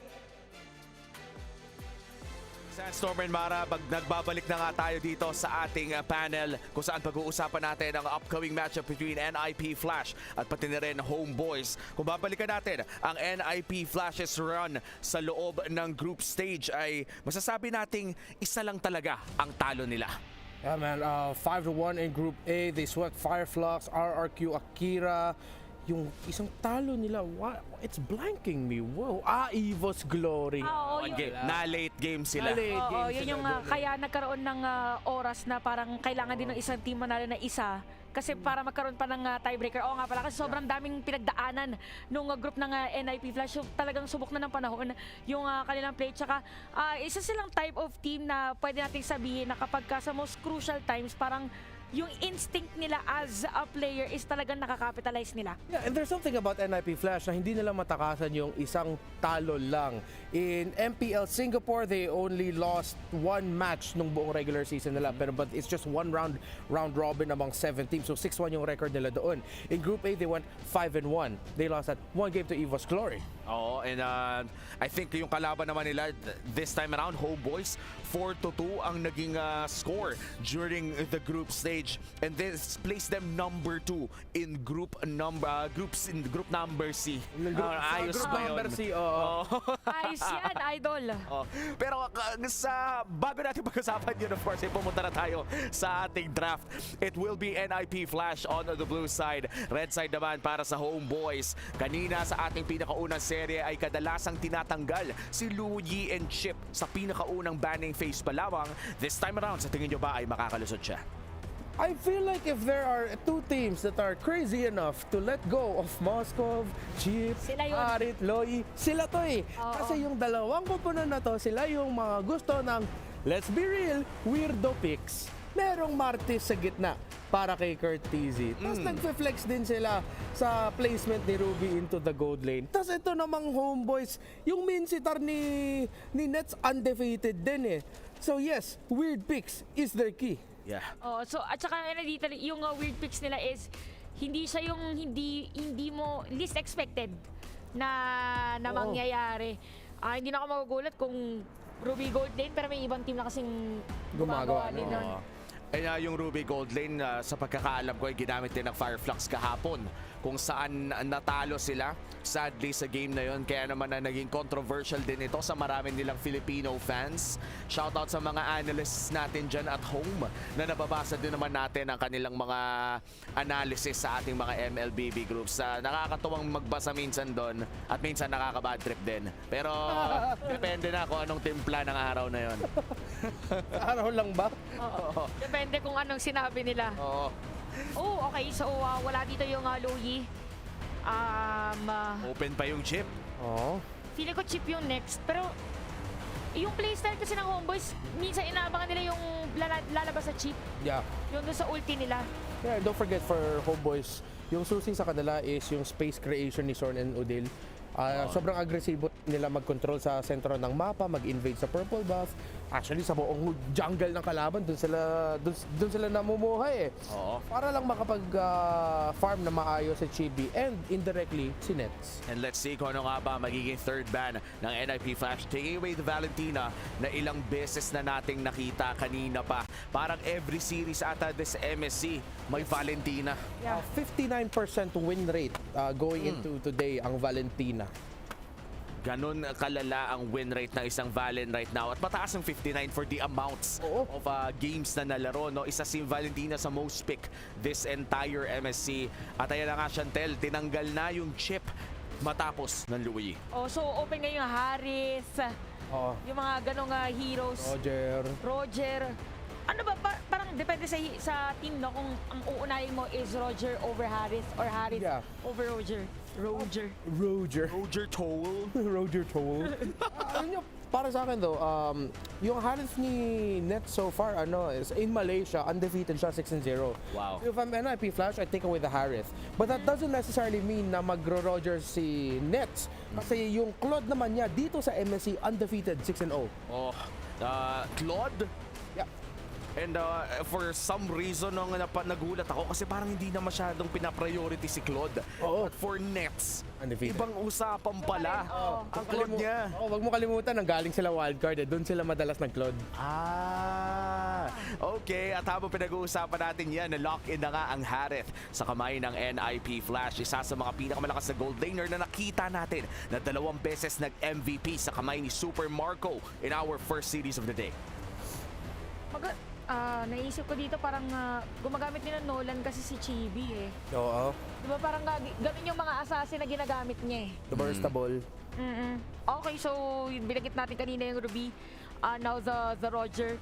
Pwede rin kumuha dito ng explain yung NIP Flash. Oh, yung NIP Flash. And the Ruby with the priority. Renmar, minsan na lang tayo makakita ng napakaagang Ruby pick. Why do you think is the case na ganito ang aga ng Ruby ng Homeboys? Number 1 is a comfort pick for Sepat. 4-1 yung record niya sa hero na to dito sa MSC. Number 2, with the playstyle of teams from Malaysia, Singapore, specifically NIP Flash, mahilig talaga sila sa team fighting. And as we've said throughout history, si Ruby talaga yung isa sa mga heroes na gusto mo piliin kontra sa mga koponan na malakas mag-team fight kasi nakakasurpresa at nakakasira ng tempo yung second skill ng Ruby. That's true. Don't Run Wolf King, one of the best tempo-breaking abilities and even panira talaga ng magandang formation. Because usually noon magkakadikit yung mga kailangan protektahan and one good flicker, Don't Run Wolf King could be the play for Homeboys. Doesn't even have to be the I'm offended. Ganong kalupit yung Ruby ngayon. And mukhang sasabayan siya ng Arlot pati na rin ng Farsa. Nakita natin si Eve kanina. Babalik na naman ba ang Squid Game meta na matagal na nating hindi nakikita? Pwede. Parang yung range at saka pampigil mo sa kalaban. And by the way, si Chibi ang may highest average gold per minute. 856. Taas na para sa jungle. So nasa outlier yung may 1,000 ng isang araw eh. Si Benny. Oo, outlier. Okay, hayop Ano ibig sabihin ng outlier? Sorry. Sobrang layo niya sa average na statistics. Okay. So nasa siya, so siya yung parang imbalanced sa kung itatry mo na anong term doon? Okay. Basta. Okay na yon, Chantel, na explain mo na ng matino. I-interpret yung data. Maraming salamat, Chantel. May natutunan na naman tayong bago habang nagda-draft. Ngayon, ano ba yung mga bagong ibaban sa second banning phase red side para sa Homeboys? I think they're gonna focus on JPL's hero. Kung inisip nila mag-ban dito ng Kaja, I'll be kind of weirded out kasi meron na sila ditong Ruby. The Kaja isn't really that happy going up against that Ruby. There's a possibility rin na yung roamer dito is the Arlot, but I'd rather see that in the EXP lane now. Mas gusto ko yung kunat mag-front. Actually, pwede naman yung NIP Flash dito pumili ng tanky jungler and a tanky roamer. Mas gusto ko ang bigat ng frontline ng NIP Flash kasi far sa harit sila eh. Yeah. Nag-double down sila sa sa magic damage din. Oo. So kailangan nila dito ng ibang pang front. Aside from the Arlot. Ano sa tingin nyo nararamdaman nyo kung Grok ang ipiliin dito? Sa tingin nyo ba this entirely possible for a Grok to fit in this current lineup?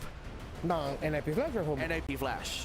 For NIP Flash? Pwede. Kasi yung yung parang yun yung magiging combo ng Feathered Airstrike pa nagkataon. Yeah. At saka para if ever kung mag-choman ulit yung side ng Homeboys, parang dadaanan niya lang. Tapos si Zorn parang mahihirapan siya. Yan, Zorn, still the show open for him. Nasabi mo na nga, isa sa mga comfort pick ng TP Gods na si Zorn. Na by the way, parang sumisikat talaga across the MLBB landscape na naalala ko yung sinabi niya, kailangan daw niya yung gawin eh. Parang meron daw siyang boost siya? Meron daw siyang nararamdaman sa daliri niya na kailangan daw talaga niyang pindutin ng maraming beses. Muscle memory. Muscle memory daw. Pag nagtagal mannerism na niya na bigla siyang Okay, so for NIP Flash, they take away the fire mist. Again, they're taking away yung team fighting strength ng homeboys. Ang dami pong bukas dito, especially for Hades. Kasi si Hades, siya yung hindi naman pinakataas, pero he had 12 unique hero picks ng FPL Singapore. Wow. So, alam natin, hindi na natin nakita masyado Barats, Fredrin. A part of me is thinking maybe they might, hindi masyado ng magic damage kung nag-Guinevere pa sila. Oo. Bukas pa Angela Alpha. Ay, hindi, talagang pala Angela. I got excited for now. Ako rin napatayo na ako eh. Alpha dito. Para true yung damage. The Alpha could be an answer. Pero against the Hayabusa, how do you think would it fare sa loob ng jungle? Mas mabilis ba rin ba ang Alpha compared sa isang Hayabusa o mas safe lang? Para sa akin, mas safe, but then at the same time, yung unexpected power spike. Uy. Saka sakto siya pag native rock. Okay sila yung kumuha ng rock. But yeah, going back dun sa Alpha if ever, mas madali para sa kanila if ever na kumuha ng big objectives. Yeah. And now, heavy crowd control lineup para dito sa Homeboys. Meron ka nang I'm offended at entire ability kit ng Ruby. Ipapares mo pa sa Grok. Parang ang hirap ng pumasok kung ikaw ay isang Haref. Kailangan naka-up yung Purify mo kung lalaban ka. Ano kung mag-fan itong si Hades? Para i-match na lang yung assassin, tapos meron silang ma-present. Kasi masyadong teamfight-centric tong NIP Flash, kailangan talaga nila ng isang taga-split eh. Maganda ba Florin sa kanila if ever? Kaso... Ay, nagkadya na. Okay, nagkadya na. Pero okay din sana Florin, no? Pero kailangan nila crowd. Ayan na. Pala minulan pa. Akala ko sa kabila magnonolan na. Medyo nakalimutan ko nga na may Nolan pa. But this time, the Nolan versus the Hayabusa, makabagong assassin matchup ang ating matutunghayan in this game number 1, best of 5. Once again, para sa mga bagong dating, single elimination po ang ating format. Kung sino mang matalo dito ay kailangan ng umuwi at kailangan ng i-give up ang kanilang key na nakita na natin kaninang may dinurog na naman ang mga Filipino delegates natin. Last pick para sa Homeboys. Ano ba ang pwede nating makita dito? Static ng Eve eh. Baka iniisip nila ng sana wala na rin. Lilia, Kagu. Oh wow. Lilia, Kagura, Eve. Ayun nga pala. May isa pa palang natirang pick, the Savior, locked in for Homeboys. Once again, maglalaban ang Homeboys kontra NIP Flash para sa pinakaunang laro ng best of 5 na to. Kung sinong matatalo sa serye ay kailangan nang umuwi. Ibabata na namin kayo sa aming casters. Casters, kayo na to. Maraming salamat sa ating panelists at kami ang inyong mga kasama para dito sa seryeng ito. Brigida at Ingan nga pala at ginagawa natin yung kaway ni Sorn pagpasok ng entablado. Pero titignan natin kung sino yung kakaway at magwawagayway ng kanyang pagkapanalo pagkatapos ng serye ito. Oo, malalaman natin kung sino yung magpapaalam at sino yung mag-goodbye dahil best of 5 series between NIP Flash versus Homeboys. Ito, exciting ito. Aminado ako na isa ito sa mga pinaka-ina-anticipate ko na matches. Bukod sa mga, syempre, kasabilang yung mga PH teams natin. Dahil syempre napanood natin na simula pa lang, week 0 pa lang, nandito na talaga lumalaban ng Homeboys para makaabot sa puntong ito. Whereas for NIP Flash, simula pa lang ng kanilang pagsalang, wala na silang hindi nila tayo binibigo pagdating sa mga sorpresa. So now parang nagkaka-idea na talaga tayo na etong dalawang teams na to, very interesting yung gameplay na maipapakita nila. Apart from that, diba, iba din kasi talaga yung datingan nila outside of the Land of Dawn. Isa na dyan syempre si Sorn na known for his taunting skills. Pati na rin syempre si Diablo na talaga naman ako, napapagiyan ako honestly. Ayan sa'yo na nanggaling Pero talagang may angas, kumbaga, kapag nakita nyo rin in person itong si Diablo. And of course ay kabilang na rin dyan ng mga kasama nating Pinoy, Hades, Curtizy. Alam ko pamilyar na pamilyar lalo sa atin si Curtizy kasi formerly ay nag-MDL din itong player na ito. Tumatak sa akin nga yung kaditan niya lagi kong sinasabi. Yung kaditan ni Curtizy. Yung sumisisid tas kumokombo na depende sa kanya kung kailan niya gusto gamitin yung Petri sa combo. Pero dito naman ay syempre mag-ano muna tayo, mag-veer away tayo doon sa mga unique hero picks na pinag-uusapan natin. Kasi to be honest, ultimo ang NIP Flash, ultimo si Diablo na pinag-uusapan natin. Hindi na rin naman nila sobrang ginagawa yung maglalabas ng kakaiba, yung magiging unorthodox yun yung term, yung mga pickings nila, di ba? Oo kasi again, the stakes are high, highest prize pool dito for MSC. Pero this being a game, best of 5, parang pwede. May possibility pa rin. Yun. May mga baon yan, may mga lason yan. Sigurado maglalason na nating dalawa as we head on to a very short KitKat break. Parang gusto ko ng KitKat. Technical break, have a kit down. Kasi iniisip ko breakdown, KitKat. Okay. Have a break. breakdown. Have a breakdown. Okay, hindi. Teka, have a break. Habang bine-breakdown natin ang mga kaganapan. Have a TikTok. Have a kit. Nadamay pa si Coach TikTok. Have a TikTok. Bukas pa sila maglalaro, pre. Masyado ako excited sa PH versus PH. Hindi ako, sinasabi ko na sa'yo, diba? Excited ako dito talaga. Dahil nga, sobrang interesting nung dalawang teams natin. Hindi naman natin may kakaila. And of course, parang sa dalawang teams pa lang na ito, marami tayong mga tinitignan talaga na angulo. Na sense. Sabi nga natin, diba? Nadamay na si Naruto kasi the lone kage na si Udil na nagre-represent both for Malaysia at Indonesia, di ba? So balak siya na lang lamang yung natitirang player na kayang ibandera ang flag ng Indonesia if ever they would get past through NIP Flash na talaga namang dominating din sa kanilang group stage.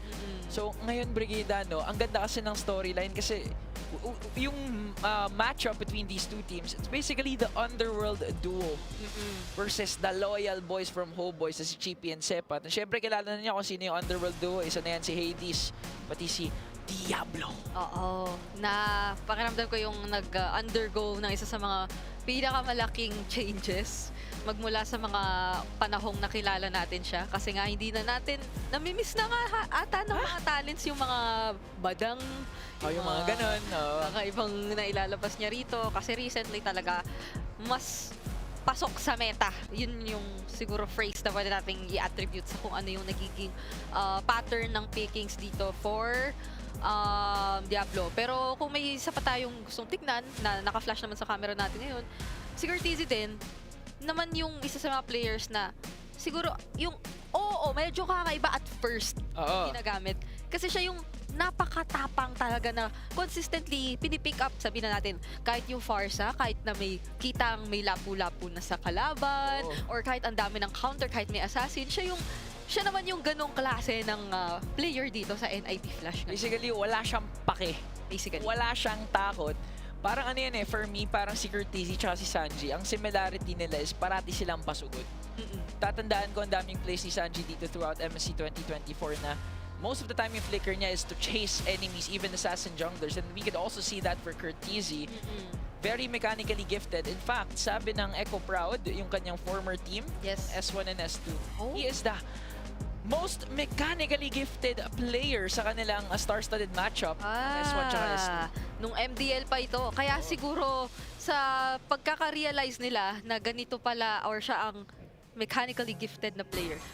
Ito yun yung nagbigay daan kung bakit ang NIP Flash occasionally may unique mid lane heroes din silang ginagamit. Let's say fighter heroes na ginagamit for the mid lane. Na so far din ay hindi pa naman natin or hindi pa naman ipinapakita sa atin ng NIP Flash coming into MSC. So now, balik na tayo sa ating laban. Pero may flicker agad na burn for JPL and first blood. Grabe yung doon ang ganda ng wall doon ni Soren, saktong-sakto. Although napagamit si Chibi ng retreat, was all worth it. Wiggy Shadow Kill was enough to kill him. So, grabe yung Homeboys. Ito yung known kasi yung Homeboys talaga for their very aggressive start Meron silang mga parang pagkukulang pa when it comes to the mid to the late game. Pero you can't count out Homeboys pagdating sa early game. Oo naman. Kaya ngayon, kailangan kumuha ng trade ng NIP Flash. They secure the turtle for themselves kapalit nung pagkakawala ni JPL. Kasi wala na rin naman sila magiging pang engage at kaka-level 4 lang din nila ngayon lang. So, makita natin from this point onwards, definitely, sinong mas magiging maagap in terms of yung mga rotations. Sino naman yung makakapag-set ng tempo dito sa ating laro. Kasi so far, ultimo yung pick-off na ginawa doon ni Chibi. Calculated kasi siya Hindi siya sobrang aggressive lang na attempt coming from Homeboys. Kumbaga sure kill talaga. Again, yung connection niya with the sword, with the wall.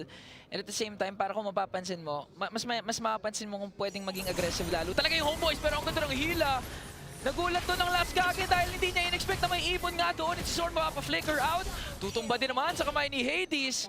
And yun na yung start at pagbabawi ng NIP Flash, taking down 2 members of Homeboys. At pantay na pantay ang ating kill score up to this point. Kaya maganda pa rin ang ating mga nakikitang palitan. Balikan natin ang STC replay na maganda nga yung naging abang doon ni Hades as you've mentioned. Pero merong counter na wild charge naman na naipakita roon si Sorn. Pero nagkaroon ng pagkabitin na rin sa magiging follow-up or doon sa mga magiging iba pang sources of damage. Kasi nga ang unang nawala ay yung sinasabi pa nating source of damage na yun, which is si Udil. Ito namang si Chibi on the Hayabusa ay hindi naman din sobrang mai-spam pa at this point yung mga magiging skills niya lalo pa at hindi natin alam kung kaya na par or na ano na yung Ogi Shadow Kill at that moment. Pero ngayon, ito ang magiging next naman nating aabangan aside sa handcam ng ating mga players. Ganda ng handcam, no? Kitang-kita nyo kung paano sila pumindot. Kailangan pala, pag player ka, kailangan pala nagugupit ka ng kuko. Oo. Kasi kitang-kita mo yung Salamat sa reminder. Di pwede madami yung daliri yung kailangan talaga para hindi ka na mamali ng pindot dito. So ito na nga tayo sa ating ikalawang turtle of the game na napwestuhan ng maigi ni Sorna, yung brush kung saan dadaan ng ibang members ng NIP Flash. At parang may nastan sila doon, JPL. Hindi na nga mag-a-attempt ang NIP Flash dito. Ang ganda ng pag-zone out ng Homeboys. The combination from Sorn and from Udil. Grabe, no?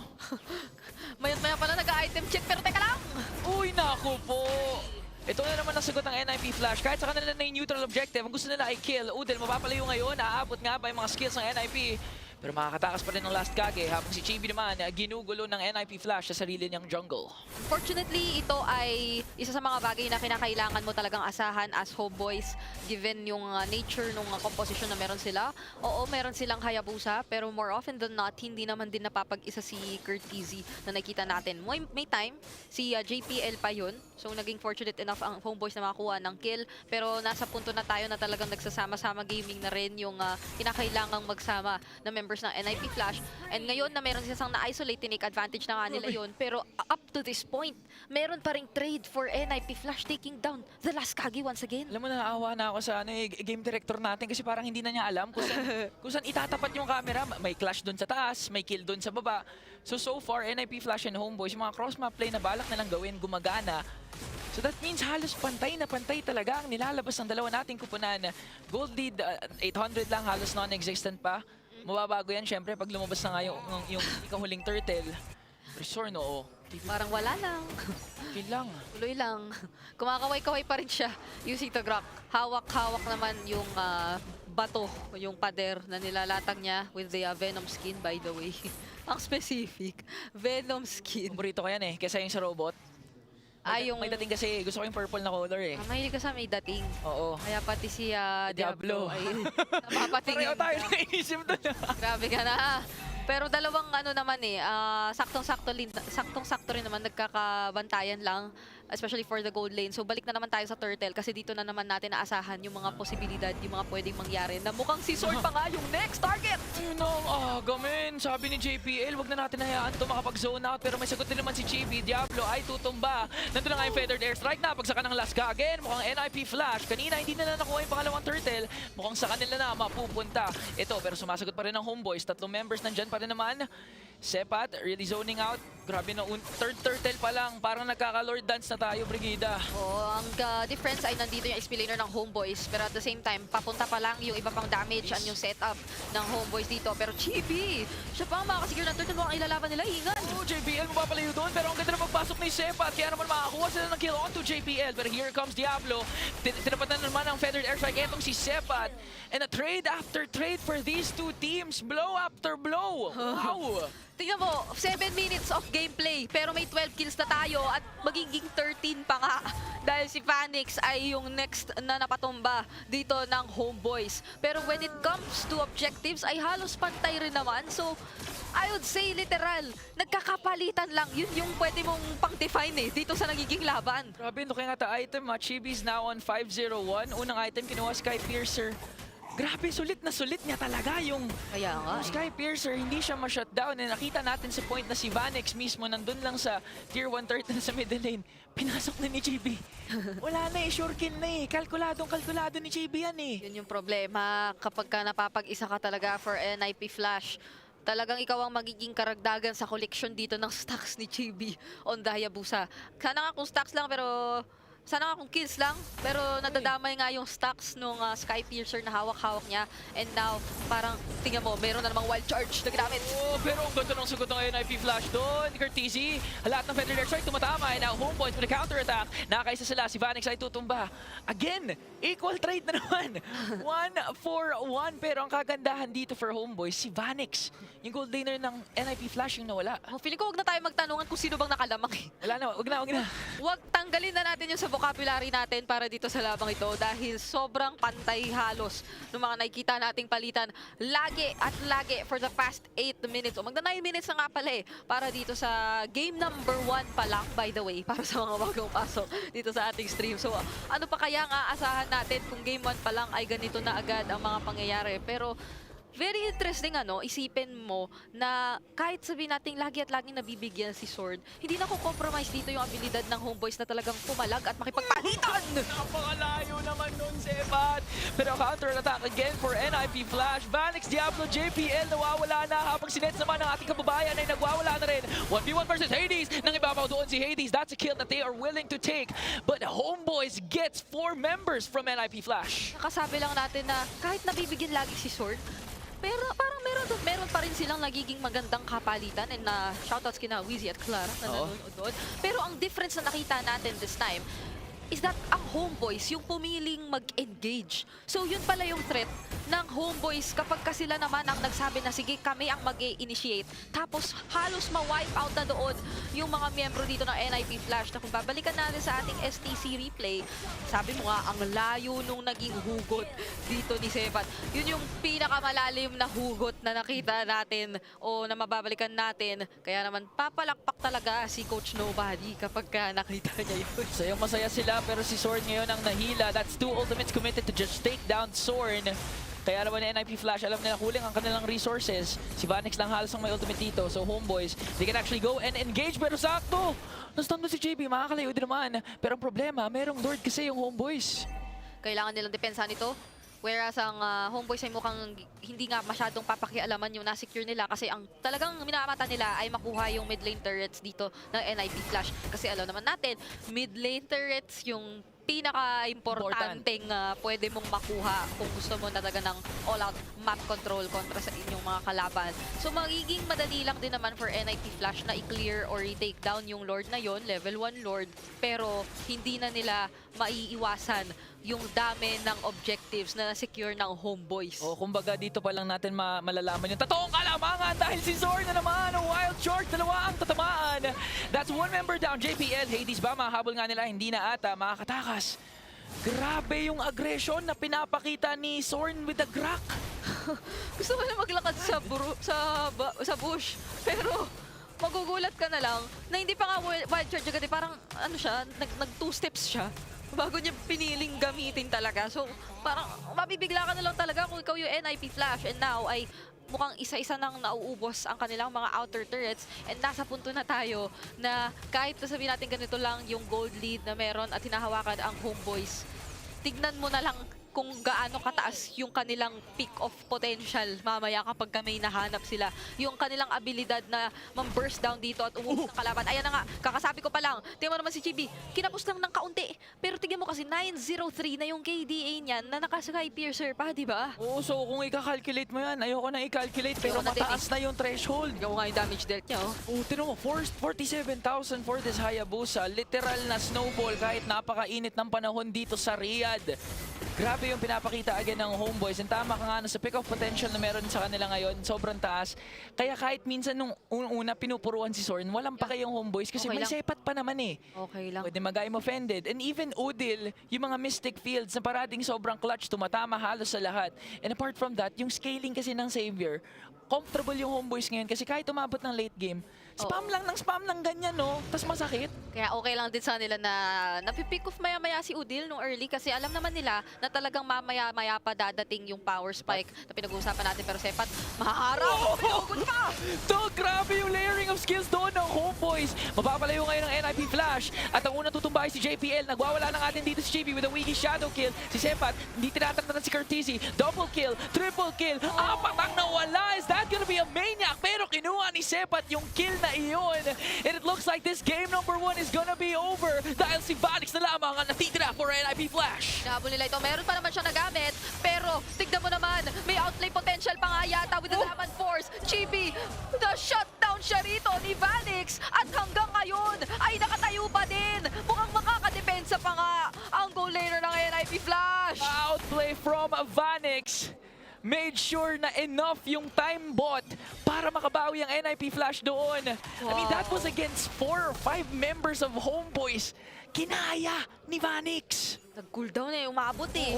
Nandoon yung paghabol na rin ng Homeboys. Kasi nga naman, isa na lang kinakailangan, tapos pwede mo nang dire-diretso yun given yung death timers. Pero that was enough time, pero wild charge na naman! Pumasok na naman dito, sinahabol si JPL. Tutumba na nga ang ibon doon, na Zaman Force for Vanix. Pero parang napapalibiro dito si Nets. Control ng NIP Flash. Ang Lord Penalty Zone with the TP plus the Lord Steal. Homeboys ayaw talaga umuwi ngayon as they secure plus the kill onto Hades. Sorn na kumakaway-kaway! Ngayon naman, yung bato, yung winawagayway!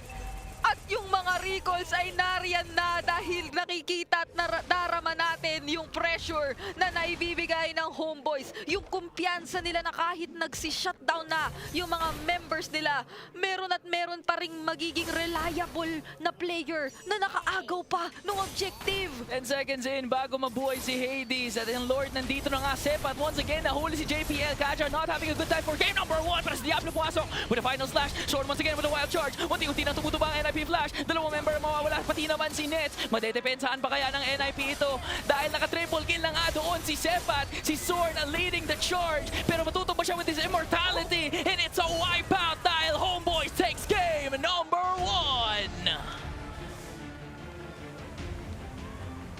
The Lord Steel coming in from Sorn. Mapapatanong ka na lang talaga, paano nagawa ni Sorn yun? Di ko na alam eh. Unexplainable. Supernatural. Saktong-sakto yung timing ng dalawang skills. Yung paggamit ng wild charge and of course, the dawning light coming from the Savior. Feeling ko, it just ended up becoming really good timing. Finorce talaga ng dalawa ni Hades at saka ni Vanix na i-rush yung Lord. But at that scenario, pag na-stun ka ng wild charge, wala ka talaga magagawa. Napaka-eagle eye nung ginawa doon na eagle eye move. Yung ginawa ni Sorn kasi magulo yung team fight nung time na yun eh. Meron siya ibang mga kakampi na nakapwesto din sa ibang lugar nung moment na yun. And grabe no, Renmar, when we look back in that game number 1, iniisip ko pa lang na game 1 pa lang yun, mararamdaman mo na agad na they really want this series. Yung mga ganong klaseng play, makukuha mo lang naman kapag gustong-gusto mo talagang makuha ang panalo na yun. At saka yung malapit dyan, nakita natin yan, buong game, hindi lang galing kay Sorn, pero sa lahat ng mga member ng dalawang koponan. On the side of NIP Flash, si Hades. Grabe, sobrang godlike yung performance niya dito bilang Nolan. Kitang-kita mo talaga, hinihintay niya yung perfect timing para makakuha ng -1. Timed up with JPL, timed up with Kurt TZ. Gusto talaga nila ituloy galing sa pick-off. Tsaka maganda din dito, parang dito makikita yung prioritization ng mga players sa itemization or sa items sila kasi napaka-aga din nag-build dito nung saver ni Udil ng glowing wand. So, para ma-counter na agad dito, even matamaan lang or mapatapak lang dun sa Mystic Field, saglit si Vanix. Para na yung opportunity for them na makuha siyang kill. Makikita din natin yung probably final team fight. Akala natin ma-defend pa dito ng NIP Flash. Kaso si Udil, ang ganda ng positioning. Wow. And not just Udil, no, pati na rin si Sepat na talagang nauhuli paulit-ulit ang si JPL. And let's talk about JPL in this game.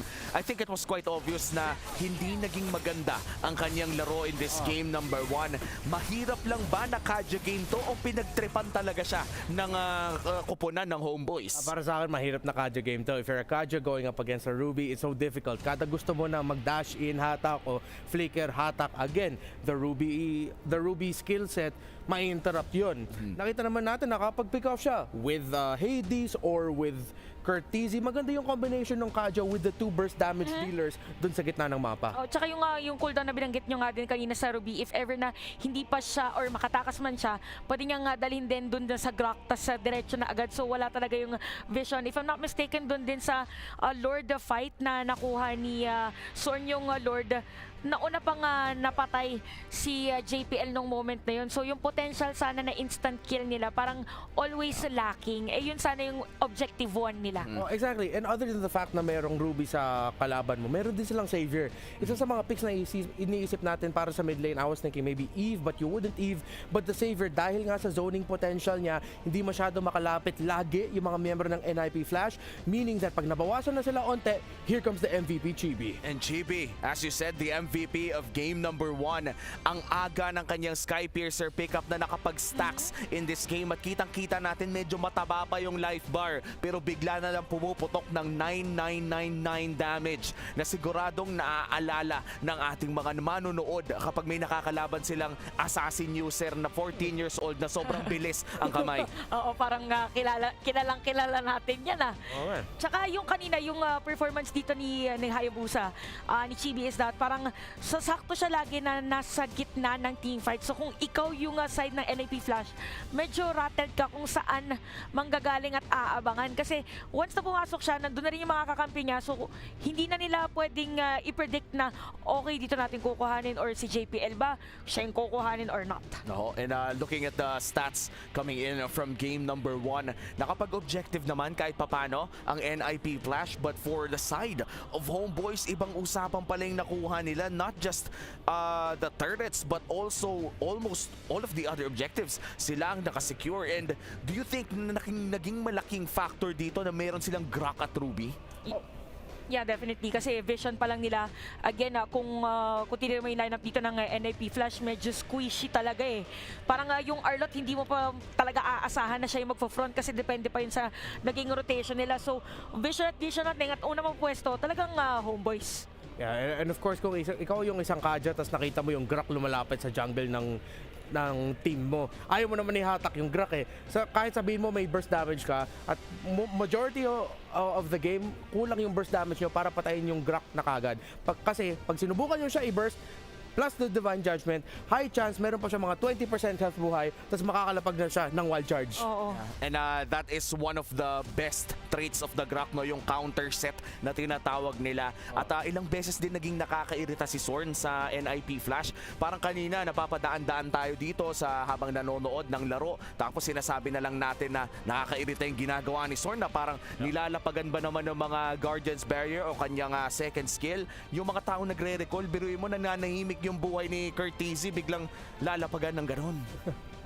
Of course, habang kami nag-aabang lamang ng game number 2, pwede muna kayong kumuha ng tubig dahil huwag kayong aalis, maikli lang ang break na to.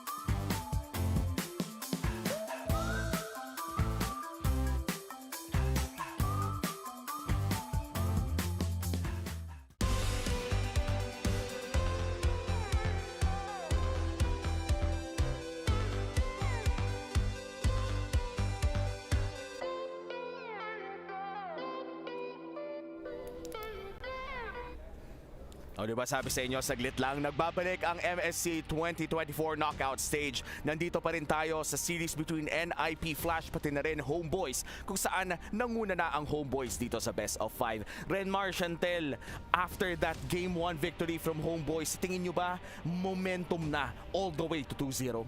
I wouldn't say all the way. Nakita naman natin na NIP Flash, they know the key concept. Pagkalaban mo yung mga Malaysian teams, Indonesian teams, trade. Huwag kayong matakot lumaban. Kung may makukuha ng kill yung kalaban, dapat bumawi rin kayo ng isa. Oo, same with the Renmar kasi nakita natin yung potential din with the Vanix. Sobrang nag-shine din talaga siya doon sa laban na yun. Ganun yung naging play niya nung moment na akala natin tapos na yung laban. And I gotta say, siguro kung nagkaroon ng better na option or better hero for JPL na may front para sa kanya, it could have been a different story para sa NIP Flash.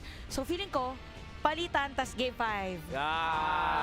Well, kahapon nakakita tayo ng Game 5 for our Series 2. Hindi na malayong makakita na naman tayo ng isang mahabang serye. And then, Mar, you said something kanina during off-broadcast na pag-usapan natin, no, na si Vanix ang hope ng Singapore. Bakit nga ba? Well, katulad lang ng broadcast feedback survey natin, based off of popular survey ng Singapore, yung mga fans talaga, tinitignan talaga nila yung performance ni Vanix. Ever since before pumasok sa MPLSG, he was a jungler that came out of nowhere. When he was picked up by the team, ang daming teams sa Singapore, players na sinasabi, ito yung next big thing sa bansa natin. So kung ikukumpara natin ang isang Vanix sa isang MPL-PH players, kanino siya pinakamalapit ngayon? Di ko alam. Mag-iisip muna ako. Mag-iisip muna ako. Options natin. Si Kenra, si Domeng, si... I would say parang Kelra ka siguro. Parang well, dun sa ginawa niya kanina na nakakuha siya ng 2 kill for the defense.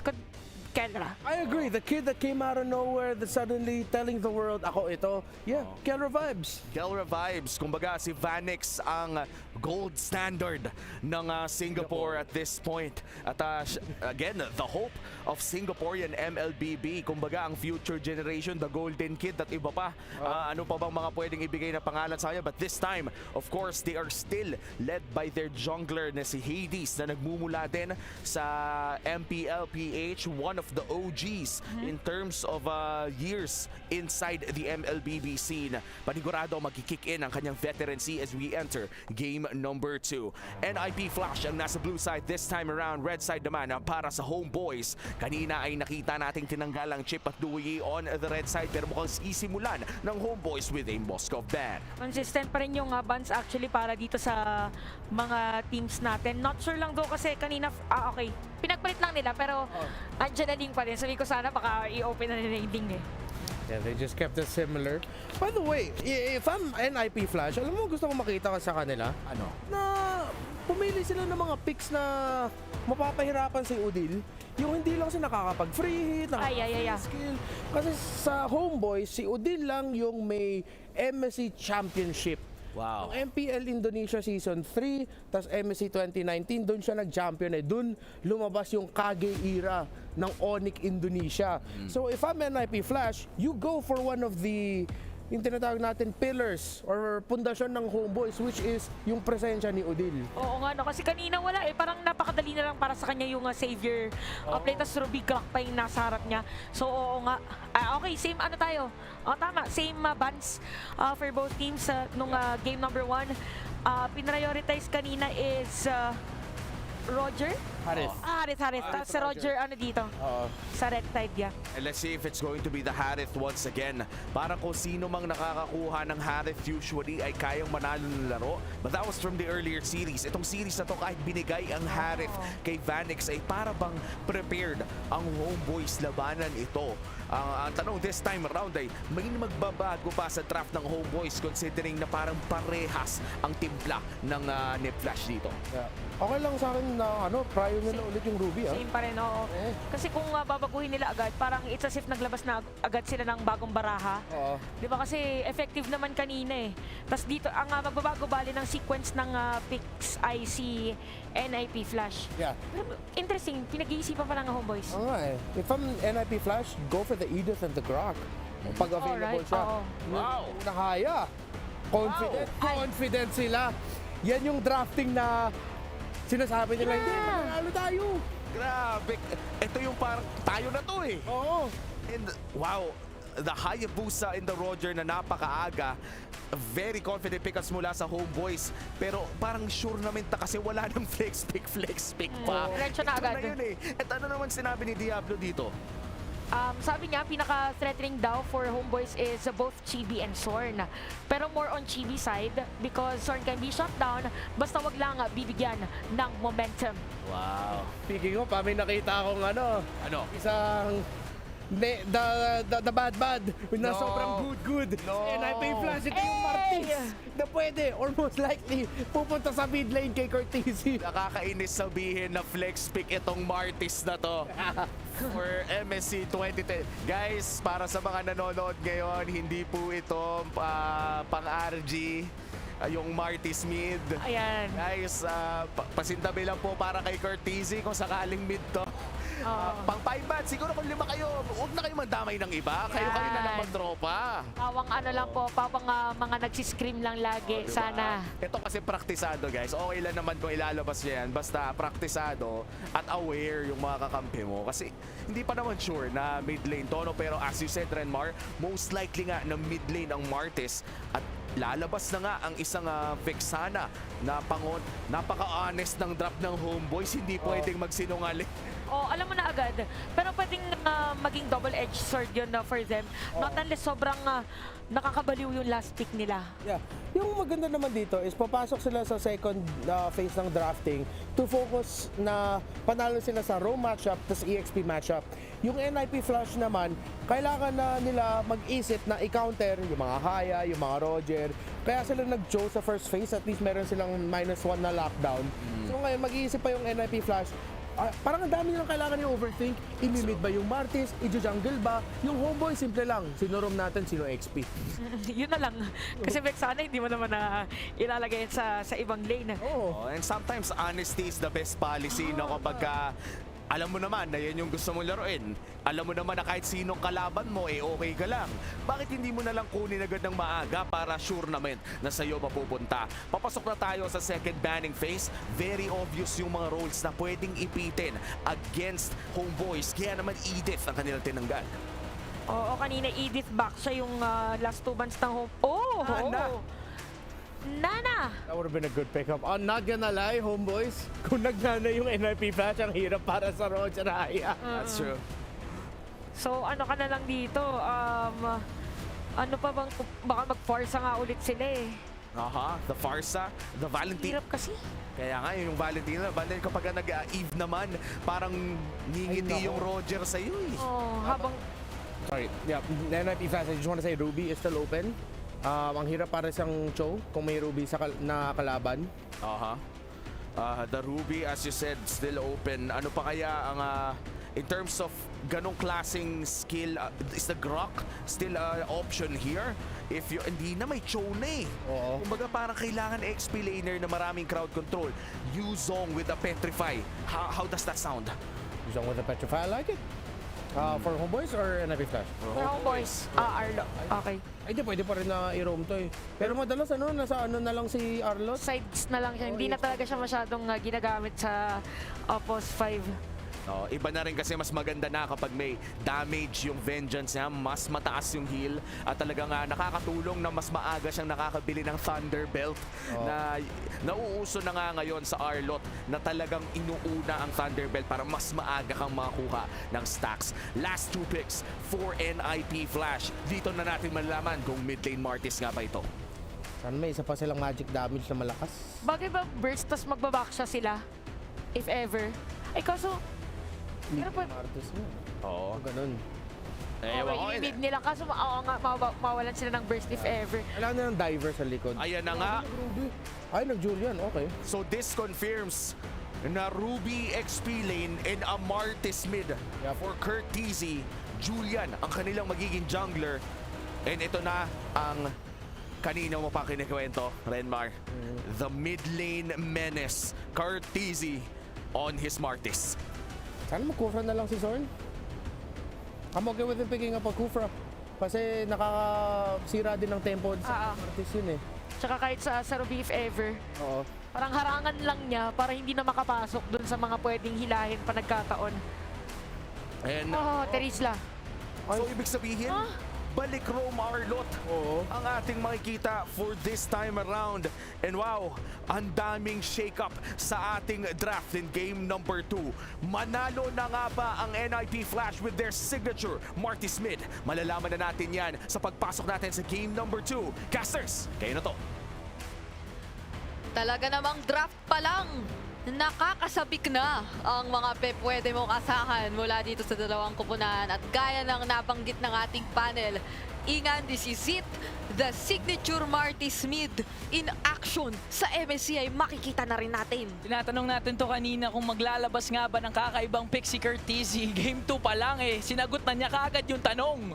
Yun na, eto na. Papakita na talaga ni Curtizzi kung ano talaga ang kakayahan niya bilang isang mid laner ng all-star team ng NIP Flash. But the problem is, Homeboys has game number 1. Kailangan makabawi ng NIP Flash ngayon. Maganda-ganda yung record ni Curtizzi using the Martis sa previous MPL Singapore Season 7. Parang 3-0 yung naging standing niya doon. At kinilala talaga ang NIP Flash na isa sa mga teams na may kakaibang mga naipapakita na heroes na hindi lang tumigil kay Diablo after the addition of their new players. So ngayon ay magiging kaabang-abang kung paano nila i-manage ito up against the very aggressive and confident players of Homeboys, lalo pat matapos ng kanilang panalo kanina. Grabe yung action dito sa mid kaagad. Ayun na, Curtizzi!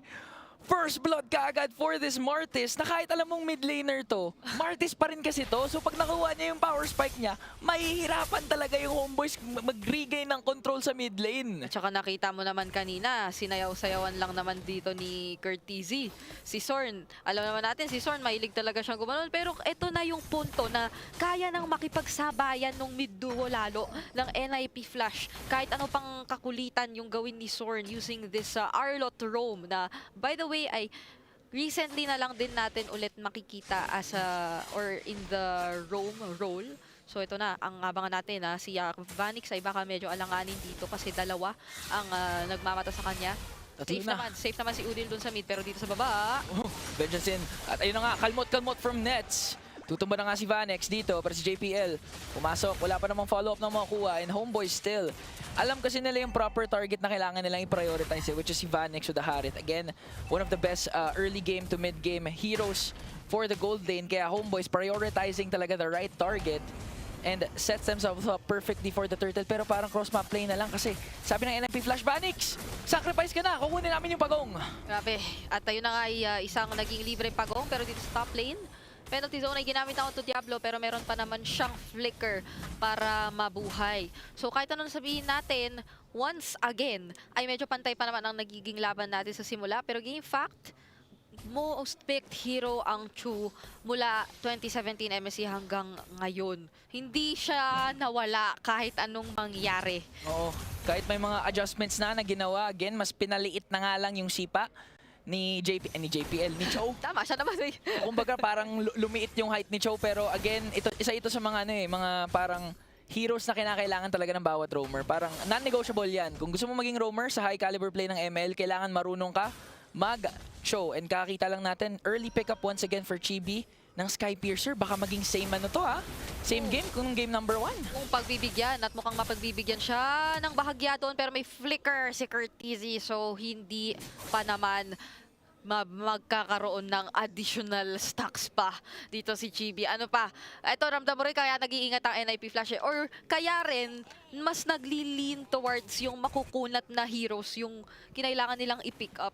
Considering na specialty ng Homeboys or threat talaga ang snowball capabilities ng Homeboys kontra dito sa NIP Flash. O, kasi isa sa mga parang madaling na pick off nung game number 1 was JPL, pati na rin si Curtizzi nung nakakadya, tsaka Farsa sila. And ngayon, with the Smartest, nakita naman natin na kahit ginamit na nga yung Wiggy Shadow Kill, isang Mortal Coil out lang, tapos Flicker. Hindi ka agad nakuha ni Chibi yung kinakailangan talaga niyang kill for the stacks with Skypiercer. And at the same time, yung CJPL, mas mobile compared sa Kaja. So, matatakasan talaga nila yung aggression na pinapakita ng Homeboys ngayon. Oh, kaya niyang gawin kung ano yung mga napaparamdam ni Sorn kanina. Using the Grok na ngayon naman, mas peak of potential or magre-rely sa pick-offs ang NIP Flash. So, kailangan mo ng kapag medyo ihahati mo rin or itatry mo rin na antabayanan yung mga crucial heroes mo kung ikaw ang homeboys dito, pero JPL lang na bisunan at nakikita ngayon. Mag-aambahan na ba? Okay, si Hades pumasok na nga pero tinamaan na nga ng penalty zone doon. Ang ganda ng pag-zone ng homeboys ngayon. Nakuha na nila yung turtle. Pero nagwawala din naman si Vanex. Tutumba si Soren doon. At mukhang next target nila ay si Nets. Yan na yung gustong sagot ng NIP. Sige, sa inyo na yung turtle. Sa amin naman yung dalawa yung kakambe. Napapaganda nga eh. Mukhang magtatatlo pa kung i-go talaga ito ng tuluyan. Pero mukhang maaalanganin si JPL. May flicker pa naman siyang natitira. So magiging ligtas pa or maliligtas lang ang NIP Flash from any further trades na po pwedeng makuha ng homeboys at hindi na nga din sila magpapabawi pa. At balik na lang tayo sa medyo kalmado na lang muna.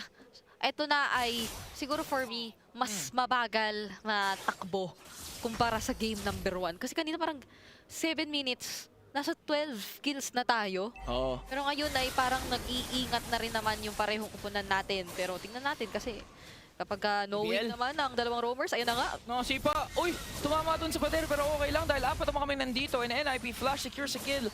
Again on to Sorn. So talagang tama nga yung sinabi mo. Pinaparamdam ngayon ni JPL yung naramdaman niya kay Sorn ng game number 1 kasi start ngayon si Sorn with a 0-3-1 and the pickup na ng ng Skypiercer din for Courtesy. Oh, ang difference dito, kung talaga bang nag-focus sila dito ng space and ng oras para makapag-farm. Dahil wait lang, meron na namang magiging laban dito sa taas. Sepat is down! Grabe, ayaw talaga tumigil ng NIP Flash pero sumagot naman si Sorn doon. Ang ganda ng pag-final slash niya on to JPL pero makakatakas pa rin naman. Grabe, ang linis maglaro ngayon ng NIP Flash compared nung unang game. Iba talaga yung epekto na nakuha nila ngayon yung show ni JPL, 104. Although hindi siya ganun katanky compared to a Grok, napaprovide pa rin kasi niya yung mga yung mga vision na kinakailangan ng NIP Flash na walang-wala talaga sila nung game number 1. And apart from that, tumatama kasi yung mga ultimates. Alam mong confident sila sa ganitong lineup eh. Hindi siya yung tipo na nararamdaman nila, risky tong pinipik natin Ito yung okay to, komportable tayo dito. At naman. Sana namang sipa. Nilabas na nga yung elepante doon. Makapa-flicker out si Sepat. Di pa naman ginagamit yung penalty zone. Tumama na nga doon at nagkakagulo na ang dalawang kupunan. Makakaisa si Courtesy. It's gonna go on to Sepat. Pero nakapagwala din naman si Chibi. Ang dami niyang shadows pero naipit siya doon. Decimation lang ang kailangan ni Courtesy para patumbahin ang jungler ng Homeboys. Kahit sinong i-assign mo doon sa mga corners or doon sa mga pwedeng lipatan ni Chibi with the quad shadow. Ready sila na labanan dito yung Hayabusa na hindi pa natin sobrang nadarama yung damage display pero isa na naman magandang Hayabusa offended. Napakapogi mo talaga doon, Diablo! Wow! Nag-iinit ang NIP Flash! Sobrang bilis ng takbo or ng galawan nila kapag nagsimula sila, parang dire-diretso na. Sabi mo kasi, parang medyo may kabagalan compared nung game number 1. Narinig ng NIP. Oo nga. Narinig nila na mic check nila yung casters ng Pilipino. Dahil sabi nila, sabi ni Brigida, medyo mabagal daw. Bilisan natin! Sobrang bilis naman nun. Sobra naman. Hindi nga lang kills ang nakita nating nakuha doon maski mga tore. Agad-agad, tignan mo, wala na yung mga first tier outer turrets dito ng Homeboys. Mula at parang isang iglap lang talaga ay minake sure doon ng NIP Flash na hindi na sila or malilimitahan pa yung movements lalo ng Homeboys mamaya-maya. Pero isa na namang pick-off yata ang masesecure nila on to Sepat. At eto na ang delikadong sitwasyon for Homeboys. Kasi etong marami-raming fighter lineup na hawak-hawak ng NIP Flash ay hindi mo gugustuhin kalabanin ng wag-isa. Baga bardagulan kasi yung yung pinapakita ng NIP, willing na willing sila talagang mag-force ng clash. Kasi yung rotation nila, halos lahat sila sama-sama, 3 or 4 members at least. Just trying to take down one. Hindi talaga nila pinapalaro ngayon si Sepat at si Sorn. Looking at the KDA line, 0-3-1 si Sepat, si Sorn 0-4-1. Pero ang kagandahan kasi sa Homeboys, isa sila sa team na mataas yung mental fortitude dahil kahit sobrang behind sila, hindi sila takot mag-take ng risk. Alam mo, actually, pag pinapanood mo si Sorn, kahit behind na sila, may times na sila pa yung may lakas ng loob na mag-recall or mag-spam recalls, gaya ng sinasabi natin kanina. Pero hindi mo pa rin madedenay na still this game ay isang game na kontrolado talaga ng NIP Flash. talagang pumapabor na sa kanila yung flow ng laro ng ito. 6-1-0 for Courtesy on the Martis. Napakalaking threat nun.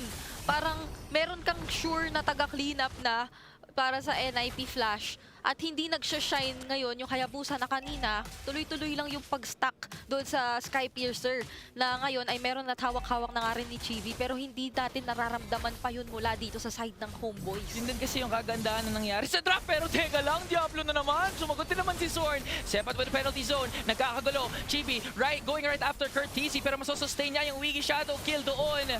Mapapalayo yung Homeboys pero doon ka JBL! Nahanap niya yung ninja! Nasipa pa nga niya si Chibi. And now NIP Flash, kinakalbo na ang mapa ng Homeboys. Grabe na si JPL! Nasaktuhan yung gustong mag-shadow lang na si Chibi on the Hayabusa. At imaginein mo, kung ibang hero dito si Courtesy, kung hindi siya nasaktan dun sa Ogi Shadow, di ba masasaktan na siya nun eh? Oo, masasaktan na talaga siya doon. Sure kill na talaga. JPL medyo malalim ngayon. Parang mapupuruhan nata siya dito. At makakadepensa naman ng Homeboys. Pero parang tutumba din ang kanilang inhibitor turret. Isang hit na lang. Sepat, hinahabol doon si Vanix sa likod. Nilapag na nga ang Zaman Force. Another outplay from NIP Flash. Tutumba na natin doon si Sepat. Pero gusto sumagot ang Homeboys ngayon. Chibi, shadow out, makakatakas. Wow, this is a bonus na for NIP Flash because that was just a level 1 Lord at nakakuha na sila ng inhibitor turret. Nakakatakot na yung decimate dito ni Courtesy kahit hindi pa naman sobrang low HP, parang kailangan mo na mag-out. Pero balikan natin ang STC replay na gaya ng na-mention ni Ingan ay may slight na pag-overextend na nangyari nga roon for JPL at may attempt din naman na talagang commit na lang yun ng Homeboys o magbawi na lang ng tuloy-tuloy. Pero one thing na consistently nating napapanood even from game 1 ay napakataas ng outplay potential ng isang Harith. So may kailangan ka talaga na additional na suporta lalo pa for this particular Harith na isang item na lang ang or dalawang item na lang ang kulang.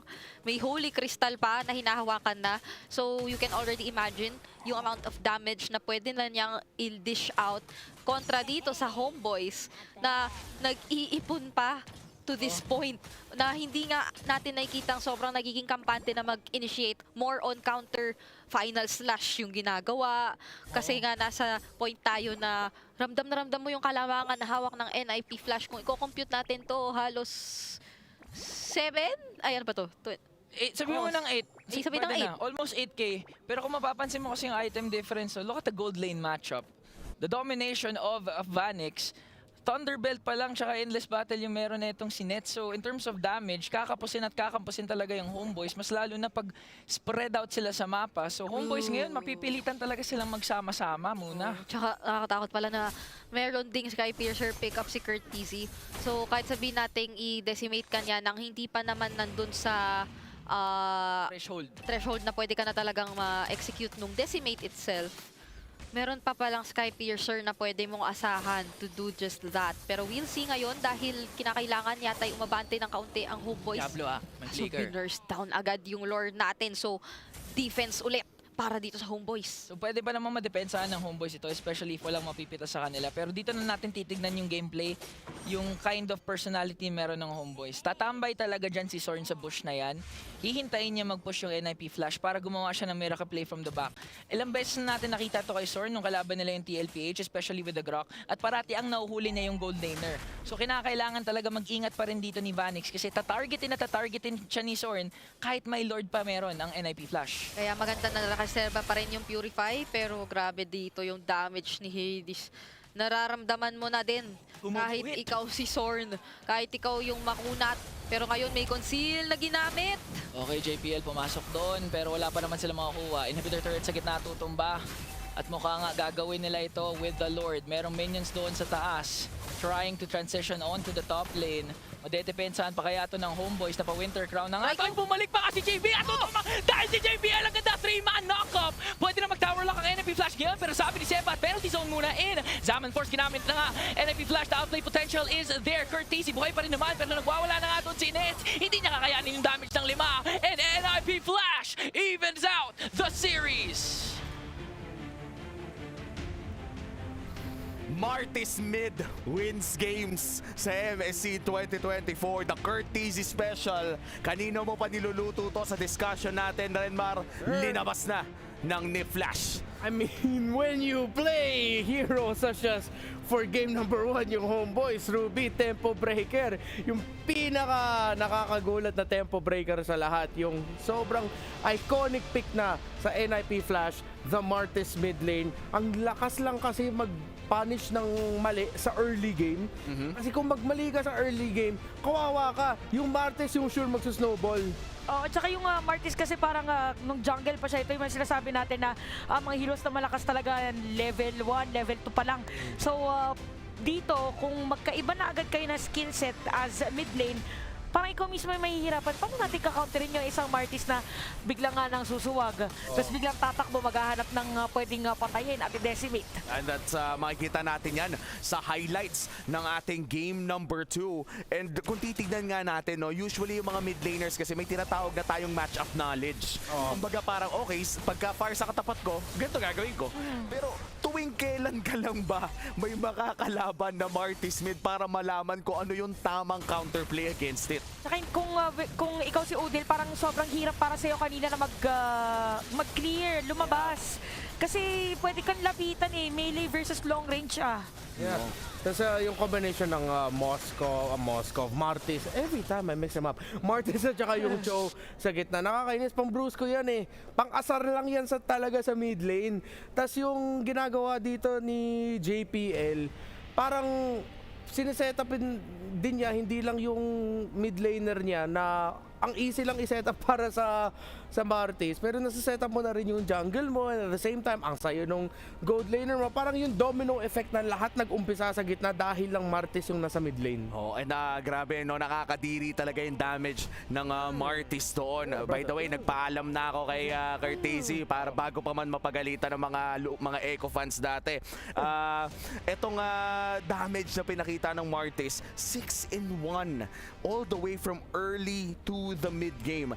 Parang yung snowball factor ng isang Martis this game ay parang na-emphasize pa mas lalo considering na wala siyang retry. Ibang usapan din pala yung Martis na may ibang battle spell. Oo, kasi pag ikaw yung may retry, gusto mo play safe ka. Kung wala kang retry, sige, kung mahuli ako, basta maghahanap ako ng kill. And sobrang aggressive niyan dahil may kasabayan siya na ating MVP of game number 2. It's JPL on the show. May mga kakaiba siyang play kanina na hindi natin in-expect na kayang-kaya pala niyang gawin. Pinakatumatak sa akin yung naabangan niya yung Hayabusa, ginamit niya pa yung Cyclone Eye kasi nagamit niya na yung lahat ng skills niya hanggang Shunpo. Tapos diretso pa din na pagkalabas ng Hayabusa Sipa. So instincts ang pinapakita dito at saka yung sabihin na natin pagpapredict for JPL na ito yata yung gagawin ng side ng kanilang kalaban. So why not mauna na tayo dun sa pwesto na yon para pagdating doon, prepared na tayo sa mga pwede nilang gawin. Kung tinitignan natin ang post-game stats ngayon, hindi talaga na nagpatalo ang Singaporean All-Stars. Parang nag-share lang sila sa deaths, tig-pipiso at yung isa wala pa nga. Yeah, and buti nakita natin naman ngayon yung show ni JPL. Kasi dalawang approaches yan and it goes to show how different these two teams are. Homeboys are flashy. NIP Flash, may flash sila sa pangalan. Yes, flashy yung Martis mid, but may parang method sa madness nila. Methodical yung approach nila sa laban. At kita mo yun sa difference in show. Si JPL, di masyado nagtitipi. Trabaho lang ginagawa ni Emperor Akihiro. Wow, yung bang ano niya? Hopefully I got his name right. Naalala ko talaga Akihiro pangalan niya. Tapos naisip ko, ang angas na itawag natin siya Emperor Akihiro. Ang angas ng dating mala parang K-drama na kalaban. J-drama bro, J-drama, Japanese. Sorry. Well, kakandra sana dapat ako naman pang end credits ng Tama. Oo, Japanese naman yun, di ba? Itadakimasu. Tama naman. Matashiwa tamago. Your name is Egg? Your name is Egg? Oy, shoutout kay Jessica Soho. Sana nanonood ka ng MSC 2024 ngayon. Tingnan natin ang individual stats. Of course, si Vanix, the hope of Singaporean MLBB. ang ating mapapansin dito. Ang taas ng GPM at damage dealt to heroes. Oh, ano to, dito natin makikita yung effectivity ni Vanix kasi hindi siya ganun kahabang game, pero yung damage dealt, so yung conversion nung na-farm niya, yun yung problema minsan sa mga gold kapag dumating na sa point na, sige, nabigyan ka ng space at lahat, pero pagdating na dun sa team fight na wala ka naman nadideal na damage, so sa kanya, nagawa niya yung kanyang role. Yeah, the man just did his job. Again, na-set up yung Harith dito. When you have your rogue, your mid, and even your jungle, na lahat sila malupitan mag-crowd control, di masaya yung isang Harith. That's true. At yung Harith, no, ilang beses na nga nating nakita. Pero ngayon, ilang beses na natin napansin at nakita na rin si Hans. Kaya bibisitahin na natin siya. Ano bang chismis ngayon sa MSC 2024?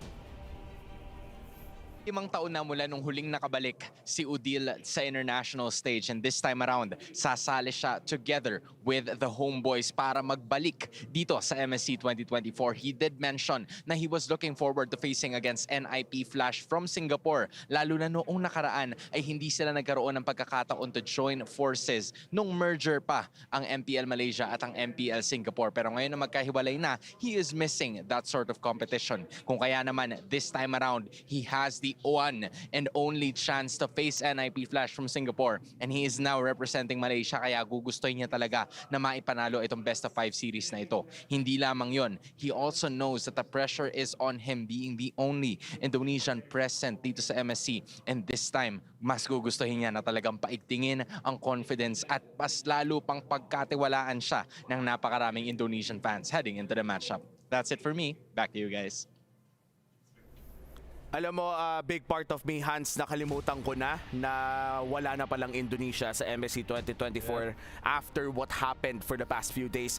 Grabe, no, umabot na dito sa punto na isa na lamang ang natitirang Indonesian sa entirety of MSC. Yeah, the last Kage at siya pa nga yung pinaka-maanghang na Kage. They call him the spicy Kage in the Spicy Boys sa Homeboys. So, may it's kind of poetic kasi yung Indonesian fans, naging Malaysian fans na rin eh. Oo, ikaw ba naman? So, supportan pa rin nila ang kanilang natitirang representative. 1-1 na po ang ating score for the last series of knockout stage day 2. Huwag yung aalis, mabilis lang ang ating break.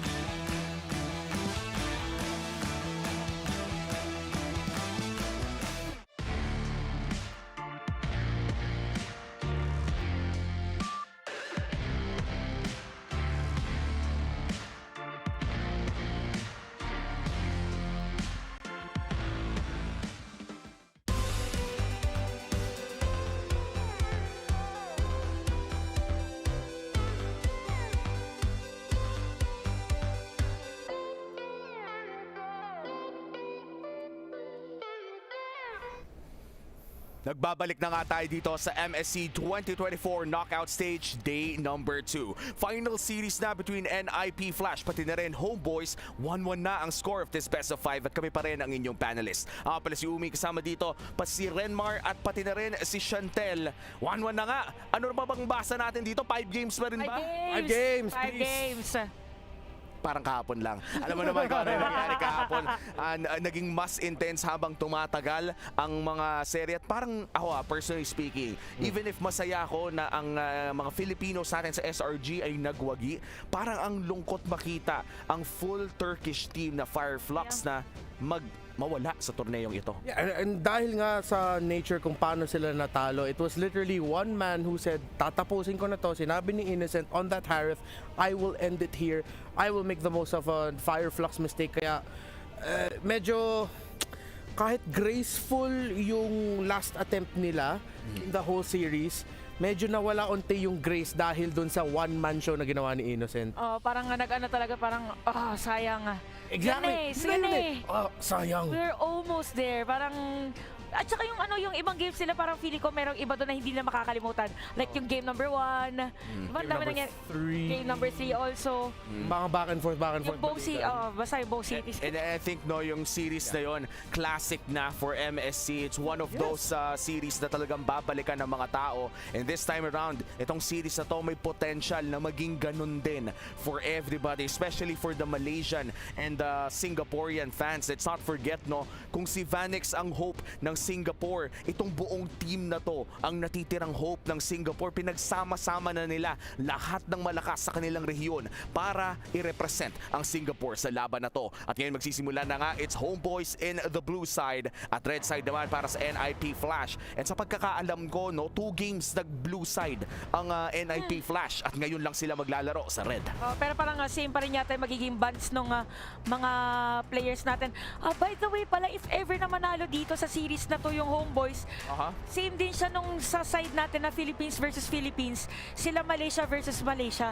Ay, nako, malungkot Kaya pala, ang gets ko na ngayon ang sinabi sa akin ni Lafel. Para sa mga hindi nakakaalam, si Lafel ay isa pong caster din sa Malaysia. Ang sinabi, ba naman niya sa akin ay depende sa kung anong mangyayari ngayong araw. Siyempre, in English siya sinabi, Depende daw kung anong mangyayari sa araw na to ay baka maging hindi daw siya masaya bukas. Kami rin, Lafel, kami rin. Wala dumating tayo sa gantong punto.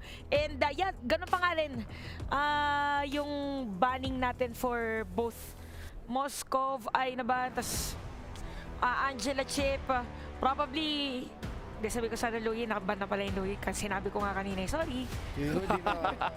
Wala nang Harith. Tanggalin niyo na yung Harith. Oo, tama na. Tama na ang Harith, guys.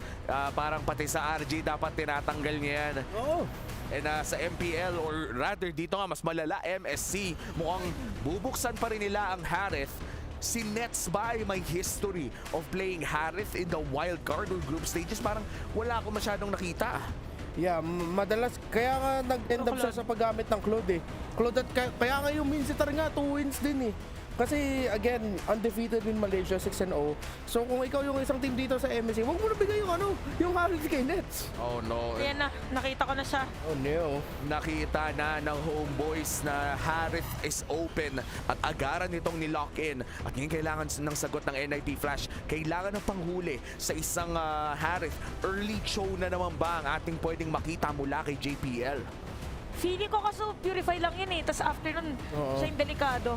Kasi yung shield, not unless mag-hard tank sila, pero Ruby, okay. Ayan na, nilabas na ang Ruro tandem, ang Ruby Roger na nilabas ng maaga. Ang Ruro Madrid na tandem. Good pickup. Of course, the Ruby. Alam mo, sa series na to, fan ako sa early Ruby pickup Bakit? Ang perfect hero talaga sa panggulo lang ng tempo ng kalaban mo. Kasi pareha silang dalawa, bugbugan kung bugbugan Yeah, and yung ganitong klaseng, I would say, playstyle, madalas natin nakikita talaga from both Singapore and Malaysia. Like specifically around there. Indonesia used to be the same, but then again, parang nagkaroon ng system sa madness ng Indonesia dati sa team fighting nila. Nagkaroon ng mga obvious na rason kung bakit nga ba nila ginagawa yung mga ginagawa nila. And this time, Joe ay mapupunta sa kamay ni Sorn. And mukhang masaya si Sorn sa nakuha niya. Ito na yung classic TP Sorn na hero eh. Iba yung controls niya ng Cho kasama yung TP. Naka-macro. Naka-macro key. Naka-macro key yan eh. Kamay. Pag pinindot mo, automatic kasama yung TP. Okay, Hayabusa. Okay. Para dito sa side ng NIP Flash. Wow. Do you guys think makakita na naman ba tayo ng Martis in this game? Dahil nga wala pang mid laner ang side ng NIP Flash. Pwede pang tanggalin ng Homeboys. Kung after that game, if I were Homeboys, tatanggalin ko na yung Martis mid para lang sure. Oo. Just for safety. Pero kung mag-Martis mid, may ano pa eh. Kailangan pa ng magic ng NIP Flash. Sobrahan sa physical. Sobrahan sa physical. Kahit na execution type ability yun, ay baka mag-Martis pa ka tinanggal yung Paramis eh. Oh no! May chance mag-Martis, tapos mag-ano na lang sila. Mag-carry o mag-Nathan yung gold lane. Ay nga pala, kasi Roger, kulang na talaga ng magic. Hindi pwede Martis mid, boss. Hindi pwede Martis mid. Maliban na lang kung itatapon na nila lahat ng basic fundamental logic ng pagbuo ng mga composition. And para lang din sa mga nanonood na medyo baguhan na sa larangan ng MLBB, importante kasi na may maganda kang halo ng magical and physical damage sa mga composition mo para hindi naman isang Athena's shield lang. Lahat kayo, wala nang bawas. And again, the key thing is, kung isa lang yung magic damage dealer nyo, dapat may true damage, either carry or alpha. Kung isang burst yung gitna, yung mid laner nyo, burst magic damage, dapat meron kayong sustained magic damage katulad ng Edith. And teka lang, with the Faramis and the Vexana ban, I don't want to say this, pero may nararamdaman ako. Viable ba yung glue mid? May naggumagawa ba nun? Sa tingin nyo ba, medyo may ano na ba? May next level meta na ba? Fast clear. Dapat fast clear din yung room. Ay, hindi, wala. Medyo mabagal ang ano eh. Gloomy pagka nag-gloomy siya. Magaling. Ayan, medyo nagulat din kasi ako. Usually kasi, di ba, with the Vexana and Faramis bans, parang recta glue na yung ganyang, ganyang banning eh. Okay, so nag-fire sa sila. Parang safer route muna. Ayaw na muna siguro mag-experiment. Kabila, last 2 picks, ano kaya ang kanilang kukunin? Parang si Farsa pag nakatayo yung yung design ng trophy. Sorry, nakita ko lang kasi magkadikit sila kanina. Anyway. Oo. Parang nga pareha sila kasi ng itsura, no? Yung pakpak, tas yung pakpak. Oo nga, no? Bukas ba dito, Teresla? I think NIP Flash, they would rather lagay na lang yung Ruby sa room, tas XP laner na lang, Teresla. Oo. Kailangan nyo ng pang-hold eh. Okay. Barats! Barats and the Savior, and this will be an XP lane Barats. X-Borgin nyo na. Okay na lang ako sa X-Borg, pero problema lang dyan, wala talaga silang taga-front eh, kaya Teresla na lang may iwan. Unless... Kasi ba dito si Yura? Walang taga-basic attack eh. Lahat burst sila eh. That's true. Sustained damage ng konti doon sa Harith, pero technical speaking, burst damage pa rin yan ng early to the mid game. Ano kaya ang kanilang magiging choice of a frontliner here? Meron na silang Ruby, pero alam naman natin hindi sapat ang Ruby para tumangkin ang lahat ng damage. Edith, bukas pa. Edith. Naiwan pa pala si Edith. Kasi CC. XP Ruby. Ruby. And that confirms it. XP lane Ruby ang ating makikita dahil Tigreal Rome ang kanilang ilalock in. 1-1 na ang ating score. Kung sino mang makakakuha ng panalo in this Game 3 will put this series to match point. Huwag na natin patagalin pa. Pumunta na tayo sa ating casters. Casters, kayo na. Hanggang kadulu-duluhan ng draft ay hindi tayo sigurado kung saan mapupunta yung mga napili na nilang heroes. Pero ngayon, alam na natin at ang hindi na lang natin sigurado ay kung ano ang mga pwedeng mangyari na naman dito sa game number 3. Walang assurance kung ano man ang magiging resulta. Dahil nakita naman natin sa dalawang performance sa the past 2 games, na any of the two teams could actually advance and eventually face off against the undefeated SRG. Oh, ito ay magiging isang kaabang-abang na laban na kung saan mamataan natin sino nga ba ang talagang aangat pagdating doon sa gulang factor na pwedeng dalin dito sa laban. Dahil for the past 2 games, malaki yung nagiging influensya nung mga aura na ginagawa, especially nung dalawang roamers natin in particular na naging isa rin sa mga main discussions or points of discussion doon sa ating kaninang panel. So ngayon, ang isa siguro sa hindi na natin masyadong napapansin kasi nagiging common na siya. Napakadalas na talaga ng mga assassin dito sa matchup na to, pero wait, kamuntikan yon. Muntikan na. Ito, very, very common or consistent sa dalawang teams na to for the past 3 games. Parating may bardagulan kagad sa mid. Parating matik may isang uuwi kagad. Usually kung sinong lugi sa lineup, sila talaga kagad yung uuwi. And at the same time, agree ako sa sinabi mo this game, this 2 teams, all about aura. Murahan talaga, pero parang nagka-cancel out lang kasi parehong malakas yung aura ng dalawang teams na to Oo nga, yung tantsahan talaga dito ng kung kailan sila aamba at gaganyan. Katulad na lang ng naipapakita sa atin dyan. Unang minuto pa lang. Kaso ayun lang, tatlo-tatlo agad ang Romespo. Grabe! Soar na naman, ang ganda ng knock-up. Tapos nakawigi shadow kill pa rin si Hades doon. Kapalit naman ng kanyang buhay. 1-for-1 trade, dalawang junglers natin ang una makakuha ng kill. Kakasabi nga lang natin. Unang minuto, pagkikita agad at talagang nagkapalitan na ang ating dalawang koponan.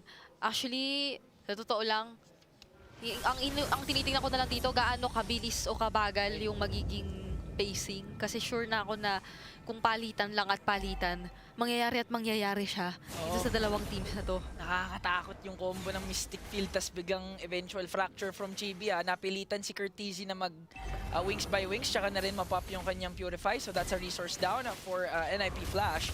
And Sorn, zoning out 3 members. Tumama na nga doon yung Dawning Light, pero parang siya ata ang unang tuwa with a wiggy shadow kill. At nakapaglapag pa nga ng Feathered Airstrike at si Curtizy.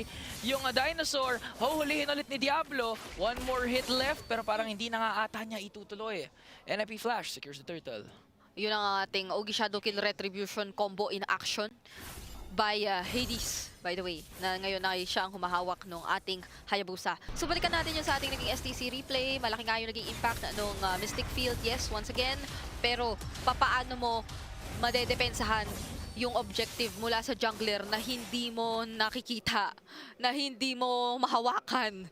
At yun yung naging ganap kanina doon sa objective take between Homeboys and NIP Flash. Pero at least dito naman sa ating bot lane ay parang tahimik lang naman yung nangyayari sa dalawang gold laners natin. Naka-pick up na nga ng Sky Piercer si Roger kanina si Vanix kanina nakita natin nag-flash siya dito. Whereas si Nets, of course, syempre magiging maingat muna yan. Si Nets kasi talagang naghihintay muna yan ng mga magiging kasama ng mga mag-engage for him. Pero speaking of engage, okay, kain, hintay ng Dawning Light, palo, Sepat. Ginamit na nga yung Don't Run Wolf King, pati I'm Offended. Makakatakas nga ba? Pero sabi ni Chibi, dyan ka lang. He secures a kill plus the pickup sa Hunter Strike. Napakahirap sayawan ng isang Nolan na walang kailangang ibang alalahanin. Sa'yo at sa'yo niya pwedeng ibuhos yung kanyang mga skills, yung mga fractures niya dyan. So walang tipid-tipid na magaganap. At ngayon naman, sabi ng NIP Flash, kailangan yata makahanap tayo ng bawi, pero maganda na-anticipate na rin ni Sorn kahit papaano yung mga binabalak nilang gawin. Pero ito nga, Makita at i-go ba? Okay, hindi tumama yung Mystic Field, so wala yung setup from Homeboys doon. Pero si Chibi, again, tahimik lang. Ayan na! Hinapos si Curtizy, pero makakatakas na. Ay! Yung emblem ni Chibi, sulit na sulit! Ito yung naging effective so far na lethal ignition dun si Curtizy kahit na nakapag-purify na rin siya and everything. Whereas yung Warcry though from Hades ay isa rin sa mga tinitingnan natin kasi nakakadagdag yun sa threat na meron ng Hayabusa jungler ng NIP Flash. Pero this is a turtle na mapapasakamay naman ng Homeboys this time. So, kung titignan mo, objective secured, gold na meron, pantay na naman. Pero ito yata magkakaroon ng hindi nga yun lamang pagkakapantay ulit in terms of kill score. Pinantay lang ulit. Sabi kasi pero tignan natin dito yung instant replay Fracture tumama na nga pero the lethal ignition. Parang kinanta mo. Oo. Ha? Anong kinanta ko? Lethal ignition. Nadistract ako doon. Pero looking at the items, I mean, dalawang naka-Sky Piercer for the side of Homeboys. That's Vanix, pati na rin Hades. So expect mo na gusto nila maging aggressive, pero mas agresibo nga dito ang Homeboys against Zorn. At the Dawning Light with the final blow onto JPL plus another one onto Curtizy. Grabe yung crowd control at nag-flicker in pa nga dito si Sepat para sana huliin si Hades. Pero okay lang sabi ng Homeboys, dalawa naman nakuha namin. Yun yung nagtanggal nung balance dito. Oh. Or yung pagkakapantay-pantay na nakikita natin for the longest time dito sa ating... imba na imba. Imbalance. Oo, yun na yun eh. Imbalance na siya right now. And probably dito ko din makikita yung... isa na naman itong instance na matapang talaga si Curtizy, magpa-farsa to kahit ano pa yung circumstances, pero doon yung paano mo yun papanindigan kung ang kalaban mo ay tipong Homeboys na talagang nag-all in kapag ka nakita ka nila na hindi magdadalawang isip, na talagang i-commit at ibuos lahat, ma-make sure lang na magkakaroon or nailaban nila yung mga teamfights at magkaka-advantage pa nga. So this time naman ay talagang sino naman nang mag-engage prior to the turtle na mga paglalabanan na pareho nating kupunan dahil nandito sila. Pero tingnan mo kasi yung pagharang ni Zorn. Chow yan na medyo binawasan yung durability niya in a sense, pero sa kamay ni Zorn, wala siyang pake. Hero na hero niya to, confident na confident, TPs are out. And I do agree sa sinabi mo about Curtizy na parang sobrang laking risk to pick a farsa up against a lineup that like Homeboys kasi sobrang dali mong pasukin, sobrang dali mong burst down. Katulad ng pag-burst down nila dito sa Turtle, and hindi na nga magko-contest ang NIP Flash. Kasi usually, iisipin mo na ang farsa parang immediate pick up siya sa mga marksman, yung mga Moskov, Nathan. Pero to think na against the Harit na napakalikot pero mamaya na yan. Daming stun talaga. Hindi na nga nakasan ni JPL yung kanyang implosion pero makakuha naman ng kill onto Sword. Hades pumasok na nga doon. Shadow out. That's a kill. JPL kapalit naman ng Sword. Roamer for a Roamer na Homeboys transitioning dito sa middle lane. Parang mabubutas na nga ata yung middle lane turret ng NIP Flash. At ang sakit ng damage na dito ni Udil Parang timing lang si Udil kanina pero unti-unti na niya naiipon yung isa sa mga magiging sources of damage talaga rito ng Homeboys apart from Nets, apart from Chibi na kung iisipin mo kasi, parang yung mas aabangan natin, of course, yung root na magagaling. Pero mamaya na yan na naman. May kamuntikang laban with the Dragon. Sipa na naman. Tapos dinala pa nga sa Mystic Field itong si Diablo. Kaya naman parang tutumba na siya. Napa-flicker out. Hahabulin pa kaya dito ng Homeboys. Ayan na, nag-flicker rin na. Sabi ni Sword, palakasan tayo ng Aura. Mas malakas Aura ko. At tumama pa nga yung Dawning Light doon. Sepat once again, flicker in. Gonna bring down Curtizy. And the clash is still not done. Pero si Vanix pumasok na nga din dito. Medyo nasal ng Mystic Field. Tumama din naman yung implosion. At naipit ng 4 na membro ng Homeboys pero makakatakas pa rin naman. At Dawning Light from the last Kage as they secure 4 kills. Nabuhay pa rin si Sepat kahit na napakarami, halos 4 yung nandun sa kanya. Shadow kill ginamit pero grabe umabot. Grabe, parang lumipad nga doon si Sword tapos nakatakas pa rin kahit binabagsakan na nga siya ng feathered airstrike doon. Ibang kumpiyansa, ibang confidence ang ating nararamdaman from Homeboys na tatandaan natin. Galing pa silang wildcard brigada. Nasaan yung hinihintay pang late game dahil may savior? Parang hindi naman ganun yung nakikita natin. Nasaan yung medyo mag-iingat-ingat tayo? Dahil parang mas magiging specialty natin na maghintay na lang ng mga magiging bawi dito sa engages na meron ng side ng NIP Flash. Parang hindi naman natin yung nakikita. Maski until this point na talagang akala natin mabibigyan at mababawian na si Sepat. Hindi siya tumambatas, may pahabol pang Dawning Light pero ito na naman. Live na ata to, live na nga to. Si Sword nasipa na naman doon si Hades. Pero makaka-shutdown sila kung to Chibi pati Sepat. NIP Flash bumabawi ngayon. Pero sabi naman ng Homeboys, kailangan din namin mag-counter-engage dahil nakakill na naman dito si Net na. Ipit na nga doon si Hades. 3-4-3. Udil Nets na lamang ang natitira laban kay Curtizy and JPL. Kamuti ka na yun si Curtizy Nakakagulat kasi after ng instant replay, may nangyayari na pala Laban na agad So ito, balik tayo sa replay ulit. So yun, nandito na tayo. Siyempre nagkaroon ng unting ambahan kasi magkakaroon ng Lord Objective. Pero napakakitid nung nakita nating labanan at naging masayang-masaya si Udil sa mga pangyayaring ito. Kasi kung titignan mo ay sakop na sakop yung Mystic Field. Oo, yun sa daanan. Yun nga yung sasabihin ko, sabi kanina nila Renmar na yung Ruby, parang sira ng momentum yung Don't Run Wolf King, yung second skill. Mas lalong nakakasira actually yung Mystic Field.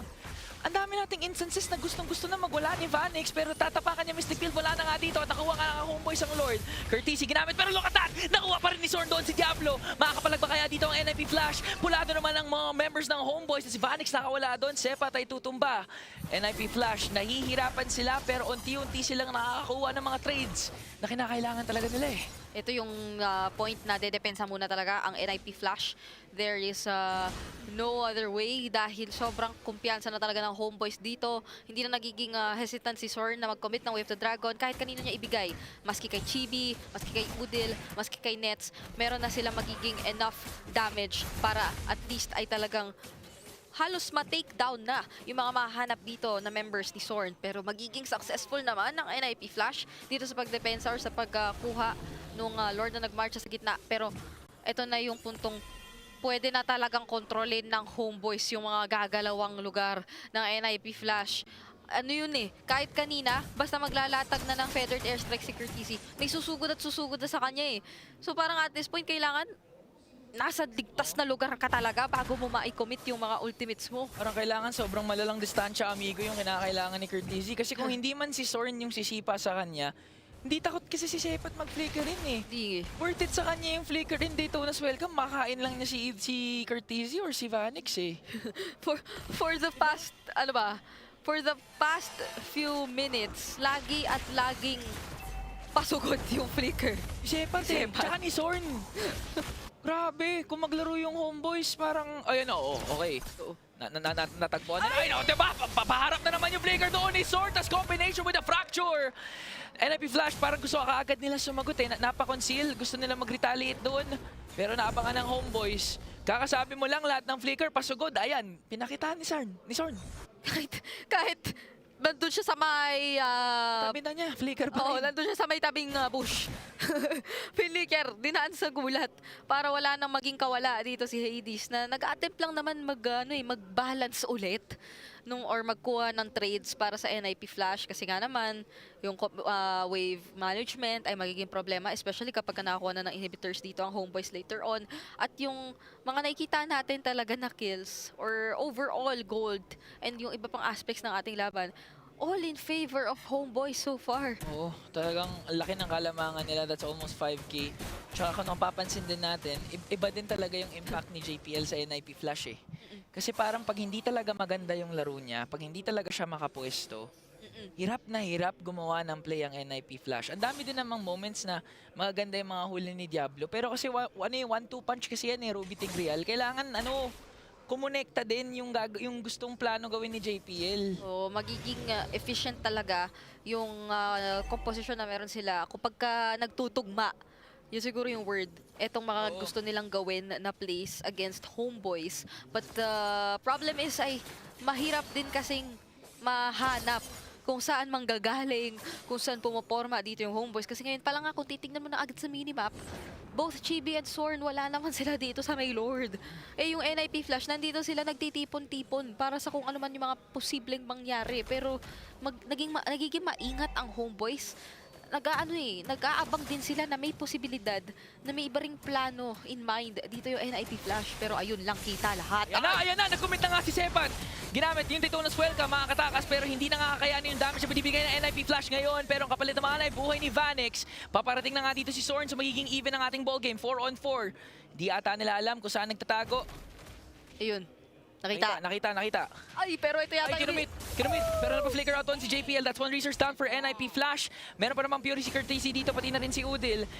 Kino-continue pa rin ng homeboys ang Lord na ito at nahanap ni Sword kung saan nagtatago si Hades. Biggie Shadow kill doon. Diablo, hinuli. Yung kaura niya doon. Dawning Light tumama pero nakapag-ano pa rin doon si Sword. Nakasipa. JPL, hindi na nga nakakayanin. Yung damage na binibigay ng homeboys. Mega kill coming in from Nets. Biggie Shadow kill just to bring down Sword. And that's one member down. Kapalit naman ng dalawang nawala sa NIP Flash. At wala ng Ogi Shadow kill para kay Hades. So this will be a free Lord para sa homeboys. Kapalit ni Sorn ay dalawa ang natanggal doon na members ng NIP Flash. Parang at most yung nakita natin na implosion play from JPL was just to protect yung teammates niya. Hindi na siya yung tipong para maghanap ng mga setups, para magbigay sa kanila ng mga tatargetin and eventually mga i-commit. Talagang napipilitan na kayo ng NIP Flash na laruin na lang defensively kung ano man yung mga meron pa sila na kits. Pero right now ay titignan natin paano din nila i-manage this time kasi ang Lord ay nagmamarcha na dito sa bandang gitna. Mapapansin natin ang gagaling talaga yung setup coming in from Diablo. Tapos tama ka, no, defensive yung nagiging paggamit sa implosion. Pero ngayon, kinakailangan talaga ni JPL makasetup ng tama, right targets. But the problem is, Udel and Nets, they still have their purifies. Kayang-kaya pa rin nila mag-overextend dito as the Lord got bursted down. Yung top lane turret naman ang next target. Sword pumasok na nga at ang kanyang nahuli pa doon ay si JPL. Pumasok naman sila doon. Nakakabawi ngayon ng NIP Flash. Sepat, Chibi, Sorn is down but their base has no more inhibitor turrets left. Buhay pa rin ang NIP Flash. At para dun sa labang yon ang nagmatter, hindi yung I am offended. It's the don't run Wolf King para kay Diablo. Doon napigilan, naawat yung magiging follow-up para talagang nakapag-focus ang NIP Flash na pag-punch kay Sorn and everything went downhill for homeboys magmula dun sa moment na yun. Pero mahanap yata nila si Nets mag-isa dito sa taas. Buong barkada, hinahabol nga doon si Nets. Courtesy, ginamit na kayong feathered airstrike. At parang tutumba na natin siya sa kamay ng NIP Flash. Ito na yung sagot na hinihintay ng NIP. What a defense para dito sa NIP Flash. Naghintay lang talaga sila. Hindi sila nag-engage. So for homeboys, ang magiging tricky ngayon ay talagang saan mo pipiliing i-commit yung mga laban mo, yung mga hahanapin mo, especially if ikaw si Sorn. Kasi meron kang kailangang isipin, nandiyan na lagi available si Diablo para talagang maging tulong or alalay dito sa kanyang mga kasama and maging tagapagpigil ng kung sino man yung mag-engage. Honestly, kasi wala namang parang super magko-commit doon sa backlines apart from Chibi na talaga magbababad such as usual, let's say, for courtesy. Pero ito na naman, may hinahanap sila. Winter Crown, ginamit na doon. Touch yung Winter Crown, pero masyadong marami kasi doon yung NIP Flash. Look at that! Hades! First death ni Odil sa kamay ni Hades. At ngayon, NIP Flash naman. Ang parang may kalamangan dahil gusto pa nga nila pumasok dito. And in 20 seconds, pwedeng-pwede mapunta sa kanila yung Lord. Ngayon lang natin nakitang nagka-access ang NIP Flash kay Udil doon sa backlines ng homeboys. Kasi hindi naman talaga naka-formation doon yung homeboys nung nangyari yun. Binigla ng NIP Flash yung laban nung nangyari yung nakita natin na pick-offs prior to this Lord. Na by the way ay napaka-importante. Kasi talagang hindi makakaangat ng sobrang homeboys na nakuha pa si Chibi dun sa taas. Kung napansin mo lang, kakabili lang niya ng Blade of Ephesus bago niya patayin si Udil. Tapos ngayon, bago niya patayin si Chibi, sulit na sulit ang bawat item na meron ngayon. Etong si Hades. Hindi ka na yung Dawning Light, pero sabi ng NIP Flash, wala na kaming inhibitor. Nakita mo yun? Ano nangyari? Lumipad yung mga butterfly from afar nung wishing lantern. Oo. Nakakatuwa naman yung mga butterfly natin. Malayo yung kayang liparin. Ang galing kay Udil. So ibig sabihin, ganun nakataas yung damage ng Dawning Light. Kaya na ma-activate yung ng isang hit lang. All the way from the base. Umabot yung mga paru-paro sa kanilang face. Pwede. Okay na. Pwede. So ngayon, homeboys naman ang mapipilitang dumipensa. Although meron kasi lang kalamangan in terms of turrets, this Lord is very crucial dahil napakahirap na ito patumbahin. And with the power spike na meron ngayon ng NIP Flash, Hades naman. Nakakabigla ka naman! Nakakabigla ka naman, Hades! Pwede bang Chill ka lang. May sinasabi pa ako. Pwede bang hintayin natin yung Lord? Chill ka lang. Di tuloy natapos yung sinasabi na. Ayan na. Hindi, nakalimutan ko na Sige na, balik na tayo dito kasi yung Lord nagmamarcha na dito sa bandang itaas natin. At si Chibi ay manggagaling sa likod. Ano kaya ang pinaplano ngayong gawin ng Homeboys? Si Curtis yata yung target! Yata yung target dito at tutumba na nga itong si Kurt. So that was a successful plan for Homeboys, pero ang sagot ni Hades doon ay kukuha kami ng inhibitor turret sa baba, pati na rin sa taas. Ayun na naman. Even out na naman yung ball game natin, Brigida. Napakadikit talaga ng laro. Tapos tuwang-tuwa ako sa mga paru-parong nakikita ko. Oo, sa Wishing Lantern. No? Lumilipad talaga eh. Pero dahil doon sa ginawa ni Chibi, ay napigilan pa yung magiging dire-diretso sanang siege na gagawin ng NIP Flash. So, grabe ang close, Bre. Tuloy pa rin ang laban natin. Para dito sa game number 3, wala pa rin may klarong posibilidad na humawak nung ating match point.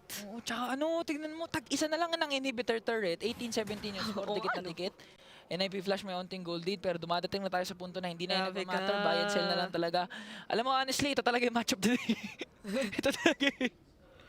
Ito talaga eh. Grabe yung... Ito na laro. Grabe yung damage dealt ni Udil. Sobrang taas na kung titingnan mo yung items niya ay sapat na yung paliwanag kung bakit. At ano pa siya rito, naka winter crown. So may chance na kahit mahanap siya rito na NIP Flash, kung hindi sila maging aware, ay magkaroon pa ng chance ang Homeboys na makapag-outplay or makabawi talaga kontra dito sa mga members ng NIP Flash. Pero tingnan muna natin yan dahil so far ay sobrang ingat ng dalawang nating koponan. Lalo pa at meron tayong makikitang Lord in just 20 seconds. Pero base sa pwestuhang ginagawa nila, mukhang ibang gustong maging daanan o entry point ng Homeboys para mamaya. Again, Homeboys known sila for being a risky team. Always wanting those 50-50 skirmishes na kahit sinong may kalamangan, malakas ang loob nila gumawa ng play. Pagtingin nila yun yung kailangan nilang gawin para manalo, gagawin nila yun. Kaya naman si Sorn umaamba na dito. Hahanap ng target. Maraming pwedeng potential target. Either Curtis, Vanix, or Hades. Oh, kinakabahan nga ako sa lugar ni Hades eh. Oo nga eh. Buti lang at si Sepat daw ang kanilang nalagay doon sa gilid. Kasi kung iba pang membro yon ay baka nahanap at nabigyan na siya ni Hades. Pero ito na, nandito na yung Lord. Yan si Curtis. Kailangan mag-ingat dahil nandiyan si Sorn Chibi. Hindi naman nadadaanan kung saan nagtatago yung dalawa. Pero baka si Vanix Baka si Vanix eh. Inimini mo eh. Nakatago naman si JPL though. So magiging risky rin na magpakita basta-basta. Pero si... Ay! Nagamit ang galing! At parang si Sorn, pinigilan yung implosion play doon. Pero nandiyan naman si Diablo with I'm offended play. Makapa-flicker out. Vanix, hinahabol na nga. Pero nakakalmot siya pala ay si Sepat. Makakataas naman si Sorn. Mystic Field na doon. JPL, nagpop yung kanya immortality. Nakakain pa nga si Sepat na dito. Welcome. Dalawa tutumba sa NIP Flash. And the risky play from Homeboys. The patience is worth it.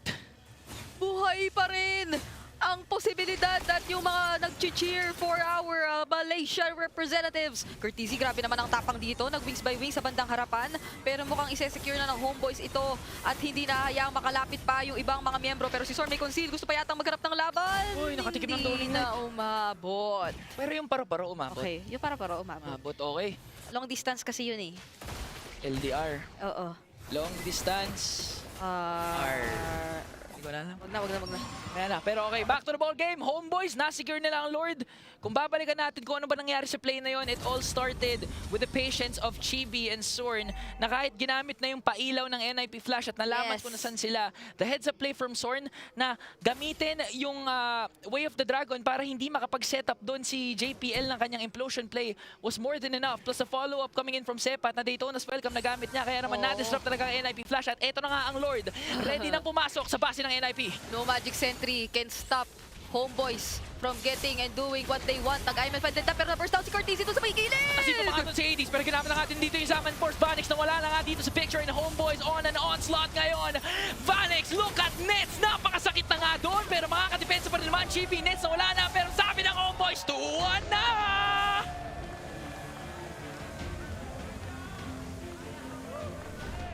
Match point for Malaysia. Homeboys all the way from wildcard patungo dito sa ating knockout stage ay patuloy pa rin pinapaniwala sa buong mundo na kaya nilang pumalag sa best of the best. Sobrang ganda nung kanilang naging shift of energy right after that game kanina na ipinanalo sa kanila ng NIP Flash. At ito yung Homeboys na nakita natin na nanggaling sa wildcards. Parang mas nalaro nila yung usual homeboy style. Yeah, typical homeboy storyline, dominate the early game, somehow, somewhere, magkamali sa mid game na almost nakambakan ng kalaban mo, pero at the end of the day, get the victory. Homeboys na homeboys, branded yung laban na to.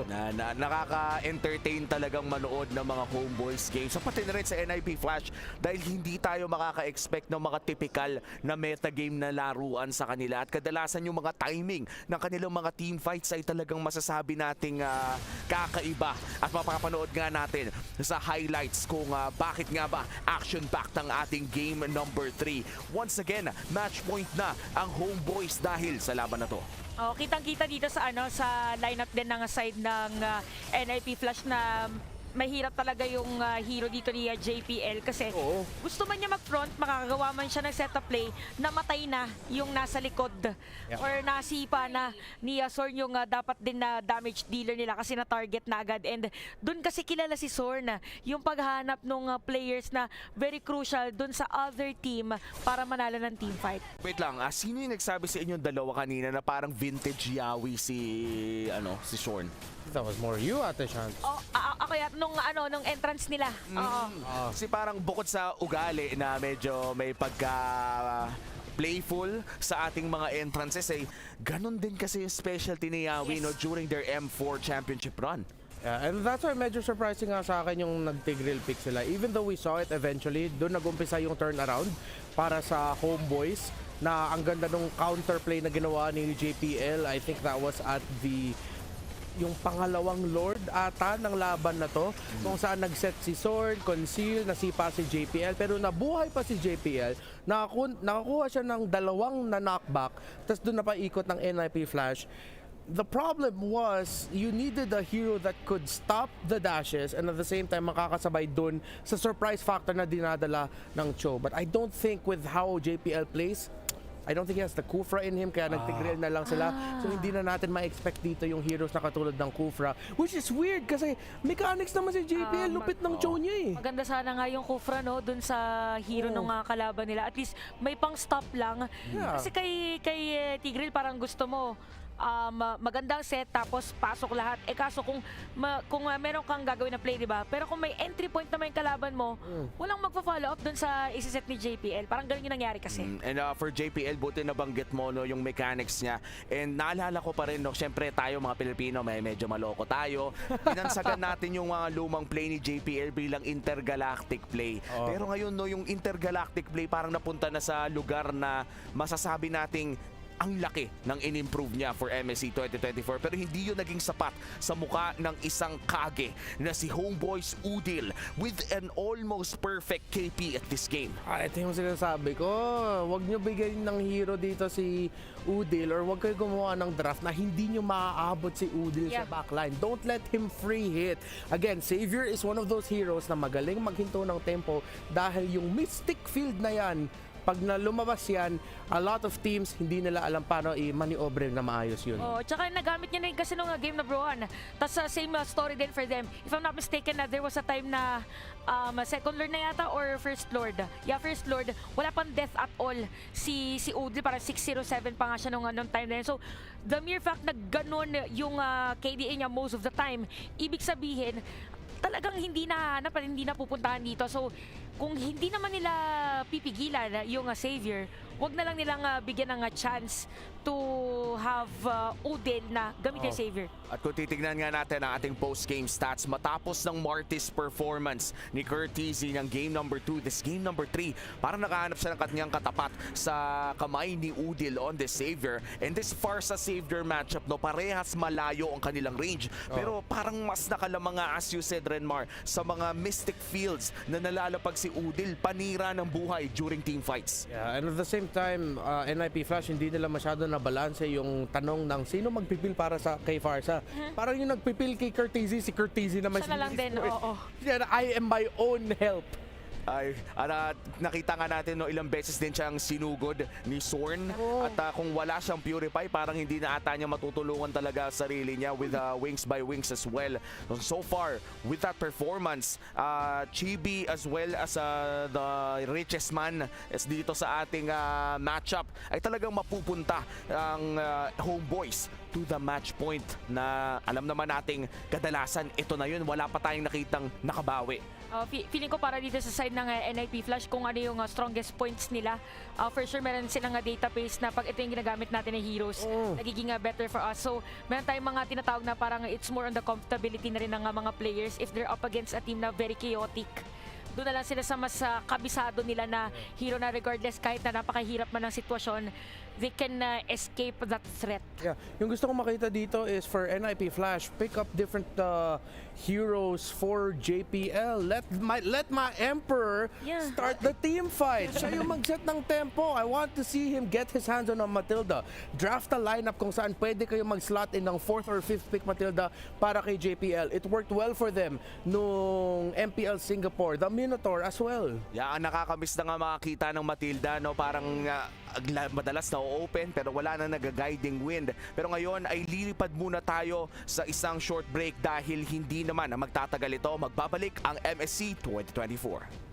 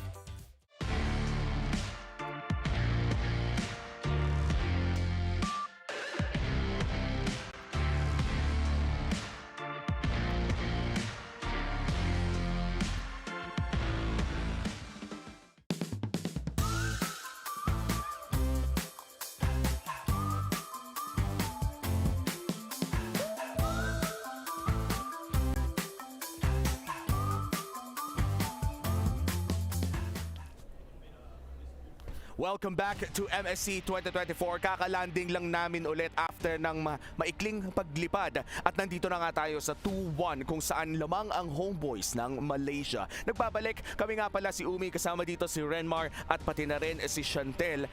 Men, kamusta yung short trip natin pabalik ng Manila, pabalik ng Riyadh ulit? Nakabalik ka ng Manila. Jet lag ako. Jet lag na. Ayan na nga, 2-1 ang ating score. It is Homeboys na nakalamang. We were talking off broadcast, no, Chantel, na parang nag-overthink ang side ng NIP Flash. Sorry, sumising ka kasi kanina noon, kaya hindi ka nasama sa usapan. Parang yung napag-usapan namin ni Umi is sa isang specific na team or worst case pagdating sa draft. May mga instances wherein parang may mga moments na pinipilit or mas ino-opt kung ano yung magandang hero for the other team's draft. When in fact, it's better na ibigay mo na lang yung comfort hero. Let them loose. Parang ibigay mo kung saan sila sa tingin mo mas magiging maganda yung laro nila, yung magiging confident sila. Not yung parang kunwari, ano bang maganda sa kunwari, hindi ako marunong mag-kaja, pero maganda yung kaja. Tapos mabibikin mo ako ng kaja, hindi nga ako marunong mag-kaja, parang ganon. Kumbaga parang napipilitan na mga ibang tao na mag-adjust sa meta, whereas comfort is also a factor sa loob ng ating mga hero choices. And bonus na lang siguro no kung meta pick ang comfort mo, at yun na siguro yung isa sa mga rason kung bakit ang dalas natin makakita ngayon ng show both on Sorn and JPL. Dahil ba sabihin natin na hindi na pinakamalakas na roamer si Cho ngayon, isa pa rin sa pinaka-effective in terms of picking off. Yeah, so for NIP Flash, yung nakuha ko rin dito, and I feel like we're all in agreement here na dapat talaga mag-iba yung drafting strategy nila. Don't think so much as to makuha ba ng homeboys yung comfort nila o hindi is number one, again, start with the fundamentals. Make sure na meron kayong pang-abot kay Udil in the backline. Something na pwede manggulo sa team fighting nila. Hindi lang sa, and then most importantly, make sure na meron kayong dalawang source ng magic damage, hindi lang isa. So for NIP Flash, I agree with you guys na kailangan din talaga nila habulin yung comforts, but then at the same time, don't forget about the fundamentals of the game. Yeah, and in terms of the comfort picks, no, sana bumalik sila sa ating mga regular na Marty Smith. Hindi naman mali yun kung nananalo, bakit hindi? And looking at the sides this time around, NIP Flash ay magbabalik sa blue side and Homeboys naman ay nasa red side. Looking at what happened in game number 3, Chantel, the Savior was a massive pick para sa Homeboys. Tatanggalin na kaya ito ng NIP Flash? Kung iisipin mo, parang, pero kung if up against Odil, ano siya ban-worthy.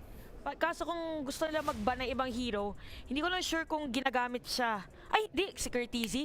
Ginagamit siya ni Curtizy, pero sa playstyle yata nila, parang hindi yata ganun yung gusto nilang mangyari or direction. Kasi Harith, medyo scaling Harith Savior pag pinagsabang parang too much on the damage na. Kumbaga kahit naka-Athena sa Trajan ka na, ay magtatanong ka pa rin, bakit ang sakit? Oo. Kaso ano siya, but yeah, Harith pa din nga. So, I won't expect na kukuhanin dito ng NIP Flash yung Savior, not unless iba na nga lang nila for Odil. Kaso, ang sagot ay first pick Cho ata, pero may nakikita ako, may nasisilip ako, ayoko tignan, pero may nakikita ako. Masaya ako. Masaya rin ako. Curtizy, sana sa'yo yan. Ano yan, sakto yan kay, oo nga no. Oo nga, ito, sure na ako dyan. Tapos ano, sakto grok for JPL. Parang may hawak siyang speaker. And for the side of Homeboys naman, ay may makukuha siya na Cho for Homeboys. Sorn taking his comfort pick in the, I think ito yung isa sa mga pinakamaaga na Cho pick na nakita natin so far. Oh, comfort is key. Para sa kanilang dalawa, hinabol na lang yung comfort. Pero para sa akin na mas okay na prioritize na lang yung grok. At least may pangabot na sila dito sa Savior. Tapos pwede pa nilang gawin, mag-use na lang din sila sa EXP lane. One for EXP lane for Diablo. O pre, bring out the classics, bro! Padang? Show me the padang! Show me the Khalid! Parang itong combo na agad ng Martis tsaka Grak, kaya na agad si Odil. Oo, kasi pareho sila may anti-crowd control na mechanic eh. Para kung ang Mystic Field ang problema, at least pwedeng lakaran through the Mortal Coil at pati na rin ang Wild Charger, even the Power of Nature, kung saan na habang nagpapalaki lamang ng totem ay madali lang makakalagpas doon sa Mystic Field. Banning phase pa rin ang ating tinitignan. Tinanggal na ng Homeboys ang Hayabusa. Mukhang iipitin ng Assassin Pool against NIP Flash. Ano pa ba yung mga Assassins na nakikita na? Will the Nolan be taken away as... Wow! Wow! No reaction. Ay! Walang reaction sa Homeboys. So feeling ko para sa kanila, okay. Okay, no problem. No problem. Nag-react ng mga casters para sa atin, kaya... Kaya na nila yan. Kaya na nila yan. At ngayon nakikita natin yung draft. This is what we want. Kanina pa natin hinihingi na maging kakaiba ang ating draft. And we're getting it. Ang aga ng show, Rekta Savior, Rekta Martis, may crack agad. And things are spicing up dahil nga match point na ang Homeboys. Ito yung lineup nila na sure silang mananalo na. Oo nga, no? Oo nga.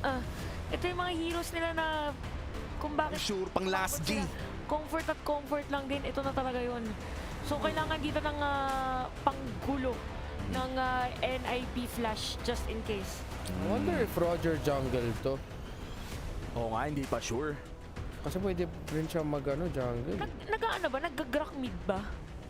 Matagal na ako hindi Tagal na hindi. nakakakita. O siguro magsiswitch pa sila kasi yung arrangement ngayon, Hades, Martis, tas Grock Curtis. Pero sobrang bilis kasi mag-clear ng level 1 wave yung Grock Martis. Grock na may concussive blast, isang power of nature, hindi na nga kailangan mag-mortal coil ng Martis doon para lang ma-clear. So it's gonna be very interesting on how they're gonna play this around in the early game because surely if Martis mid to na may kasamang Grock, NIP Flash will get mid prio. Comfort pa rin. Nakuha pa rin ni Sepat yung Ruby niya. Ano talaga, ito na yung mga parang signature heroes nila. So, Malala. Lord, magkokolot ba dito si Nets? Into what? Ay, oo. Yung next best pick niya eh. Ay, ang lip!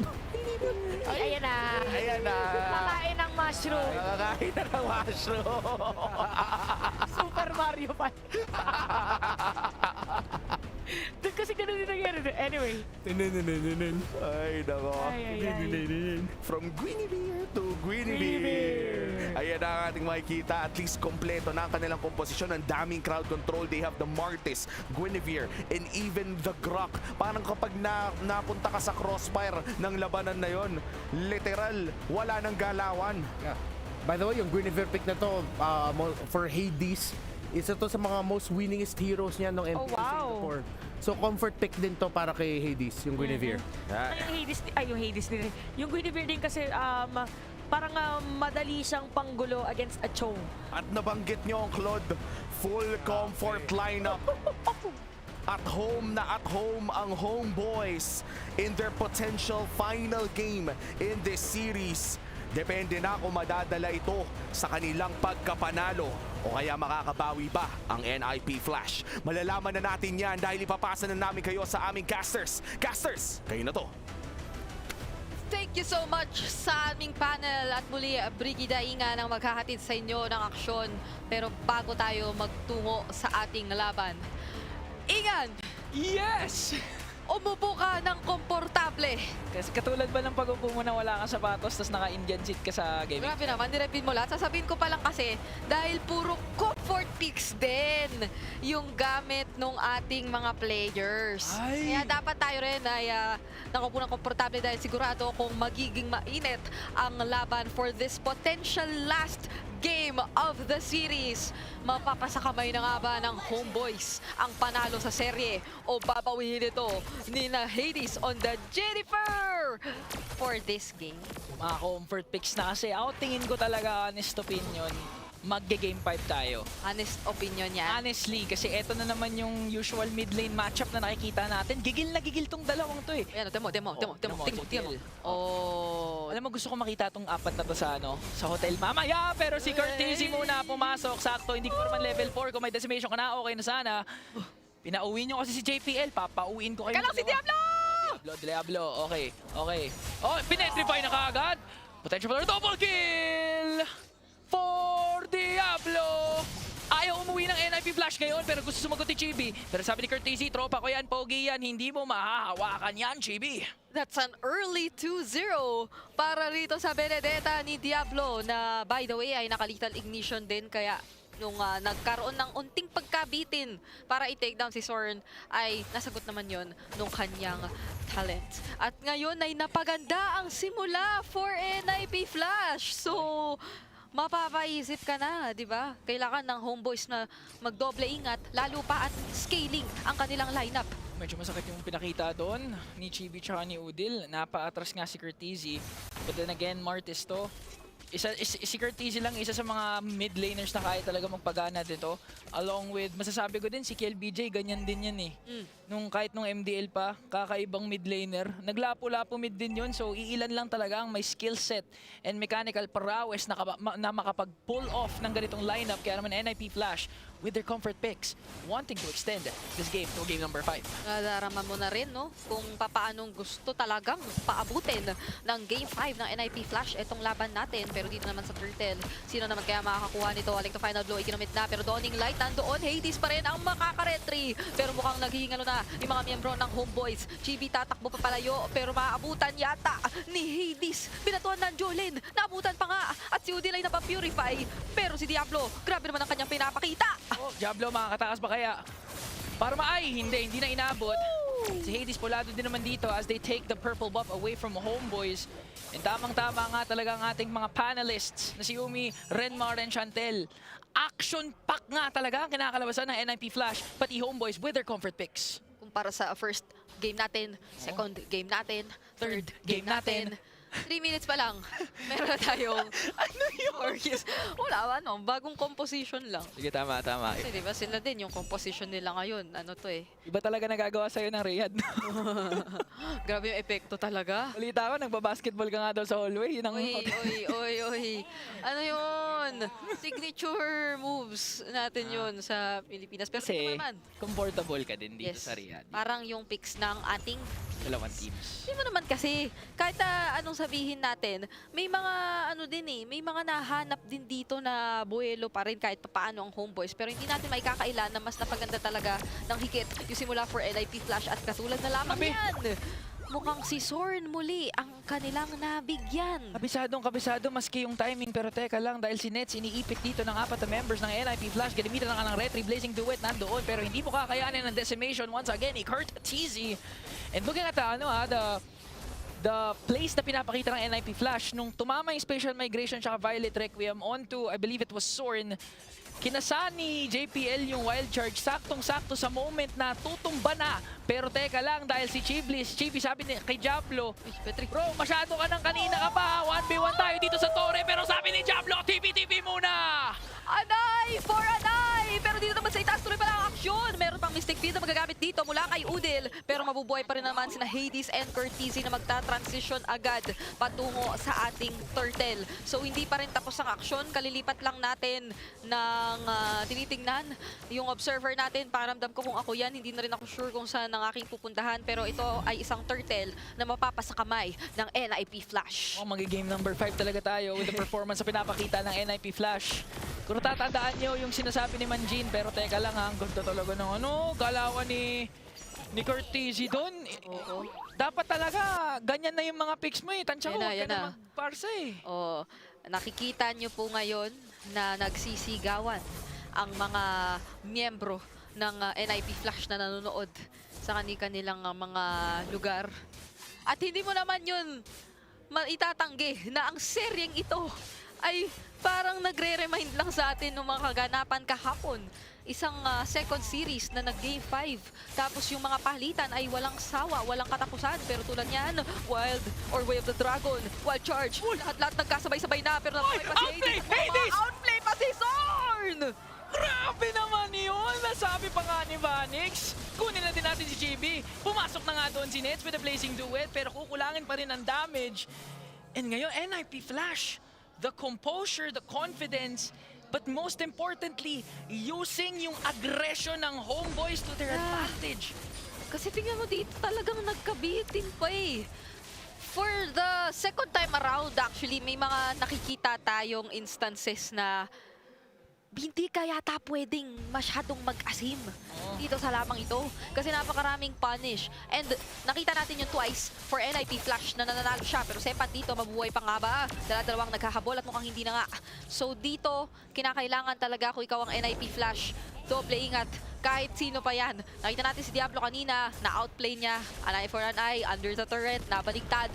This time naman, si Hades na out-sustain pa. Talagang nabitin dun si Zorn.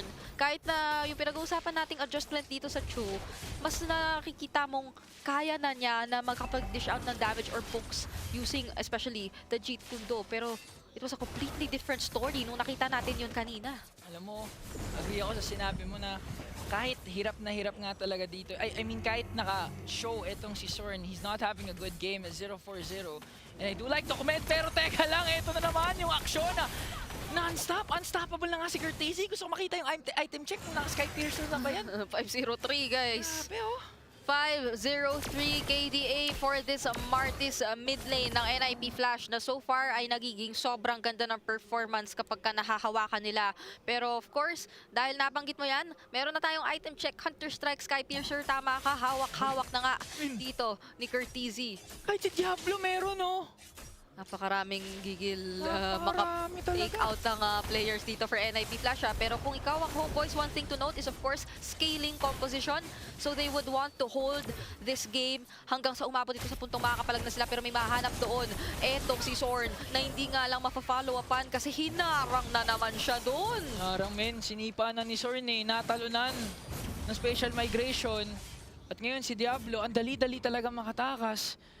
So far, maganda naman yung performance si Sepat with Ruby, with the Barats. But the problem is this game, wala talaga siyang mahuli. Hirap na hirap talaga magkaroon ng plays ang homeboys ngayon dahil ganyan oh, napaka-aggressive oh. May non-stop. Ginulat na lang si Udil na naglalakad lang, naghahanap-hanap lang ng impormasyon pero inalik to final blow sa mukha. At ngayon ay unti-unti nang nawawala ang mga outer turrets ng homeboys. So magiging tricky to kung paano sila mag-engage and maghanap ng pick-offs, lalo pa ngayon na very much behind ang kanilang mga players. Look at the level gap na nag-e-exist. Not just between yung junglers natin, but even doon sa iba pa nating mga players. Tingnan mo, lowest na lang dito, level 9 eh. Si JPL yung level 9, tapos yung ibang mga members ng homeboys, halos lahat level 9 pa lang. So doon mo palang makikita na yung disparity na meron dito sa pagitan ng dalawang teams natin. Opo, tingnan mo mismo si GB. Parang hindi na, wala na makakuha yung orange pop. Men, sabi ng NIP Flash, hindi na namin kayo papalaruin. Wala nang laro dito. Tingin nyo game number 4 to, hindi. Game number 5 na kaagad, tatapusin na namin kaagad to. O susulitin natin yung huling araw na mayroon tayong dalawang series for the knockout stage. Kasi from tomorrow onwards ay syempre ibibida na natin ang mga semifinals. So sila-sila lang, isa-isa lang, bawat araw. Pero si Zorn na naman yata ngayon ang mabibigyan. At na-decimate ni Curtese ng biglaan. Hirap na hirap talaga ngayon yung homeboys. Again, na-mention mo na their lineup scaling, especially with the Savior and the Claude. Pero paano mo papaabutin sa power spike mo kung si Hades ayaw din talaga tumigil sa kakatalon? Ayun na nga yung Electro Final Blow. Makakakuha sila ng Torre doon, pero again, merong Lord ang NIP Flash, although level 1 pa lang to with the lead advantage that they have. Yep. Plus the XP ano yun tawag doon, basta XP difference. Baka makabasag na sila ng inhibitor turret dito eh. Yeah, at least for homeboys, they have decent wave clear talaga. They have the Savior, tapos nandiyan naman yung Claude. Pero medyo delikado kung magtatry silang maghanap na naman ng engage. At kaya naman si Zorn, parang bumuelo lang. Sabi niya nga, oo, alanganin yata. So, magsasama muna tayo ng recalls pero not necessarily maghahanap ng engage kontra sa NIP Flash, lalo pa dito sa puntong ito. Pero mag-engage na yata si Diablo. Ayun na, pumasok na. Pero may counter-engage ngayon ng homeboys. Nangangalmot na nga din dito etong si Chibi. Pero sabi naman ni Vanex, dalawa tutumbahin niya para sa homeboys doon. Dawning Light tumama pero hindi pa nga talaga magiging enough yung damage. And ang madedepensahan naman nila yung mga inhibitor turrets. But again, kinakailangan talaga nila problemahin yung reality ngayon eh, na isang Lord na lang, baka pwede nang matapos tong game number 4. Yep. Hindi ito yung pinaka-masayang game na nakikita natin for Zorn. Currently, ay 7 beses na siyang nabibigyan at na-take down ng NIP Flash. Parang kada silip yata ni Zorn ay minimake sure ng NIP Flash na nabibigyan siya. So kitang-kita mo, even in terms of gold, nagre-reflect yun sa kung bakit nahihirapan na rin siya makipagsabayan. Kasi kinakapos na siya ngayon ng pansagot sa damage na binabato sa kanya ng NIP Flash. Athena's Shield pa lang ang kanyang nabubuo. Pero nasa punto na tayo na ang laking threat, maski netong ni na Diablo, maski nila Curtese. So papaano mo rin sasagutin yun ng naka-antik kiras or hindi ka pa nga naka-antik kiras, naka-dreadnought pa lang yata siya to this point. So medyo mahirap yung gustong gawin ngayon ng homeboys, especially ni Zorn, na parang umangat na umangat. Parang malaki ang magiging role dito talaga ni Sepat using the Ruby sa mga counter engages and plays na gagawin nila. As much as possible, try to extend the game na lang talaga. Kung merong mga overextension ng pwede gawin ng NIP Flash, Sepat really needs to step up with a Don't Run Wolf King plays. Pati na rin yung mga Mystic Field na pwede manggaling kay Udil. So, ngayon, homeboys back against the wall. Okay lang naman dahil sila naman yung match point ngayon. pwede pa sila mag-afford ng mistake. But then again, this is a game, best of 5 to. Usually, pag nakukuha mo yung game number 4, nasa iyo na talaga yung momentum. Oo, siya pag-usapan din yan ng ating panel kanina. Pero JPL, mahanap yata dito si JB! Talaga pinapalaro mga members ng Homeboys ngayon. Tapos look at that, Kurt Tizzy, habang ngayon si Sorn, hindi pa nga nakakasipa dahil wala na talagang magawa ang Homeboys ngayon eh. Kahit siguro makasetup si Sorn, kahit makasetup si Sepat at si Udil, kukulangin sila ng damage. At kahit nga setup ay nahihirapang hanapin eh. Para dito sa Homeboys. Kasi nagkakaroon na talaga ng napakagandang coverage ngayon ng NIP Flash sa kahit saan mang lugar o sa kahit saan mang lupa. Tatapak ngayon ang Homeboys, lalo pat pag mag-attempt na talaga sila lumabas dito sa base nila. So, ito na naman ay isang pagkakataon para sa NIP Flash na talagang magkaroon ng or tapusin na nga yung laban actually. Pero nakasalalay din yan sa depensa na ipapakita sa atin ngayon ng Homeboys at paano nila i-manage overall yung pressure na i-apply ng NIP Flash. Kasi mukhang magkakakitaan si Sorn na si Diablo dito sa baba. Parang ayaw na ata pauwi ni Diablo dahil Lord ng NIP Flash marching in the top lane. Matindi ang depensa ang kinakailangan dito from the wildcard team na Homeboys. Butas na ang kanilang base. Pumila na nga doon si Sepa. Tinamaan na nga ng Dawning Light. Pero umabot yung stun doon mula sa wild charge. Both roamers are down. At mukhang magiging matagumpay naman ang depensa ng Homeboys para doon sa Lord. Pero hindi pa tapos ang NIP Flash. Mukhang i-engage pa rin nila dito sa bandang gitna. Hades pumasok na nga din Double Inspection Migration. Pero si Sepa nakahuli na naman. Net sa kalayo din naman. Nakapag-free hit. Winter Crown para sa NIP Flash. Pero nagwawala na nga sila doon. GB na lamang ang natitira. Wala na siyang nakakalmot. Makaka-survive pa rin naman siya, pero yung Tori nila sa gitna, wala na. Merong minions ang NIP Flash. Malaysia, Indonesia combination, buhay pa rin and extends it to a game number 5.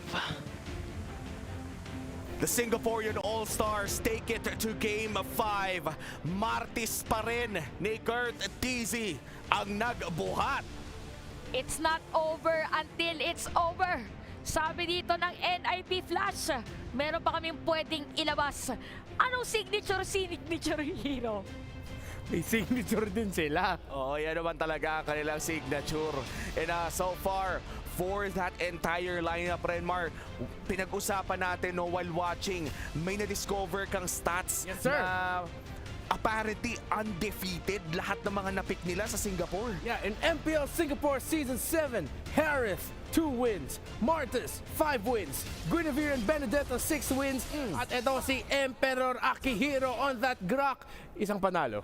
Still, 0 losses. Still 0 losses. Undefeated lineup ang ating natunghayan para sa kamay ng NIP Flash. At sa highlights mapapanood natin, I honestly think na early game pa lamang ay kontrolado na ito ng lineup ng NIP Flash. Ang ganda nun. Sorry habang talagang nakapitalize nga dito ng NIP Flash at nadikta pa.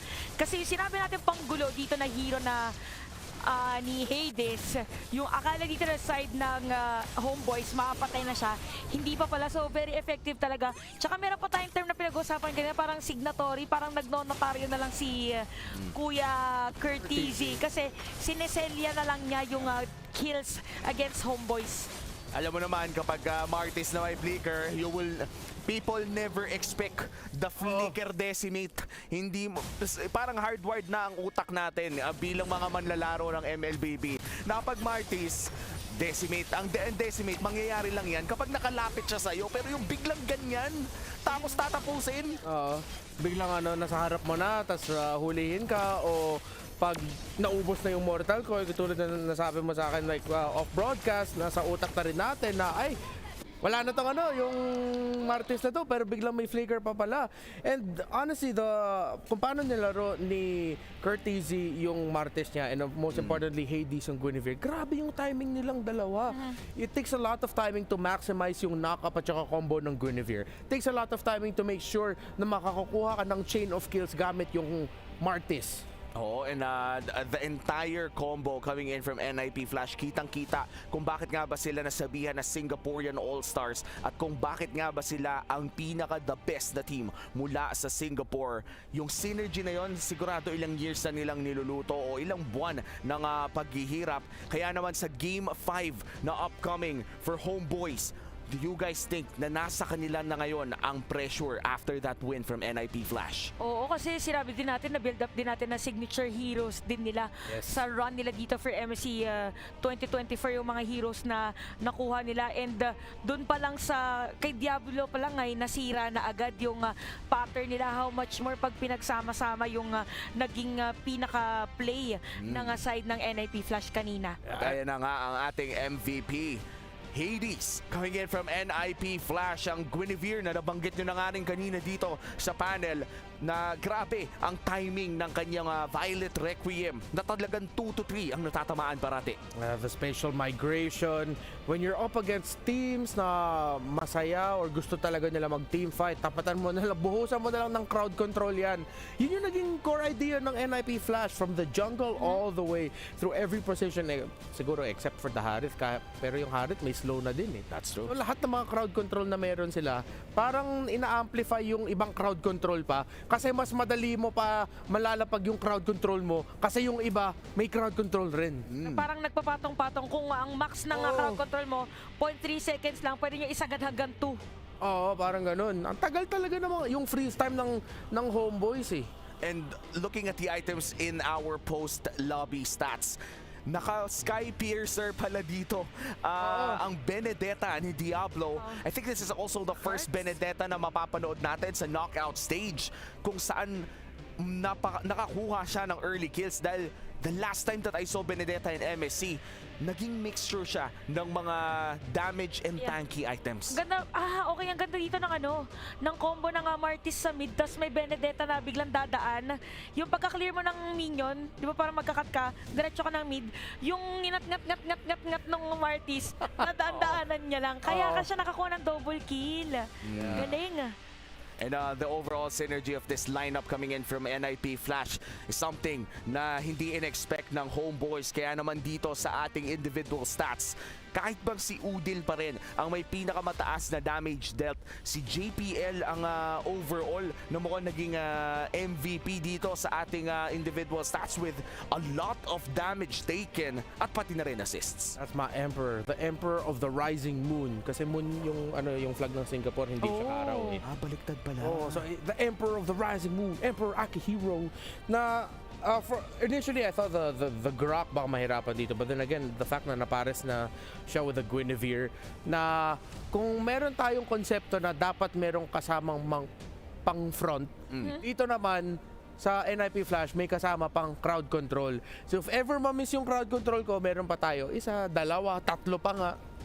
At dahil nga dyan ay hindi nakagalaw masyado ang homeboys, and si Sorn na tumitipi-tipi pa rin ay sadly kailangan mag-reset ng bahagya as we enter the 5th and final game of today. Kahapon sa knockout stage day 1 ay gantong-ganto din ang ating natunghayan. The last series going to the last game. But for this time around, 2 regions na naman ang ating makikita at 1 ang kailangan umuwi. Mag-scan kayo ng QR code dito sa ating yung graphics sa baba para pagandahin ang MLBB Esports ng magkakasama. Next time, lahat ng mga feedback nyo, hindi nyo alam, baka may makalusot at baka makita nyo sa susunod na broadcast ng MLBB Esports. Sa ngayon, hihintayin muna nating magpalamig ng saglit ang ating mga manlalaro dahil papasok na tayo ng game number 5. Muli nga pala si Umi, kasama dito si Redmar at Chantel. Magbabalik ang MSC 2024 knockout stage after a short break.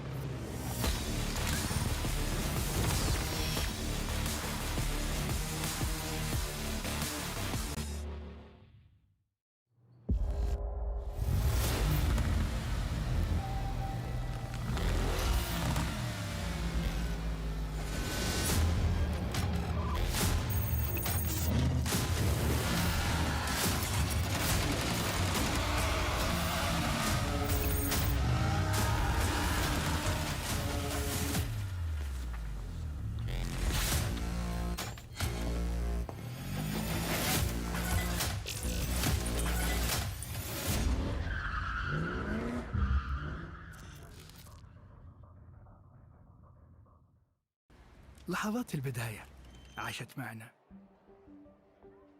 كنا نحسبها وقت للتسلية بس. نحسبها بس ذكريات.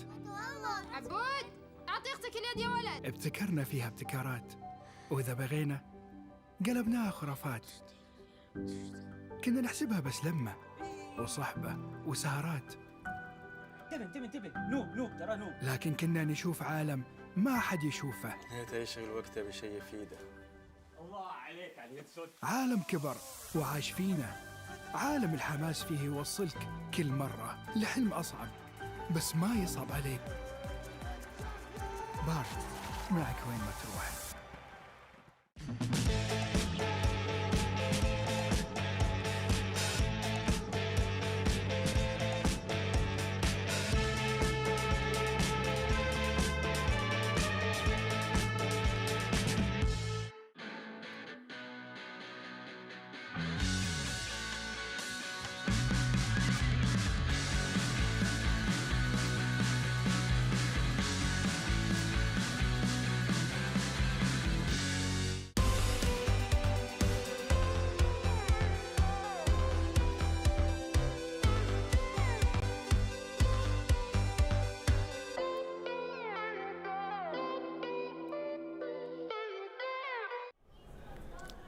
Welcome to the final game of MSC 2024 Knockout Stage Day 2. Fifth game na of this best of 5 series between NIP Flash at pati na rin Homeboys. Kami pa rin ang inyong panelist. Ako nga pala si Umi, kasama dito si Renmar at Shantel.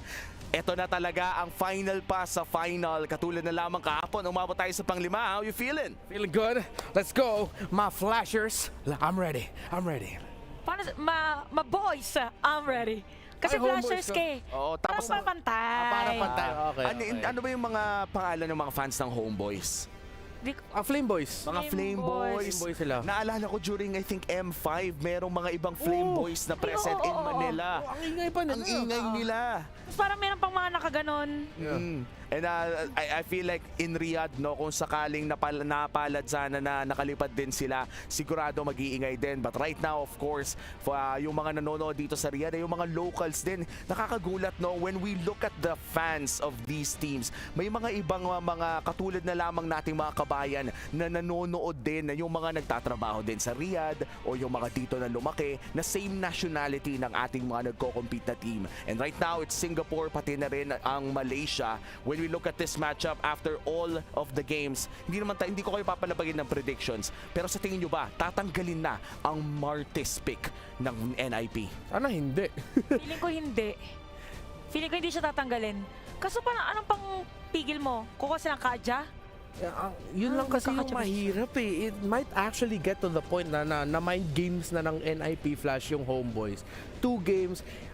Kung isipin mo, ever since MPL Singapore, undefeated yung Martes na yan, ha? Kasi sobrang niya, sa totoo lang parang ginawa niyang sira yung game. Oo. Kasi parang maling code siya. Oo. Na hindi, para siyang bug, na hindi pa nade-detect, ganon. Oh, pero hindi talaga bug. Ang lupit lang talaga ng kung sino man nag-isip ng Martes mid na yan. Alam mo, following the Martes mid suggestion, parang hindi na malayo makakita muli ng Teris Lamid. Ay, nagtatapat din naman sa XP lane, yung dalawa. Lipat lang pwesto. Lipat lang ng pwesto. Mid lane, parehas may wave clear, parehas malakas ng early game.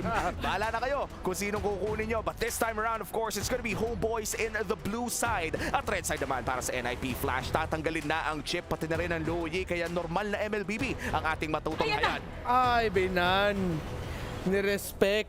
Ito yun. Ay. Respect the Martes on a Thursday. Para sa akin sa NIP Flash though, if I would want to surprise first 2 picks sa Homeboys, maratel sila. Actually no, keep the Ruby. Sana NIP Flash first phase may Guinevere na sila. Let's see. The Harith taken away. The Roger is open para sa Homeboys. Kukunin kaya ito ng mga Malaysian boys natin dito?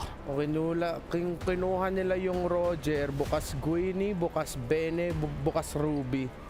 At this point, if I'm NIP Flash, and alam mo, isipin ko na dito yung draft ng NIP Flash na hindi naman ako nahiya sabihin, fan ako ng ng NIP Flash eh.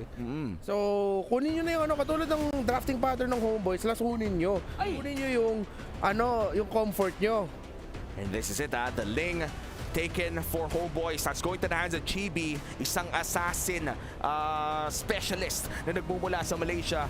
Renmar, na may mga nabanggit kang hero para sa NIP Flash, pero mukhang Valentina Cho ang magiging mapipili dito ng NIP Flash. Valentina on Courtesy. Hindi ko alam kung ilang beses ko nang nakita to, parang hindi gaanong madami. If I'm Courtesy here, gagawin ko yung ginawa ni Rosa kahapon. Kunin niya yung Tempest of Blades. Tempest of Blades, yes. Para pwede niya rin gamitin pang out. Pang micro kasi yun eh. Yung ikaw yung tina-target. At saka hindi lang pang out. Yung ginagawa ni Rosa kahapon ng Fire Flux is gagamitin yung Tempest of Blades para maabot yung backline. So paglapag niya, diretso siya. Hindi siya magbe-basic attack. Back to Valentina form, Shadow Strike, tas out. Oo. Pina-bypass niya yung front line. Oo. Dahil sa Tempest of Blades, na grabe, no, I wish I still see Rosa in this tournament. Pero ito na yun, Homeboys taking the far side, pati na rin ang Arlot. Looking good so far in terms of physical and magical damage.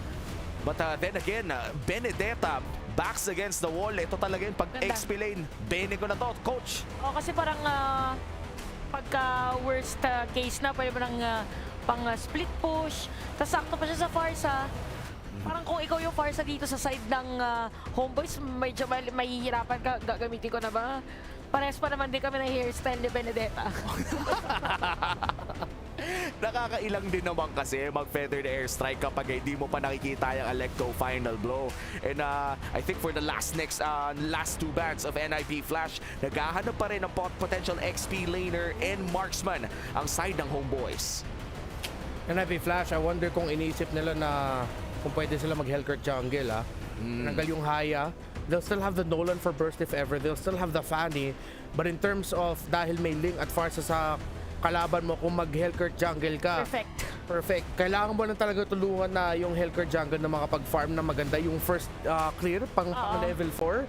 Pagkatapos nun, pwede nyo na ituloy-tuloy yun. Para hindi din mabuli. Kasi yun yung problema minsan pag Hellcurt, pagka hindi nagawa yung mga unang-unang source of gold. May hirap kasi tira yung rotation. So, pwede pang surprise ngayon. That's true. Last two bands for NIP Flash and Homeboys. Habang nag-uusap kayo kanina, chinek ko din lang, kinonfirm ko, Selangor Red Giants na nag-aabang kung sino manalo dito sa Game 5 na to. And yung mga surprises na nilabas nila ngayon, parang hindi na gaanong surprise sa time na maglalaban sila ng SRG. Na-scout na sila ng Selangor Red Giants. Grabe din pala, if ever, yung run ng Homeboys, the Singaporean team. Again, going back to the history ng MLBB Esports, may panahon na MYSG yung region. Wala pang MPL MY, walang MPL SG. Yes. Magkasabay sila sa isang region. At nung panahon na yon, si Zorn, dun niya nakuha yung unang championship niya nung Season 3, when it was still MYSG. So kaya may rivalry sila. May Roger na nalungkot ako kasi walang Hellcurt. The Roger looks to be either the gold lane or the jungle. May chance pa rin naman, I would say, considering na wala pang gold laner ang NIP Flash. This is still very much a flex pick para sa kamay ng mga Singaporeans. And Homeboys, last two picks, naghahanap sila ng potential roamer or XP laner, pati na rin marksman. Problema na, kulang na sila na magic damage. All physical na naman yung NIP Flash dito. Valentina lang yung source of magic nila. Kung mag-isa pang magic damage dealer dito yung Homeboys, hirap na to para sa NIP Flash. Ano kaya ang pwede nila kunin dito? May naiisip ka ba, Chantel? Joel, Nathan. Claude, okay. So fixated sila with the Claude. Joel though. Lason is real na. Baka ito yung Rome Joe Head Sky Piercer. Parang Saber. Yung parang nakita ko na sa RG ko. Ayoko makita pa mamaya. Tsaka pwedeng pwedeng dumiretso sa Valentina just in case. Alam mo, sa marksman. Pwede siya mag-Warcry eh. Yung missiles kasi counted as one lang. Pero yung buong combo niya, counted na yun as 3. Panghuli ng combo mo, antas na ng damage mo. Ay, dito natin malalaman ko ano nga ba ang magiging jungle or gold laner. And it's going to be the Barats that confirms na gold lane ang Roger na to.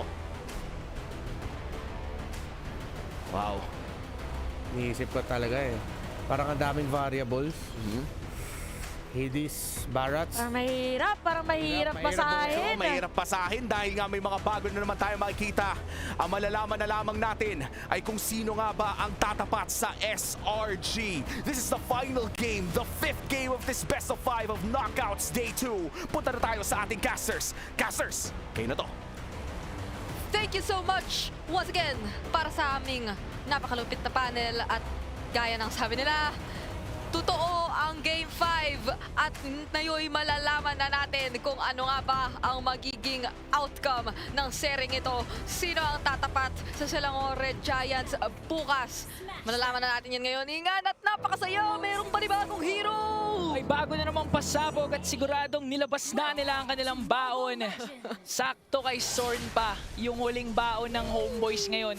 The Jawhead na alam naman natin recently adjusted at sinabi na nga ng mga panelists na, men, medyo masakit tong Jawhead na to ngayon. Hindi lang yata medyo, Ingan, parang nagpa-flashback sa akin yung instance na nakalaban ko rin to agad-agad after nung patch na parang kada smart missile niya, ang laki nung chunk na nababawas sa HP ko. Katulad na lamang na nakikita natin ngayon. Mapapa-flicker out agad-agad si JPL. Yun yung very, very crucial ginawa doon ni Sorn. That was a resource expended by JPL with the Chopa. So clearly, nararamdaman na nga natin yung adjustment sa isang Jawhead na kasabi mo nga lang, smart missile pa lang yun, level 2 pa lang. Gumuguhit na laban sa Cho. Sorn specialty talaga ang mga roamers na may halong aggression, damage na nakaka-poke at nakaka-apply ng ganoong level of pressure sa early stages of the game pa lang. So makita natin at abangan kung ano rin yung kanyang magiging item builds later on, no, using this Jawhead. Dahil ito ay ang kumbaga siguro unang beses ulit na makikita natin ang Jawhead roam in a very, very, very long time. Parang ano pa yun, naka-conceal pa siya rito, not necessarily direct hit, so baka hindi naman siya mag-all out damage whatsoever. Pero mamaya pa yan tayo magkakaalaman dahil dito naman sa gitna, mukhang na-poke once again, etong si JPL. Uy, may kinain ka agad, sinamahan pa nga ng Petrify. At si Sorn yun, sabi, anong Jawhead? Huwag ka basta-basta maglalabas sa isang crucial game ng bagong hero. Dahil baka yan yung ano mo, mapala mo. First blood will go to NIP Flash. Ginulat doon at hindi na rin nakatakbo papalayo etong si Sorn. At mukhang magkaka-advantage ang NIP Flash in securing the first turtle of the game. Napalilibutan si Udil ngayon. Gumamit na ng Electro Final Blow dito si Diablo. Naku, Tempest of Blades na force out din mula rito kay Chibi. Makakuha nga na NIP Flash ang unang turtle at parang napato nga doon si JPL. Binato na nga, tinamaan pa ng Feathered Airstrike at hindi pa tapos ang ating gera dahil NIP Flash maguti naman. Sepat ay tutumba. The action pack never stops. Kahit game number 5 na, akala mo game number 1 pa lang kasi gigil ang ating dalawang teams. At ang saya makita nung ejector. Finally. Ulit. Nakita natin ulit at nakakatuwang isipin yun. Kung meron mang mga mapubok at madadamage dito talaga, sabihin na natin si Sorn and Udil, which kung titignan mo ay napakataas talaga ng potential damage output na maipakita sa atin during the early stages of the game. That could be a potential immediate pick-off, lalo pa at ang bilis rumespo ng kanilang jungler, which is an assassin link. Tingnan mo, ayan nga binueluhan lang yung Lito Wanderer, sabay nakaw mula sa NIP Flash. Mga chibi moves eh. Chibi-chibi lang siya eh. Chibi lang siya. Tinignan lang niya eh. Sabi niya, kabisado ko na yan kahit kayo yung bumigay dyan. Kukunin ko din yan with my retry. Yun na siguro yung reason kung bakit na gano'n din, no? Conceal etong si Sorn. Kasi hindi niya nga kailangan ng initial damage. Kahit si Udil, okay na. At kung makakatakas ba naman, nandyan naman si Chibi. Nandyan yung Ling eh. So yung mga heroes na medyo mataas yung win rate when it comes to MSC 2024, like the Ling and the Valentina, nailabas ng dalawang koponan. So I expect this game to be very, very close. And speaking of close, magkakalapit na nga yung mga miyembro dun sa taas. Kaso si Sepat yung medyo napupuk at nababurst down. Mukhang inabutan pa nga ng concussive blast, kaya naman si JPL pa ang makakakuha nung kill.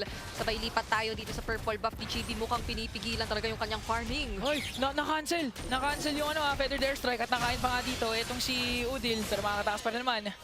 So ngayon, unti-unting lumalayo ang NIP Flash. Sinong nakakuha ng purple buff? Si Uchibi pa rin. Nakuha pa rin naman ni Chibi na Chumichibi-Chibi. Tama, Chumichibi-Chibi lang. Actually ngayon, nabanggit mo, no, na... Anong binanggit ko? Etong si Chibi-Chibi. Oh, sige. Nabanggit din kasi ng ating panel kanina na kung sino man nga ang mananalo rito ay siya ang makakatapat ng Selangor Giants bukas. And by the way, sobrang interesting noon dahil si Sekais ay isang napakalaking fan daw ni Chibi. Magmula So magkakaroon ulit sila ng pagkikita in an international setting naman this time, just in case ang Homeboys ang makakakuha ng panalo. Pero so far kasi, ang mas napapaganda ang ikot at early game ay clearly dito sa side ng NIP Flash. Oh, so minsan kasi ayaw mo din ma-meet yung mga idols mo, mga heroes mo, pero unstoppable force ginamit na. Nakasagot nga dito si JPL. Counter attack, nandun yung Sipa, pero yung Feather Airstrike coming in from Udil is gonna be enough to bring them down. Sword naman ang kapalit laban sa dalawang members na nawala for NIP Flash. Napakabilis ng mga pangyayari, Ingan. Kapag ka merong nag-commit dito ay all out brawl ang ating mga pwedeng makita. At napakataas na naman ng ating kill score kung tutuusin, lalo pat sa current meta natin na ganito na naman yung nagiging palitan ng ating mga kupunan.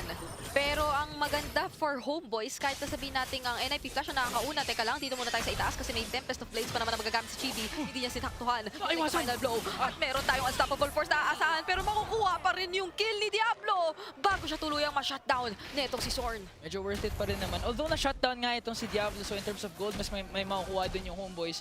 Pero that was a kill needed talaga to get Chibi to contain him, and now JPL, sinipa na nga dito si Nets, tapos kinalmot pa nga, and they will get the kill. Now, reinforcement from Homeboys, merong final slash dito si Sepata, medyo napalalim doon si JPL, pero Jit Kundo lang para makatakas, and now makukuha nila yung Tore ng Homeboys sa baba. Sinayaw-sayawan lang ni JPL doon eh. Oo. Sige, kunin ko yung atensyon nyo. At dahil doon ay nakakuha ng objective ang NIP Flash. Pero balikan natin yung ating STC replay doon nung mga micro na nanganap sa pagitan nung dalawang players natin sa top, which is si Chibi as well as si Diablo on the Benedetta. Talagang napaka-close call nun kung tutuusin. And if kung wala si Zorn, ay baka nga talagang outplay pa yun eh. Outplay pa yun kung tutuusin. Pero tingnan mo naman ngayon muna ang ating abangan for the next turtle sa pagitan ng dalawang teams natin. Ginamit na ang Feathered Airstrike. Pero mukhang magiging all-present naman ang attendance or mostly present ang attendance na NIP Flash para rito. At hindi yata yun na magiging pakay ng Homeboys. Pero si Chibi yan, na di na nga ata magko-contest. So all 3 turtles ay mapupunta sa kamay ng NIP Flash at sila din naman ay may kalamangan when it comes to kills. Pero ito na yung wall ng Homeboys ha. Okay, napalayo sila. Sabi nila parang masyado ata tayong maraming kalaban dito. Hindi natin kakayanin to. Zorn, mapapalayo doon. And NIP Flash, making sure walang sagot yung Homeboys sa kahit anong objective na gagawin nila. At wala talagang naging trade ang Homeboys doon. Sana kung isa lang yung dumaan sa bush, pero hindi lang isa, 3 yun. So unstoppable force ginamit na, so is the welcome ejector. Binato pabalik doon sa mga miyembro ng Homeboys. Na-takedown na si Hades dito, pero ang laban tuloy pa rin. Sakto sa Electo final blow yung Sipa. And the connection from NIP Flash is there. Kaya naman, papahirapan na nila itong si Chibi. Mag-e-invade at mag-e-invade na ito. Kayang-kaya naman nila. But at the same time, 4 members din naman ng Homeboys ay nandyan. Makukuha pa rin ni Chibi ang kanyang purple buff, but the problem is, ang daming kailangan kasing ilabas na resources ng Homeboys para lang makapitas ng isa. Compared naman sa NIP Flash na kahit hindi nila ilabas lahat, mapapatay at mapipitas talaga nila yung members ng Homeboys. At nawawala na rin yung unpredictability factor na meron dito, especially yung jawhead pickup dito ng Homeboys. Lalo pa at ang NIP Flash, yung mas nakapag-secure ng favorable na early game for themselves. So hindi na masyado nagiging threat yung presence ng jawhead. Though nandun naman talaga yung mga crowd control, yung mga kailangan mo talagang problemahin na potential setups and yung mga hindi may iwasang, let's say, unstoppable force. Pero napakataas na mobility na meron dito yung heroes ng NIP Flash para abalahin o isipin. Threat na yun. Purify ginamit ni Nets. Okay, nakatakas pa. Makatakas. Pero here comes trouble. Dahil si Chibi along with Sepat is there for the counter-engage. Si Hades ang kanilang next target, pero nakakain mo din dito Onas welcome. Natilay nga nila dahil with the final slash. And now nasipa pa nga si Chibi. NIP Flash, 2 members will fall down. Homeboys, nakakasagot na nga ngayon. Napaka-tricky gumamit talaga ng precise na mga ejector kapag yung mga kalaban mo ay makulit. Nakita natin yung instance kanina na kamuntikan na sana yung pahabol na kill for Homeboys. But then, na-shun po lang yung ejector na gagamitin na rin sana ni Zorn at that moment. So, hindi na sila nakakuha pa ng mga higit na trades. Pero Vanix? Makakalayo ba kaya? Pero eto na ang X-Factor coming in from Zorn. X-Zorn tuloy. Pwede na. X-Factor kasi si Zorn eh. Wala. Malaki ang kanyang magiging responsibilidad para sa mga teamfights na makikita natin later on kung magiging pabor nga ba yun sa Homeboys or kung matitake advantage ba ng NIP Flash. Pero speaking of, ito na naman ang unstoppable force. Vector hindi nagamit dahil nakain siya with Daytona's welcome. Nets, blazing duet, nakakapag-free hit at ang unang tutumba doon ay si Hades. Vanix wala pa rin sa picture, kaya naman Homeboys ang may kalamangan ngayon, pero nakaramdam itong si Chibi, makapalayo. Sepat, napapaligiran ng tatlo, pero here comes Nets. Binibigyan si JPL, pinapalayo ang NIP Flash. Walang nawala for Homeboys, pero kinailangan nila na mag-recall at mag-reset dahil marami pa rin silang na-expend just to take down the jungler of NIP Flash. Pero makakapag-transition na nga ba sila agad-agad dito sa ating Lord Objective? Dahil sinisimulan na naman ito ni Nets kahit pa paano, and wala pa tayo nakikitang player from NIP Flash na nakapwesto na around this area. So this might just be a Lord na mapapasakamay ng Homeboys, and they will successfully secure this Lord na mukhang kailangan talaga nilang sulitin para balansehin ang nakikita natin na control ng NIP Flash for the early stages of this game. Sabi ng Homeboys, sa inyo na ang tatlong turtle dahil mas importante sa amin ang Lord at iyon ang nakuha nila. Evening out the score. Ngayon, nasa kanila lang actually ang kalamangan, pati na rin ang kills. Pero again, may Arlot kasi yung NIP Flash, pati na rin Valentina. So the crowd control and the outplay potential for NIP Flash is still there.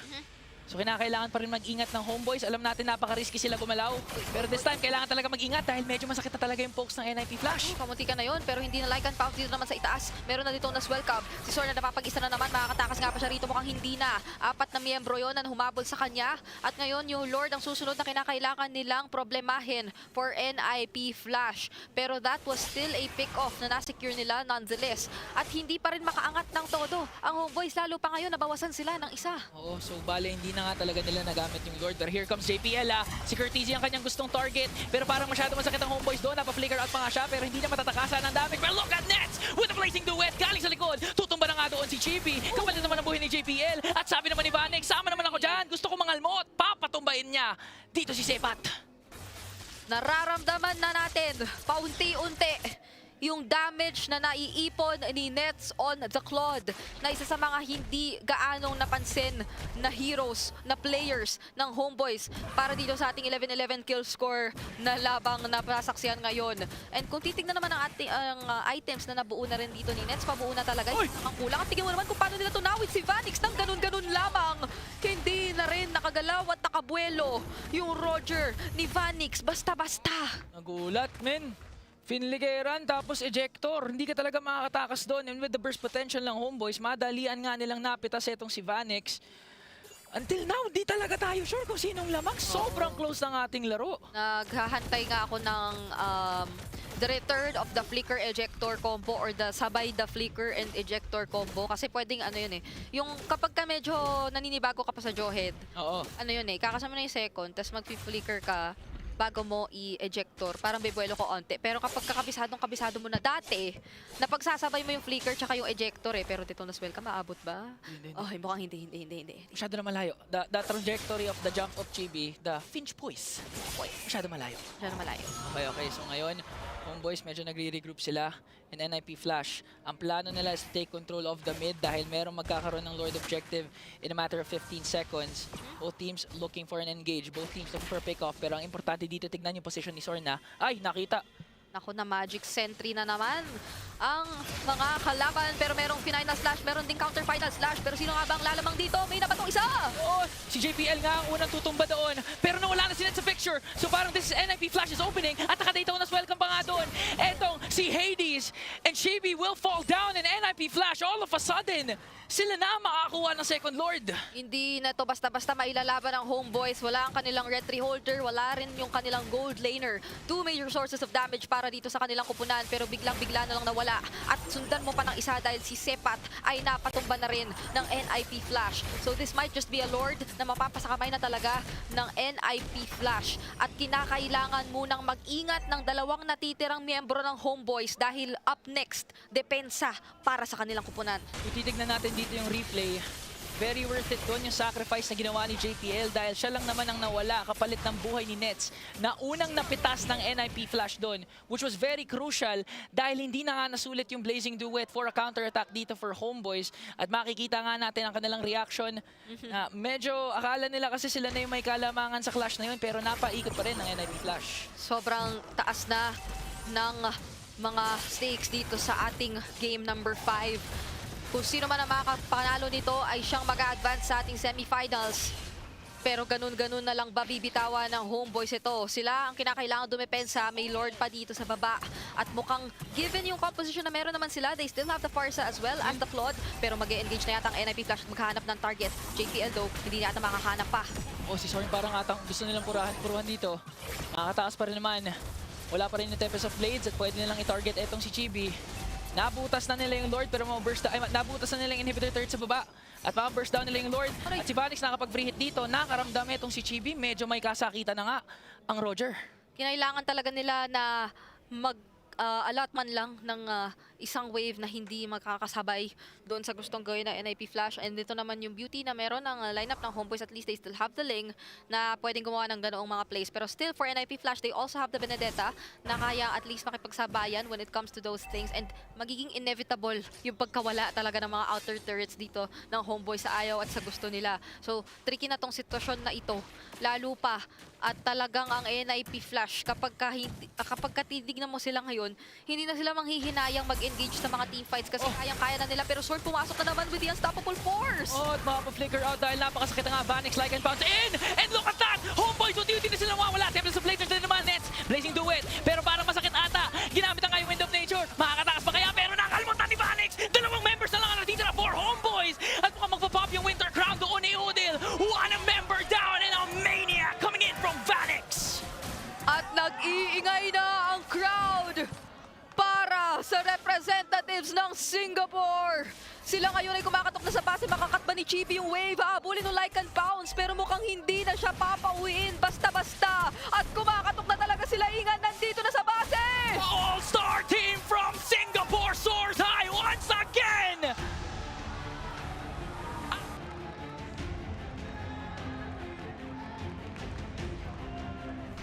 NIP Flash ang nagwagi. The all-star Singaporean team ang magpapatuloy sa MSC 2024. Singapore is going to the semifinals. Our region that struggled for so long, sinabi nila, tatapusin na namin dito yung kahirapan namin. Bubuo kami ng all-star. And they took down the Season 12 champions of Malaysia and the runner-up of Season 13. Goodbye. Go home, boys. Talagang all-star performance para sa kanila kasi lahat ng mga players ay nag-shine individually doon sa laban na yun. Napakaganda, napakalinis, and even the decision-making na yung mga moments na hindi natin ina-expect na magagawa nila at matatimingan on point. And this is it. NIP Flash ang huling team na makakapasok ng semifinals. Inaabangan ngayon ng Selangor Red Giants.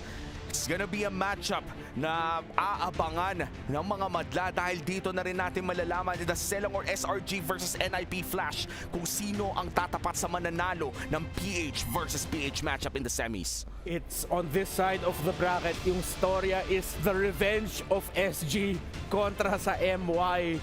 But now up next will be facing a giant. But let's focus on the victory. Grabe talaga yung pinakita dito ng NIP Flash buong serye, hindi lang sa game number 5, the whole series. Unique drafting, unique approaches, and yung sinabi mo Ate Shans, grabe talaga yung timing nila pag in the zone. Parang alam mo yun, parang alam nila kung kailan biglang lalabas yung Detona's welcome. At ayun na nga kakausapin natin si Kurt Teasy. Series goes to the bitter end, to the final and 5th match of this series in the knockout stage for MSC. And NIP Flash send the homeboys on their way home, and they claim the 4th and final spot in our semifinals. And here with us today, Kurt, congratulations! You were able to send homeboys home, and you were able to match Singapore's best finish since Impunity SG back in MSC 2017. How do you feel about this competitive landscape and bringing Singapore back on the map? Masaya po kasi po kami yung magre-represent sa Singapore and first time ko din po makaapak ng gantong sa place po. He's really happy that they're able to represent Singapore, and it's his first time to be able to be here on the international stage. What about the competitive landscape? Mas dumali po kasi po wala siyang lower bracket. parang kaya po naming malasan, ganun. He says it's easier now without the lower bracket because they're able to be the poison of the group. I like that. There's a surprise factor, a surprise element here at the MSC. And like we said, we started this with a wild card. Our homeboys managed to make it all the way to top 8. And then when we're looking towards the knockout stage, one opportunity only. And you guys managed to seize that. But I have a question for you. So now your next opponent is going to be Selangor Red Giants, the undefeated champions of MPL Malaysia. How do you feel going up against a team that hasn't lost a series in over 100 days? Feel ko po, kakayanin po namin. Since nabuild po kami ng momentum and Malaysian team po ulit sila. He feels that they're able to defeat them because Singapore was able to build momentum. And you know that you can beat another Malaysian team. And because of what you've done today, you will now receive your opponent's golden key. Homeboys, you may now proceed to Kurt to hand over your key. This symbolizes your success in this tournament. Thank you so much. And this symbolizes the end of the journey for homeboys and the continuation of the journey for none other than NIP Flash. And ladies and gentlemen, we finally have our top 4 teams. We have NIP Flash going up against Selangor Red Giants and Liquid Echo taking on yet another Filipino team, and that is going to be an incredible day, and I cannot wait. But don't forget this right here. This key, it's not going to be intact for much longer because you have another task ahead of you today. You get to apply 5 tons of pressure to that key in a few short moments. So tell me, how do you feel about that as well? That's going to be quite an interesting touch, I want to say, to this tournament as well. Anong pakiramdam na ngayon hawak mo to at mamaya dudurugin mo yan, yung golden key na yan? Hindi ko po alam. He can't express himself right now. He just knows that he's really happy. Congratulations, and we're looking forward to seeing you in the semifinal.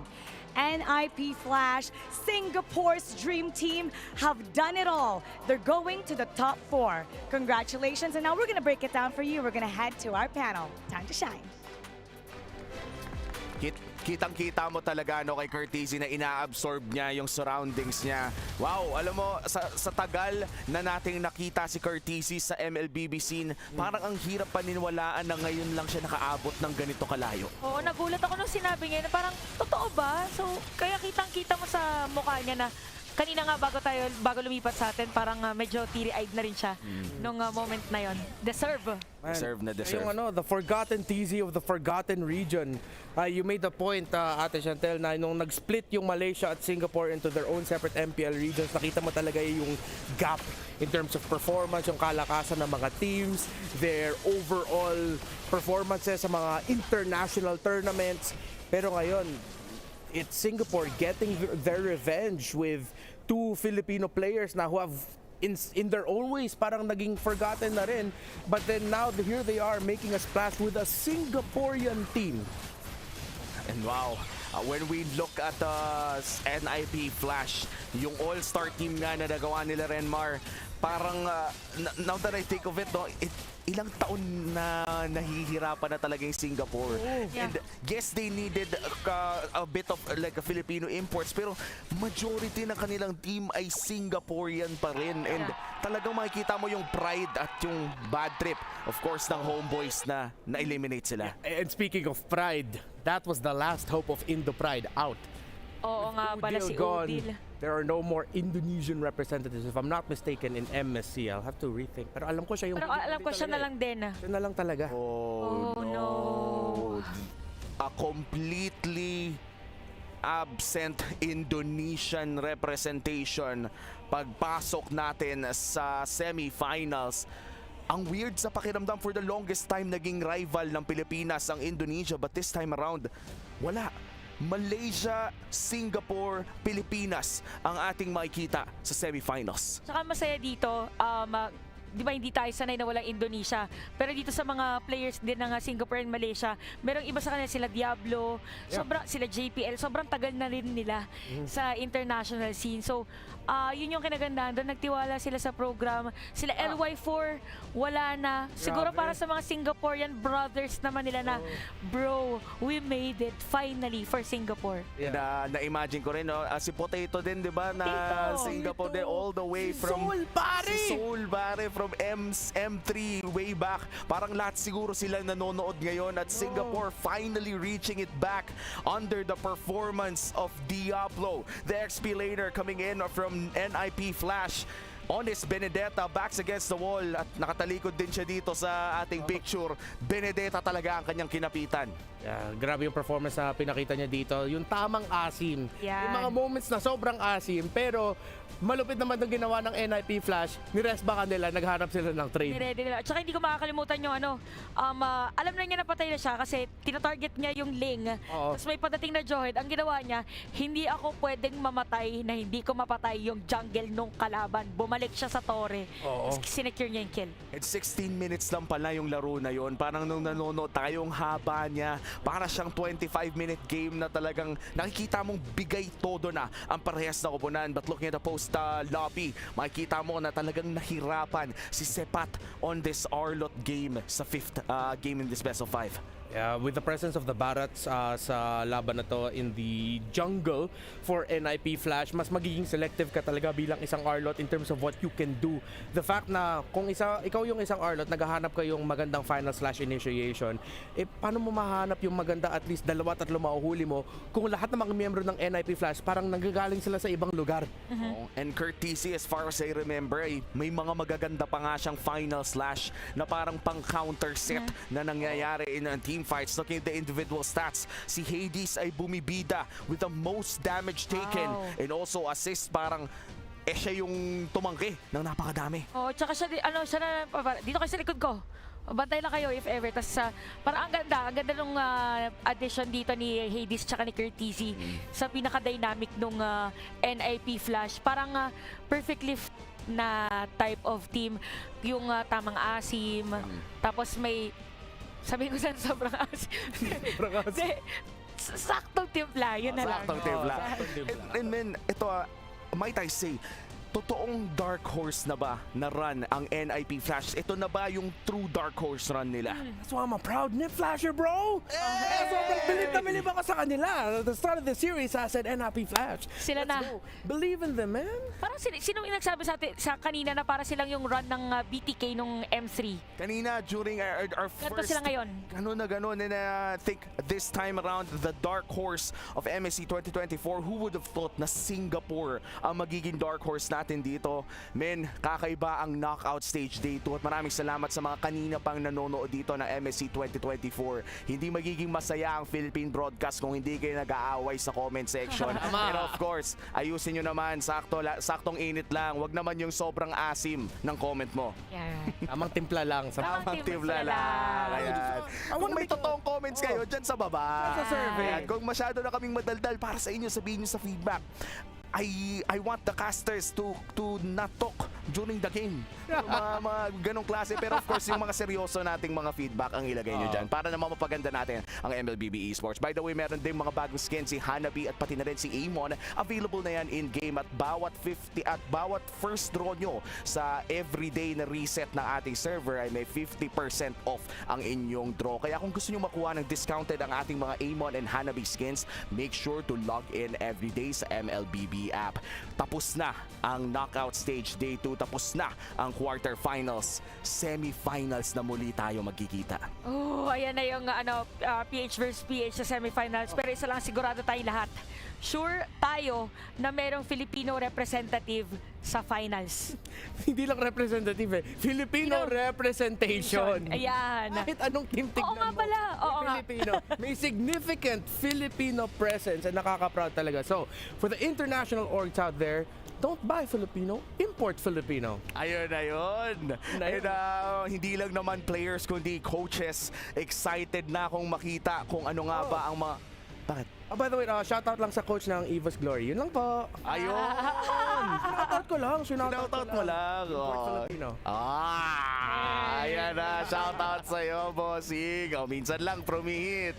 Wala naman na kasing At this point for Indonesia, of course, medyo malungkot tayo for such a big market region as Indonesia na nawalan na sila ng representation. Pero parang para sa akin wake up call ito para sa Indonesia na nakasunod na ang buong mundo. Yeah, man. I mean, like, to be real, naramdaman din natin yung lungkot ng mga Indonesian casters natin na nandito rin. Like, kaibigan natin sila. And of course, we have Filipinos in those Indonesian teams. The elimination of Fnatic Onyx, masakit. The elimination of Eva's Glory, masakit.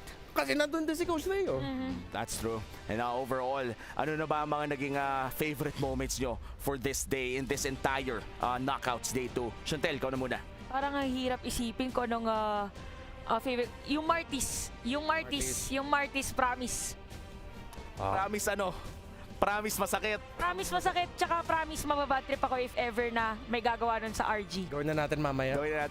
Habang nasa Saudi server pa tayo, hindi nila ma-expect yan. Right. Surprise Martis mid. Pero men, the Martis mid, I wouldn't mind at this point. Basta marunong yung Martis mid. Basta alam yung gagawin pagka mid kasi baka yung gawin ng iba.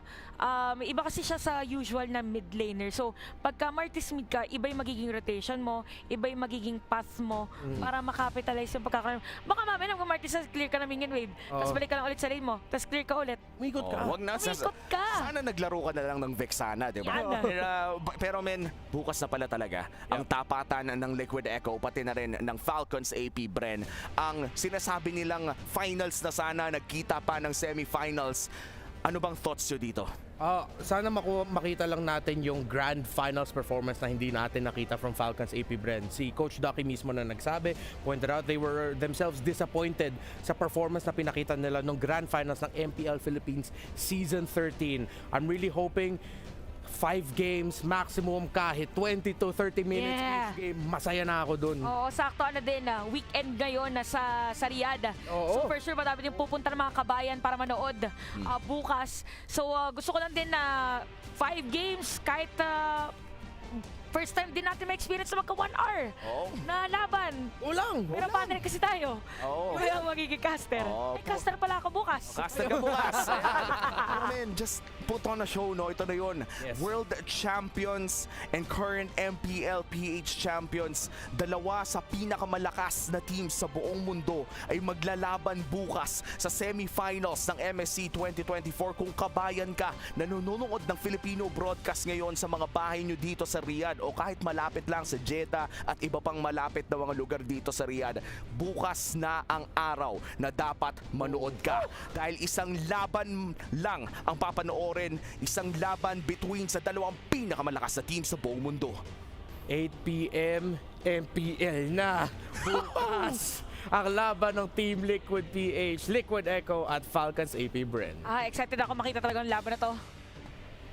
Ito na yun kumbaga wala na talagang lalaban pa na ibang teams. Kung tutukusin, parang preview na sana to na magiging finals natin. But once again, ang ating PH versus PH para sa lahat ng mga nanonood na Pilipino dito ay semi-finals magkikita. Wala tayong choice, may isang mawawala. At saka ang kinagandahan dito is sa other group naman natin is dalawang team or dalawang bansa yung naglalaban para matuloy pa rin dito sa ating tournament. So for Malaysia, yung mga players doon ay first time din nila. Karamihan sa international, if I'm not mistaken, first time pala talaga nila sa MSC.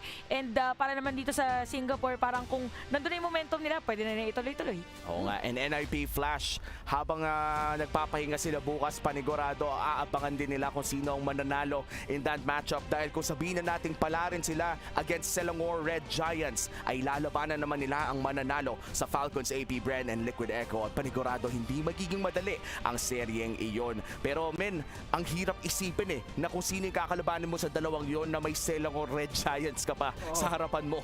Yeah, SRG, of course, they'll try to continue the unbeaten run. At this point, hindi ko nasasabihin na sure win to para sa SRG. Nahirapan sila against Fireflux. Again, Fireflux is the team that NIP Flash swept noong group stages. If NIP Flash can sweep Fireflux in 2 very quick games, what more can they do to the Giants of Malaysia? Dito natin malalaman no, kung lason nga ba talaga ang NIP Flash. At nabanggit na nga rin naman ni Curtisi sa interview nila mismo na ang dali daw, mas dumali ang bracket nila ngayon dahil walang lower bracket. Mas madali daw man lason. Oo, kasi mga heroes nga nila is parang hindi mo na i-expect. Tsaka parang ikaw din mismo ay mahihirapan ka isipin kung paano nga ba talaga kukontrahin yung ganong klase mga heroes na pinupull off nila. And what if meron pa palang ibang mga heroes unlike aside from Martis na pwede nilang ilabas? Kasi si Curtisi, ang dami na niyang pinagdaanan din na di ba nag-jungler din siya before? Nag-umpisa siya as a jungler. So malawak ang kanyang hero pool, kaya mga ganong heroes kung playable naman or doable sa may middle lane, bakit hindi?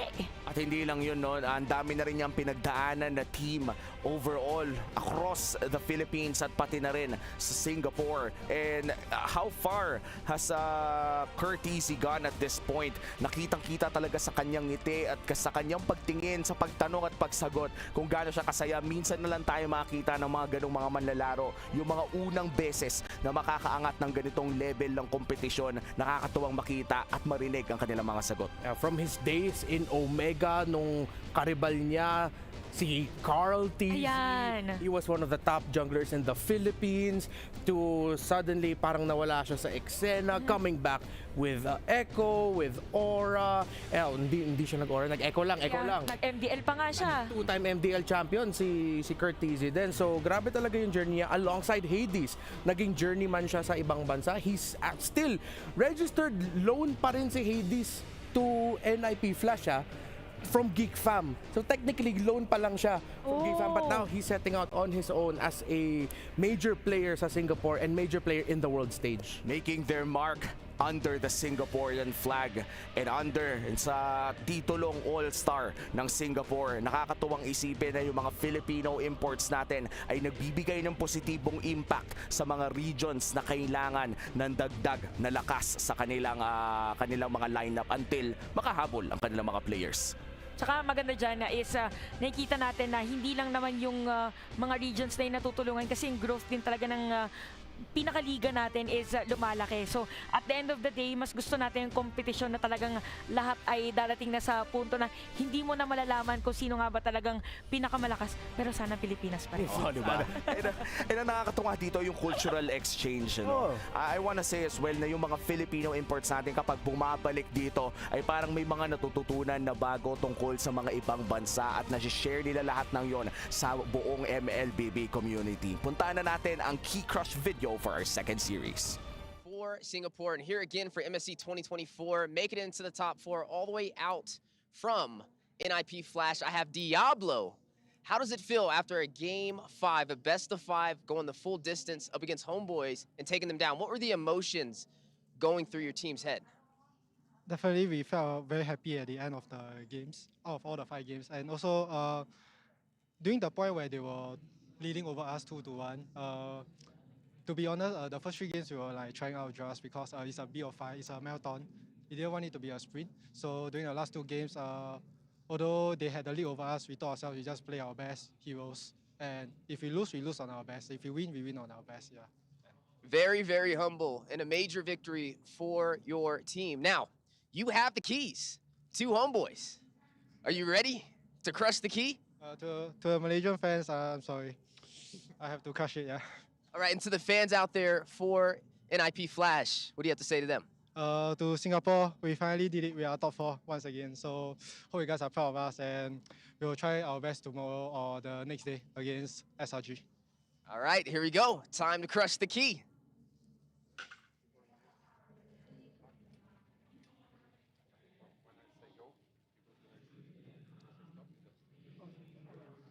All right, and as the key is getting ready to be crushed, an amazing victory for NIP Flash, our hardest battle in MSC 2024, taking down Homeboys, the team that made it all the way through the wild cards, but stopped right before top 4.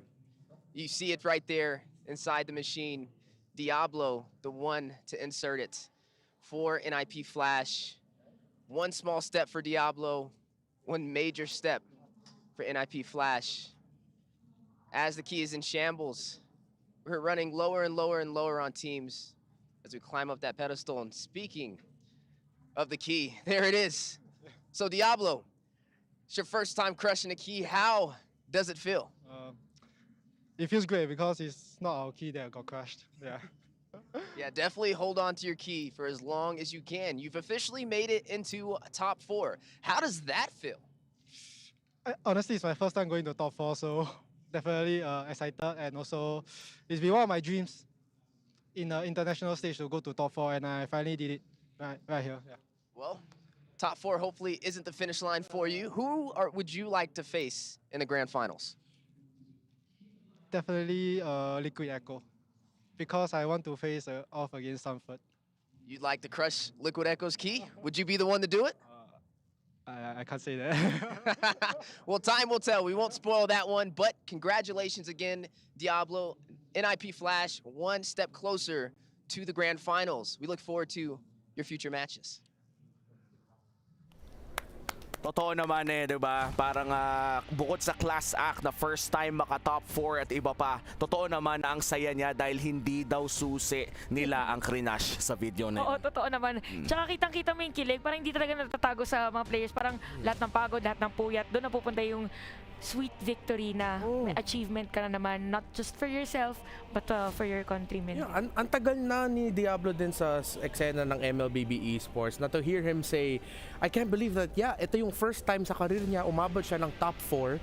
And for him to say na out of all the players, it's him to say, hey, Singapore, we're in the top 4 again. Parang poetic, sobrang poetic talaga. Yeah, hits diff. Oh, hits kumbaga. Buong ko yung taga-Singapore nung sinabi. Ako rin parang lumambot bigla yung parang ito, sana Singaporean ako. And, grabe no, ang hirap hindi maging fan ng NIP Flash after those interviews, after that entire series against Homeboys. And right now, I just have to say for Selangor Red Giants, entering this matchup mukhang mas lalo pang solidify yung pagiging Goliath ng Red Giants against the dark horses of our tournament, NIP Flash.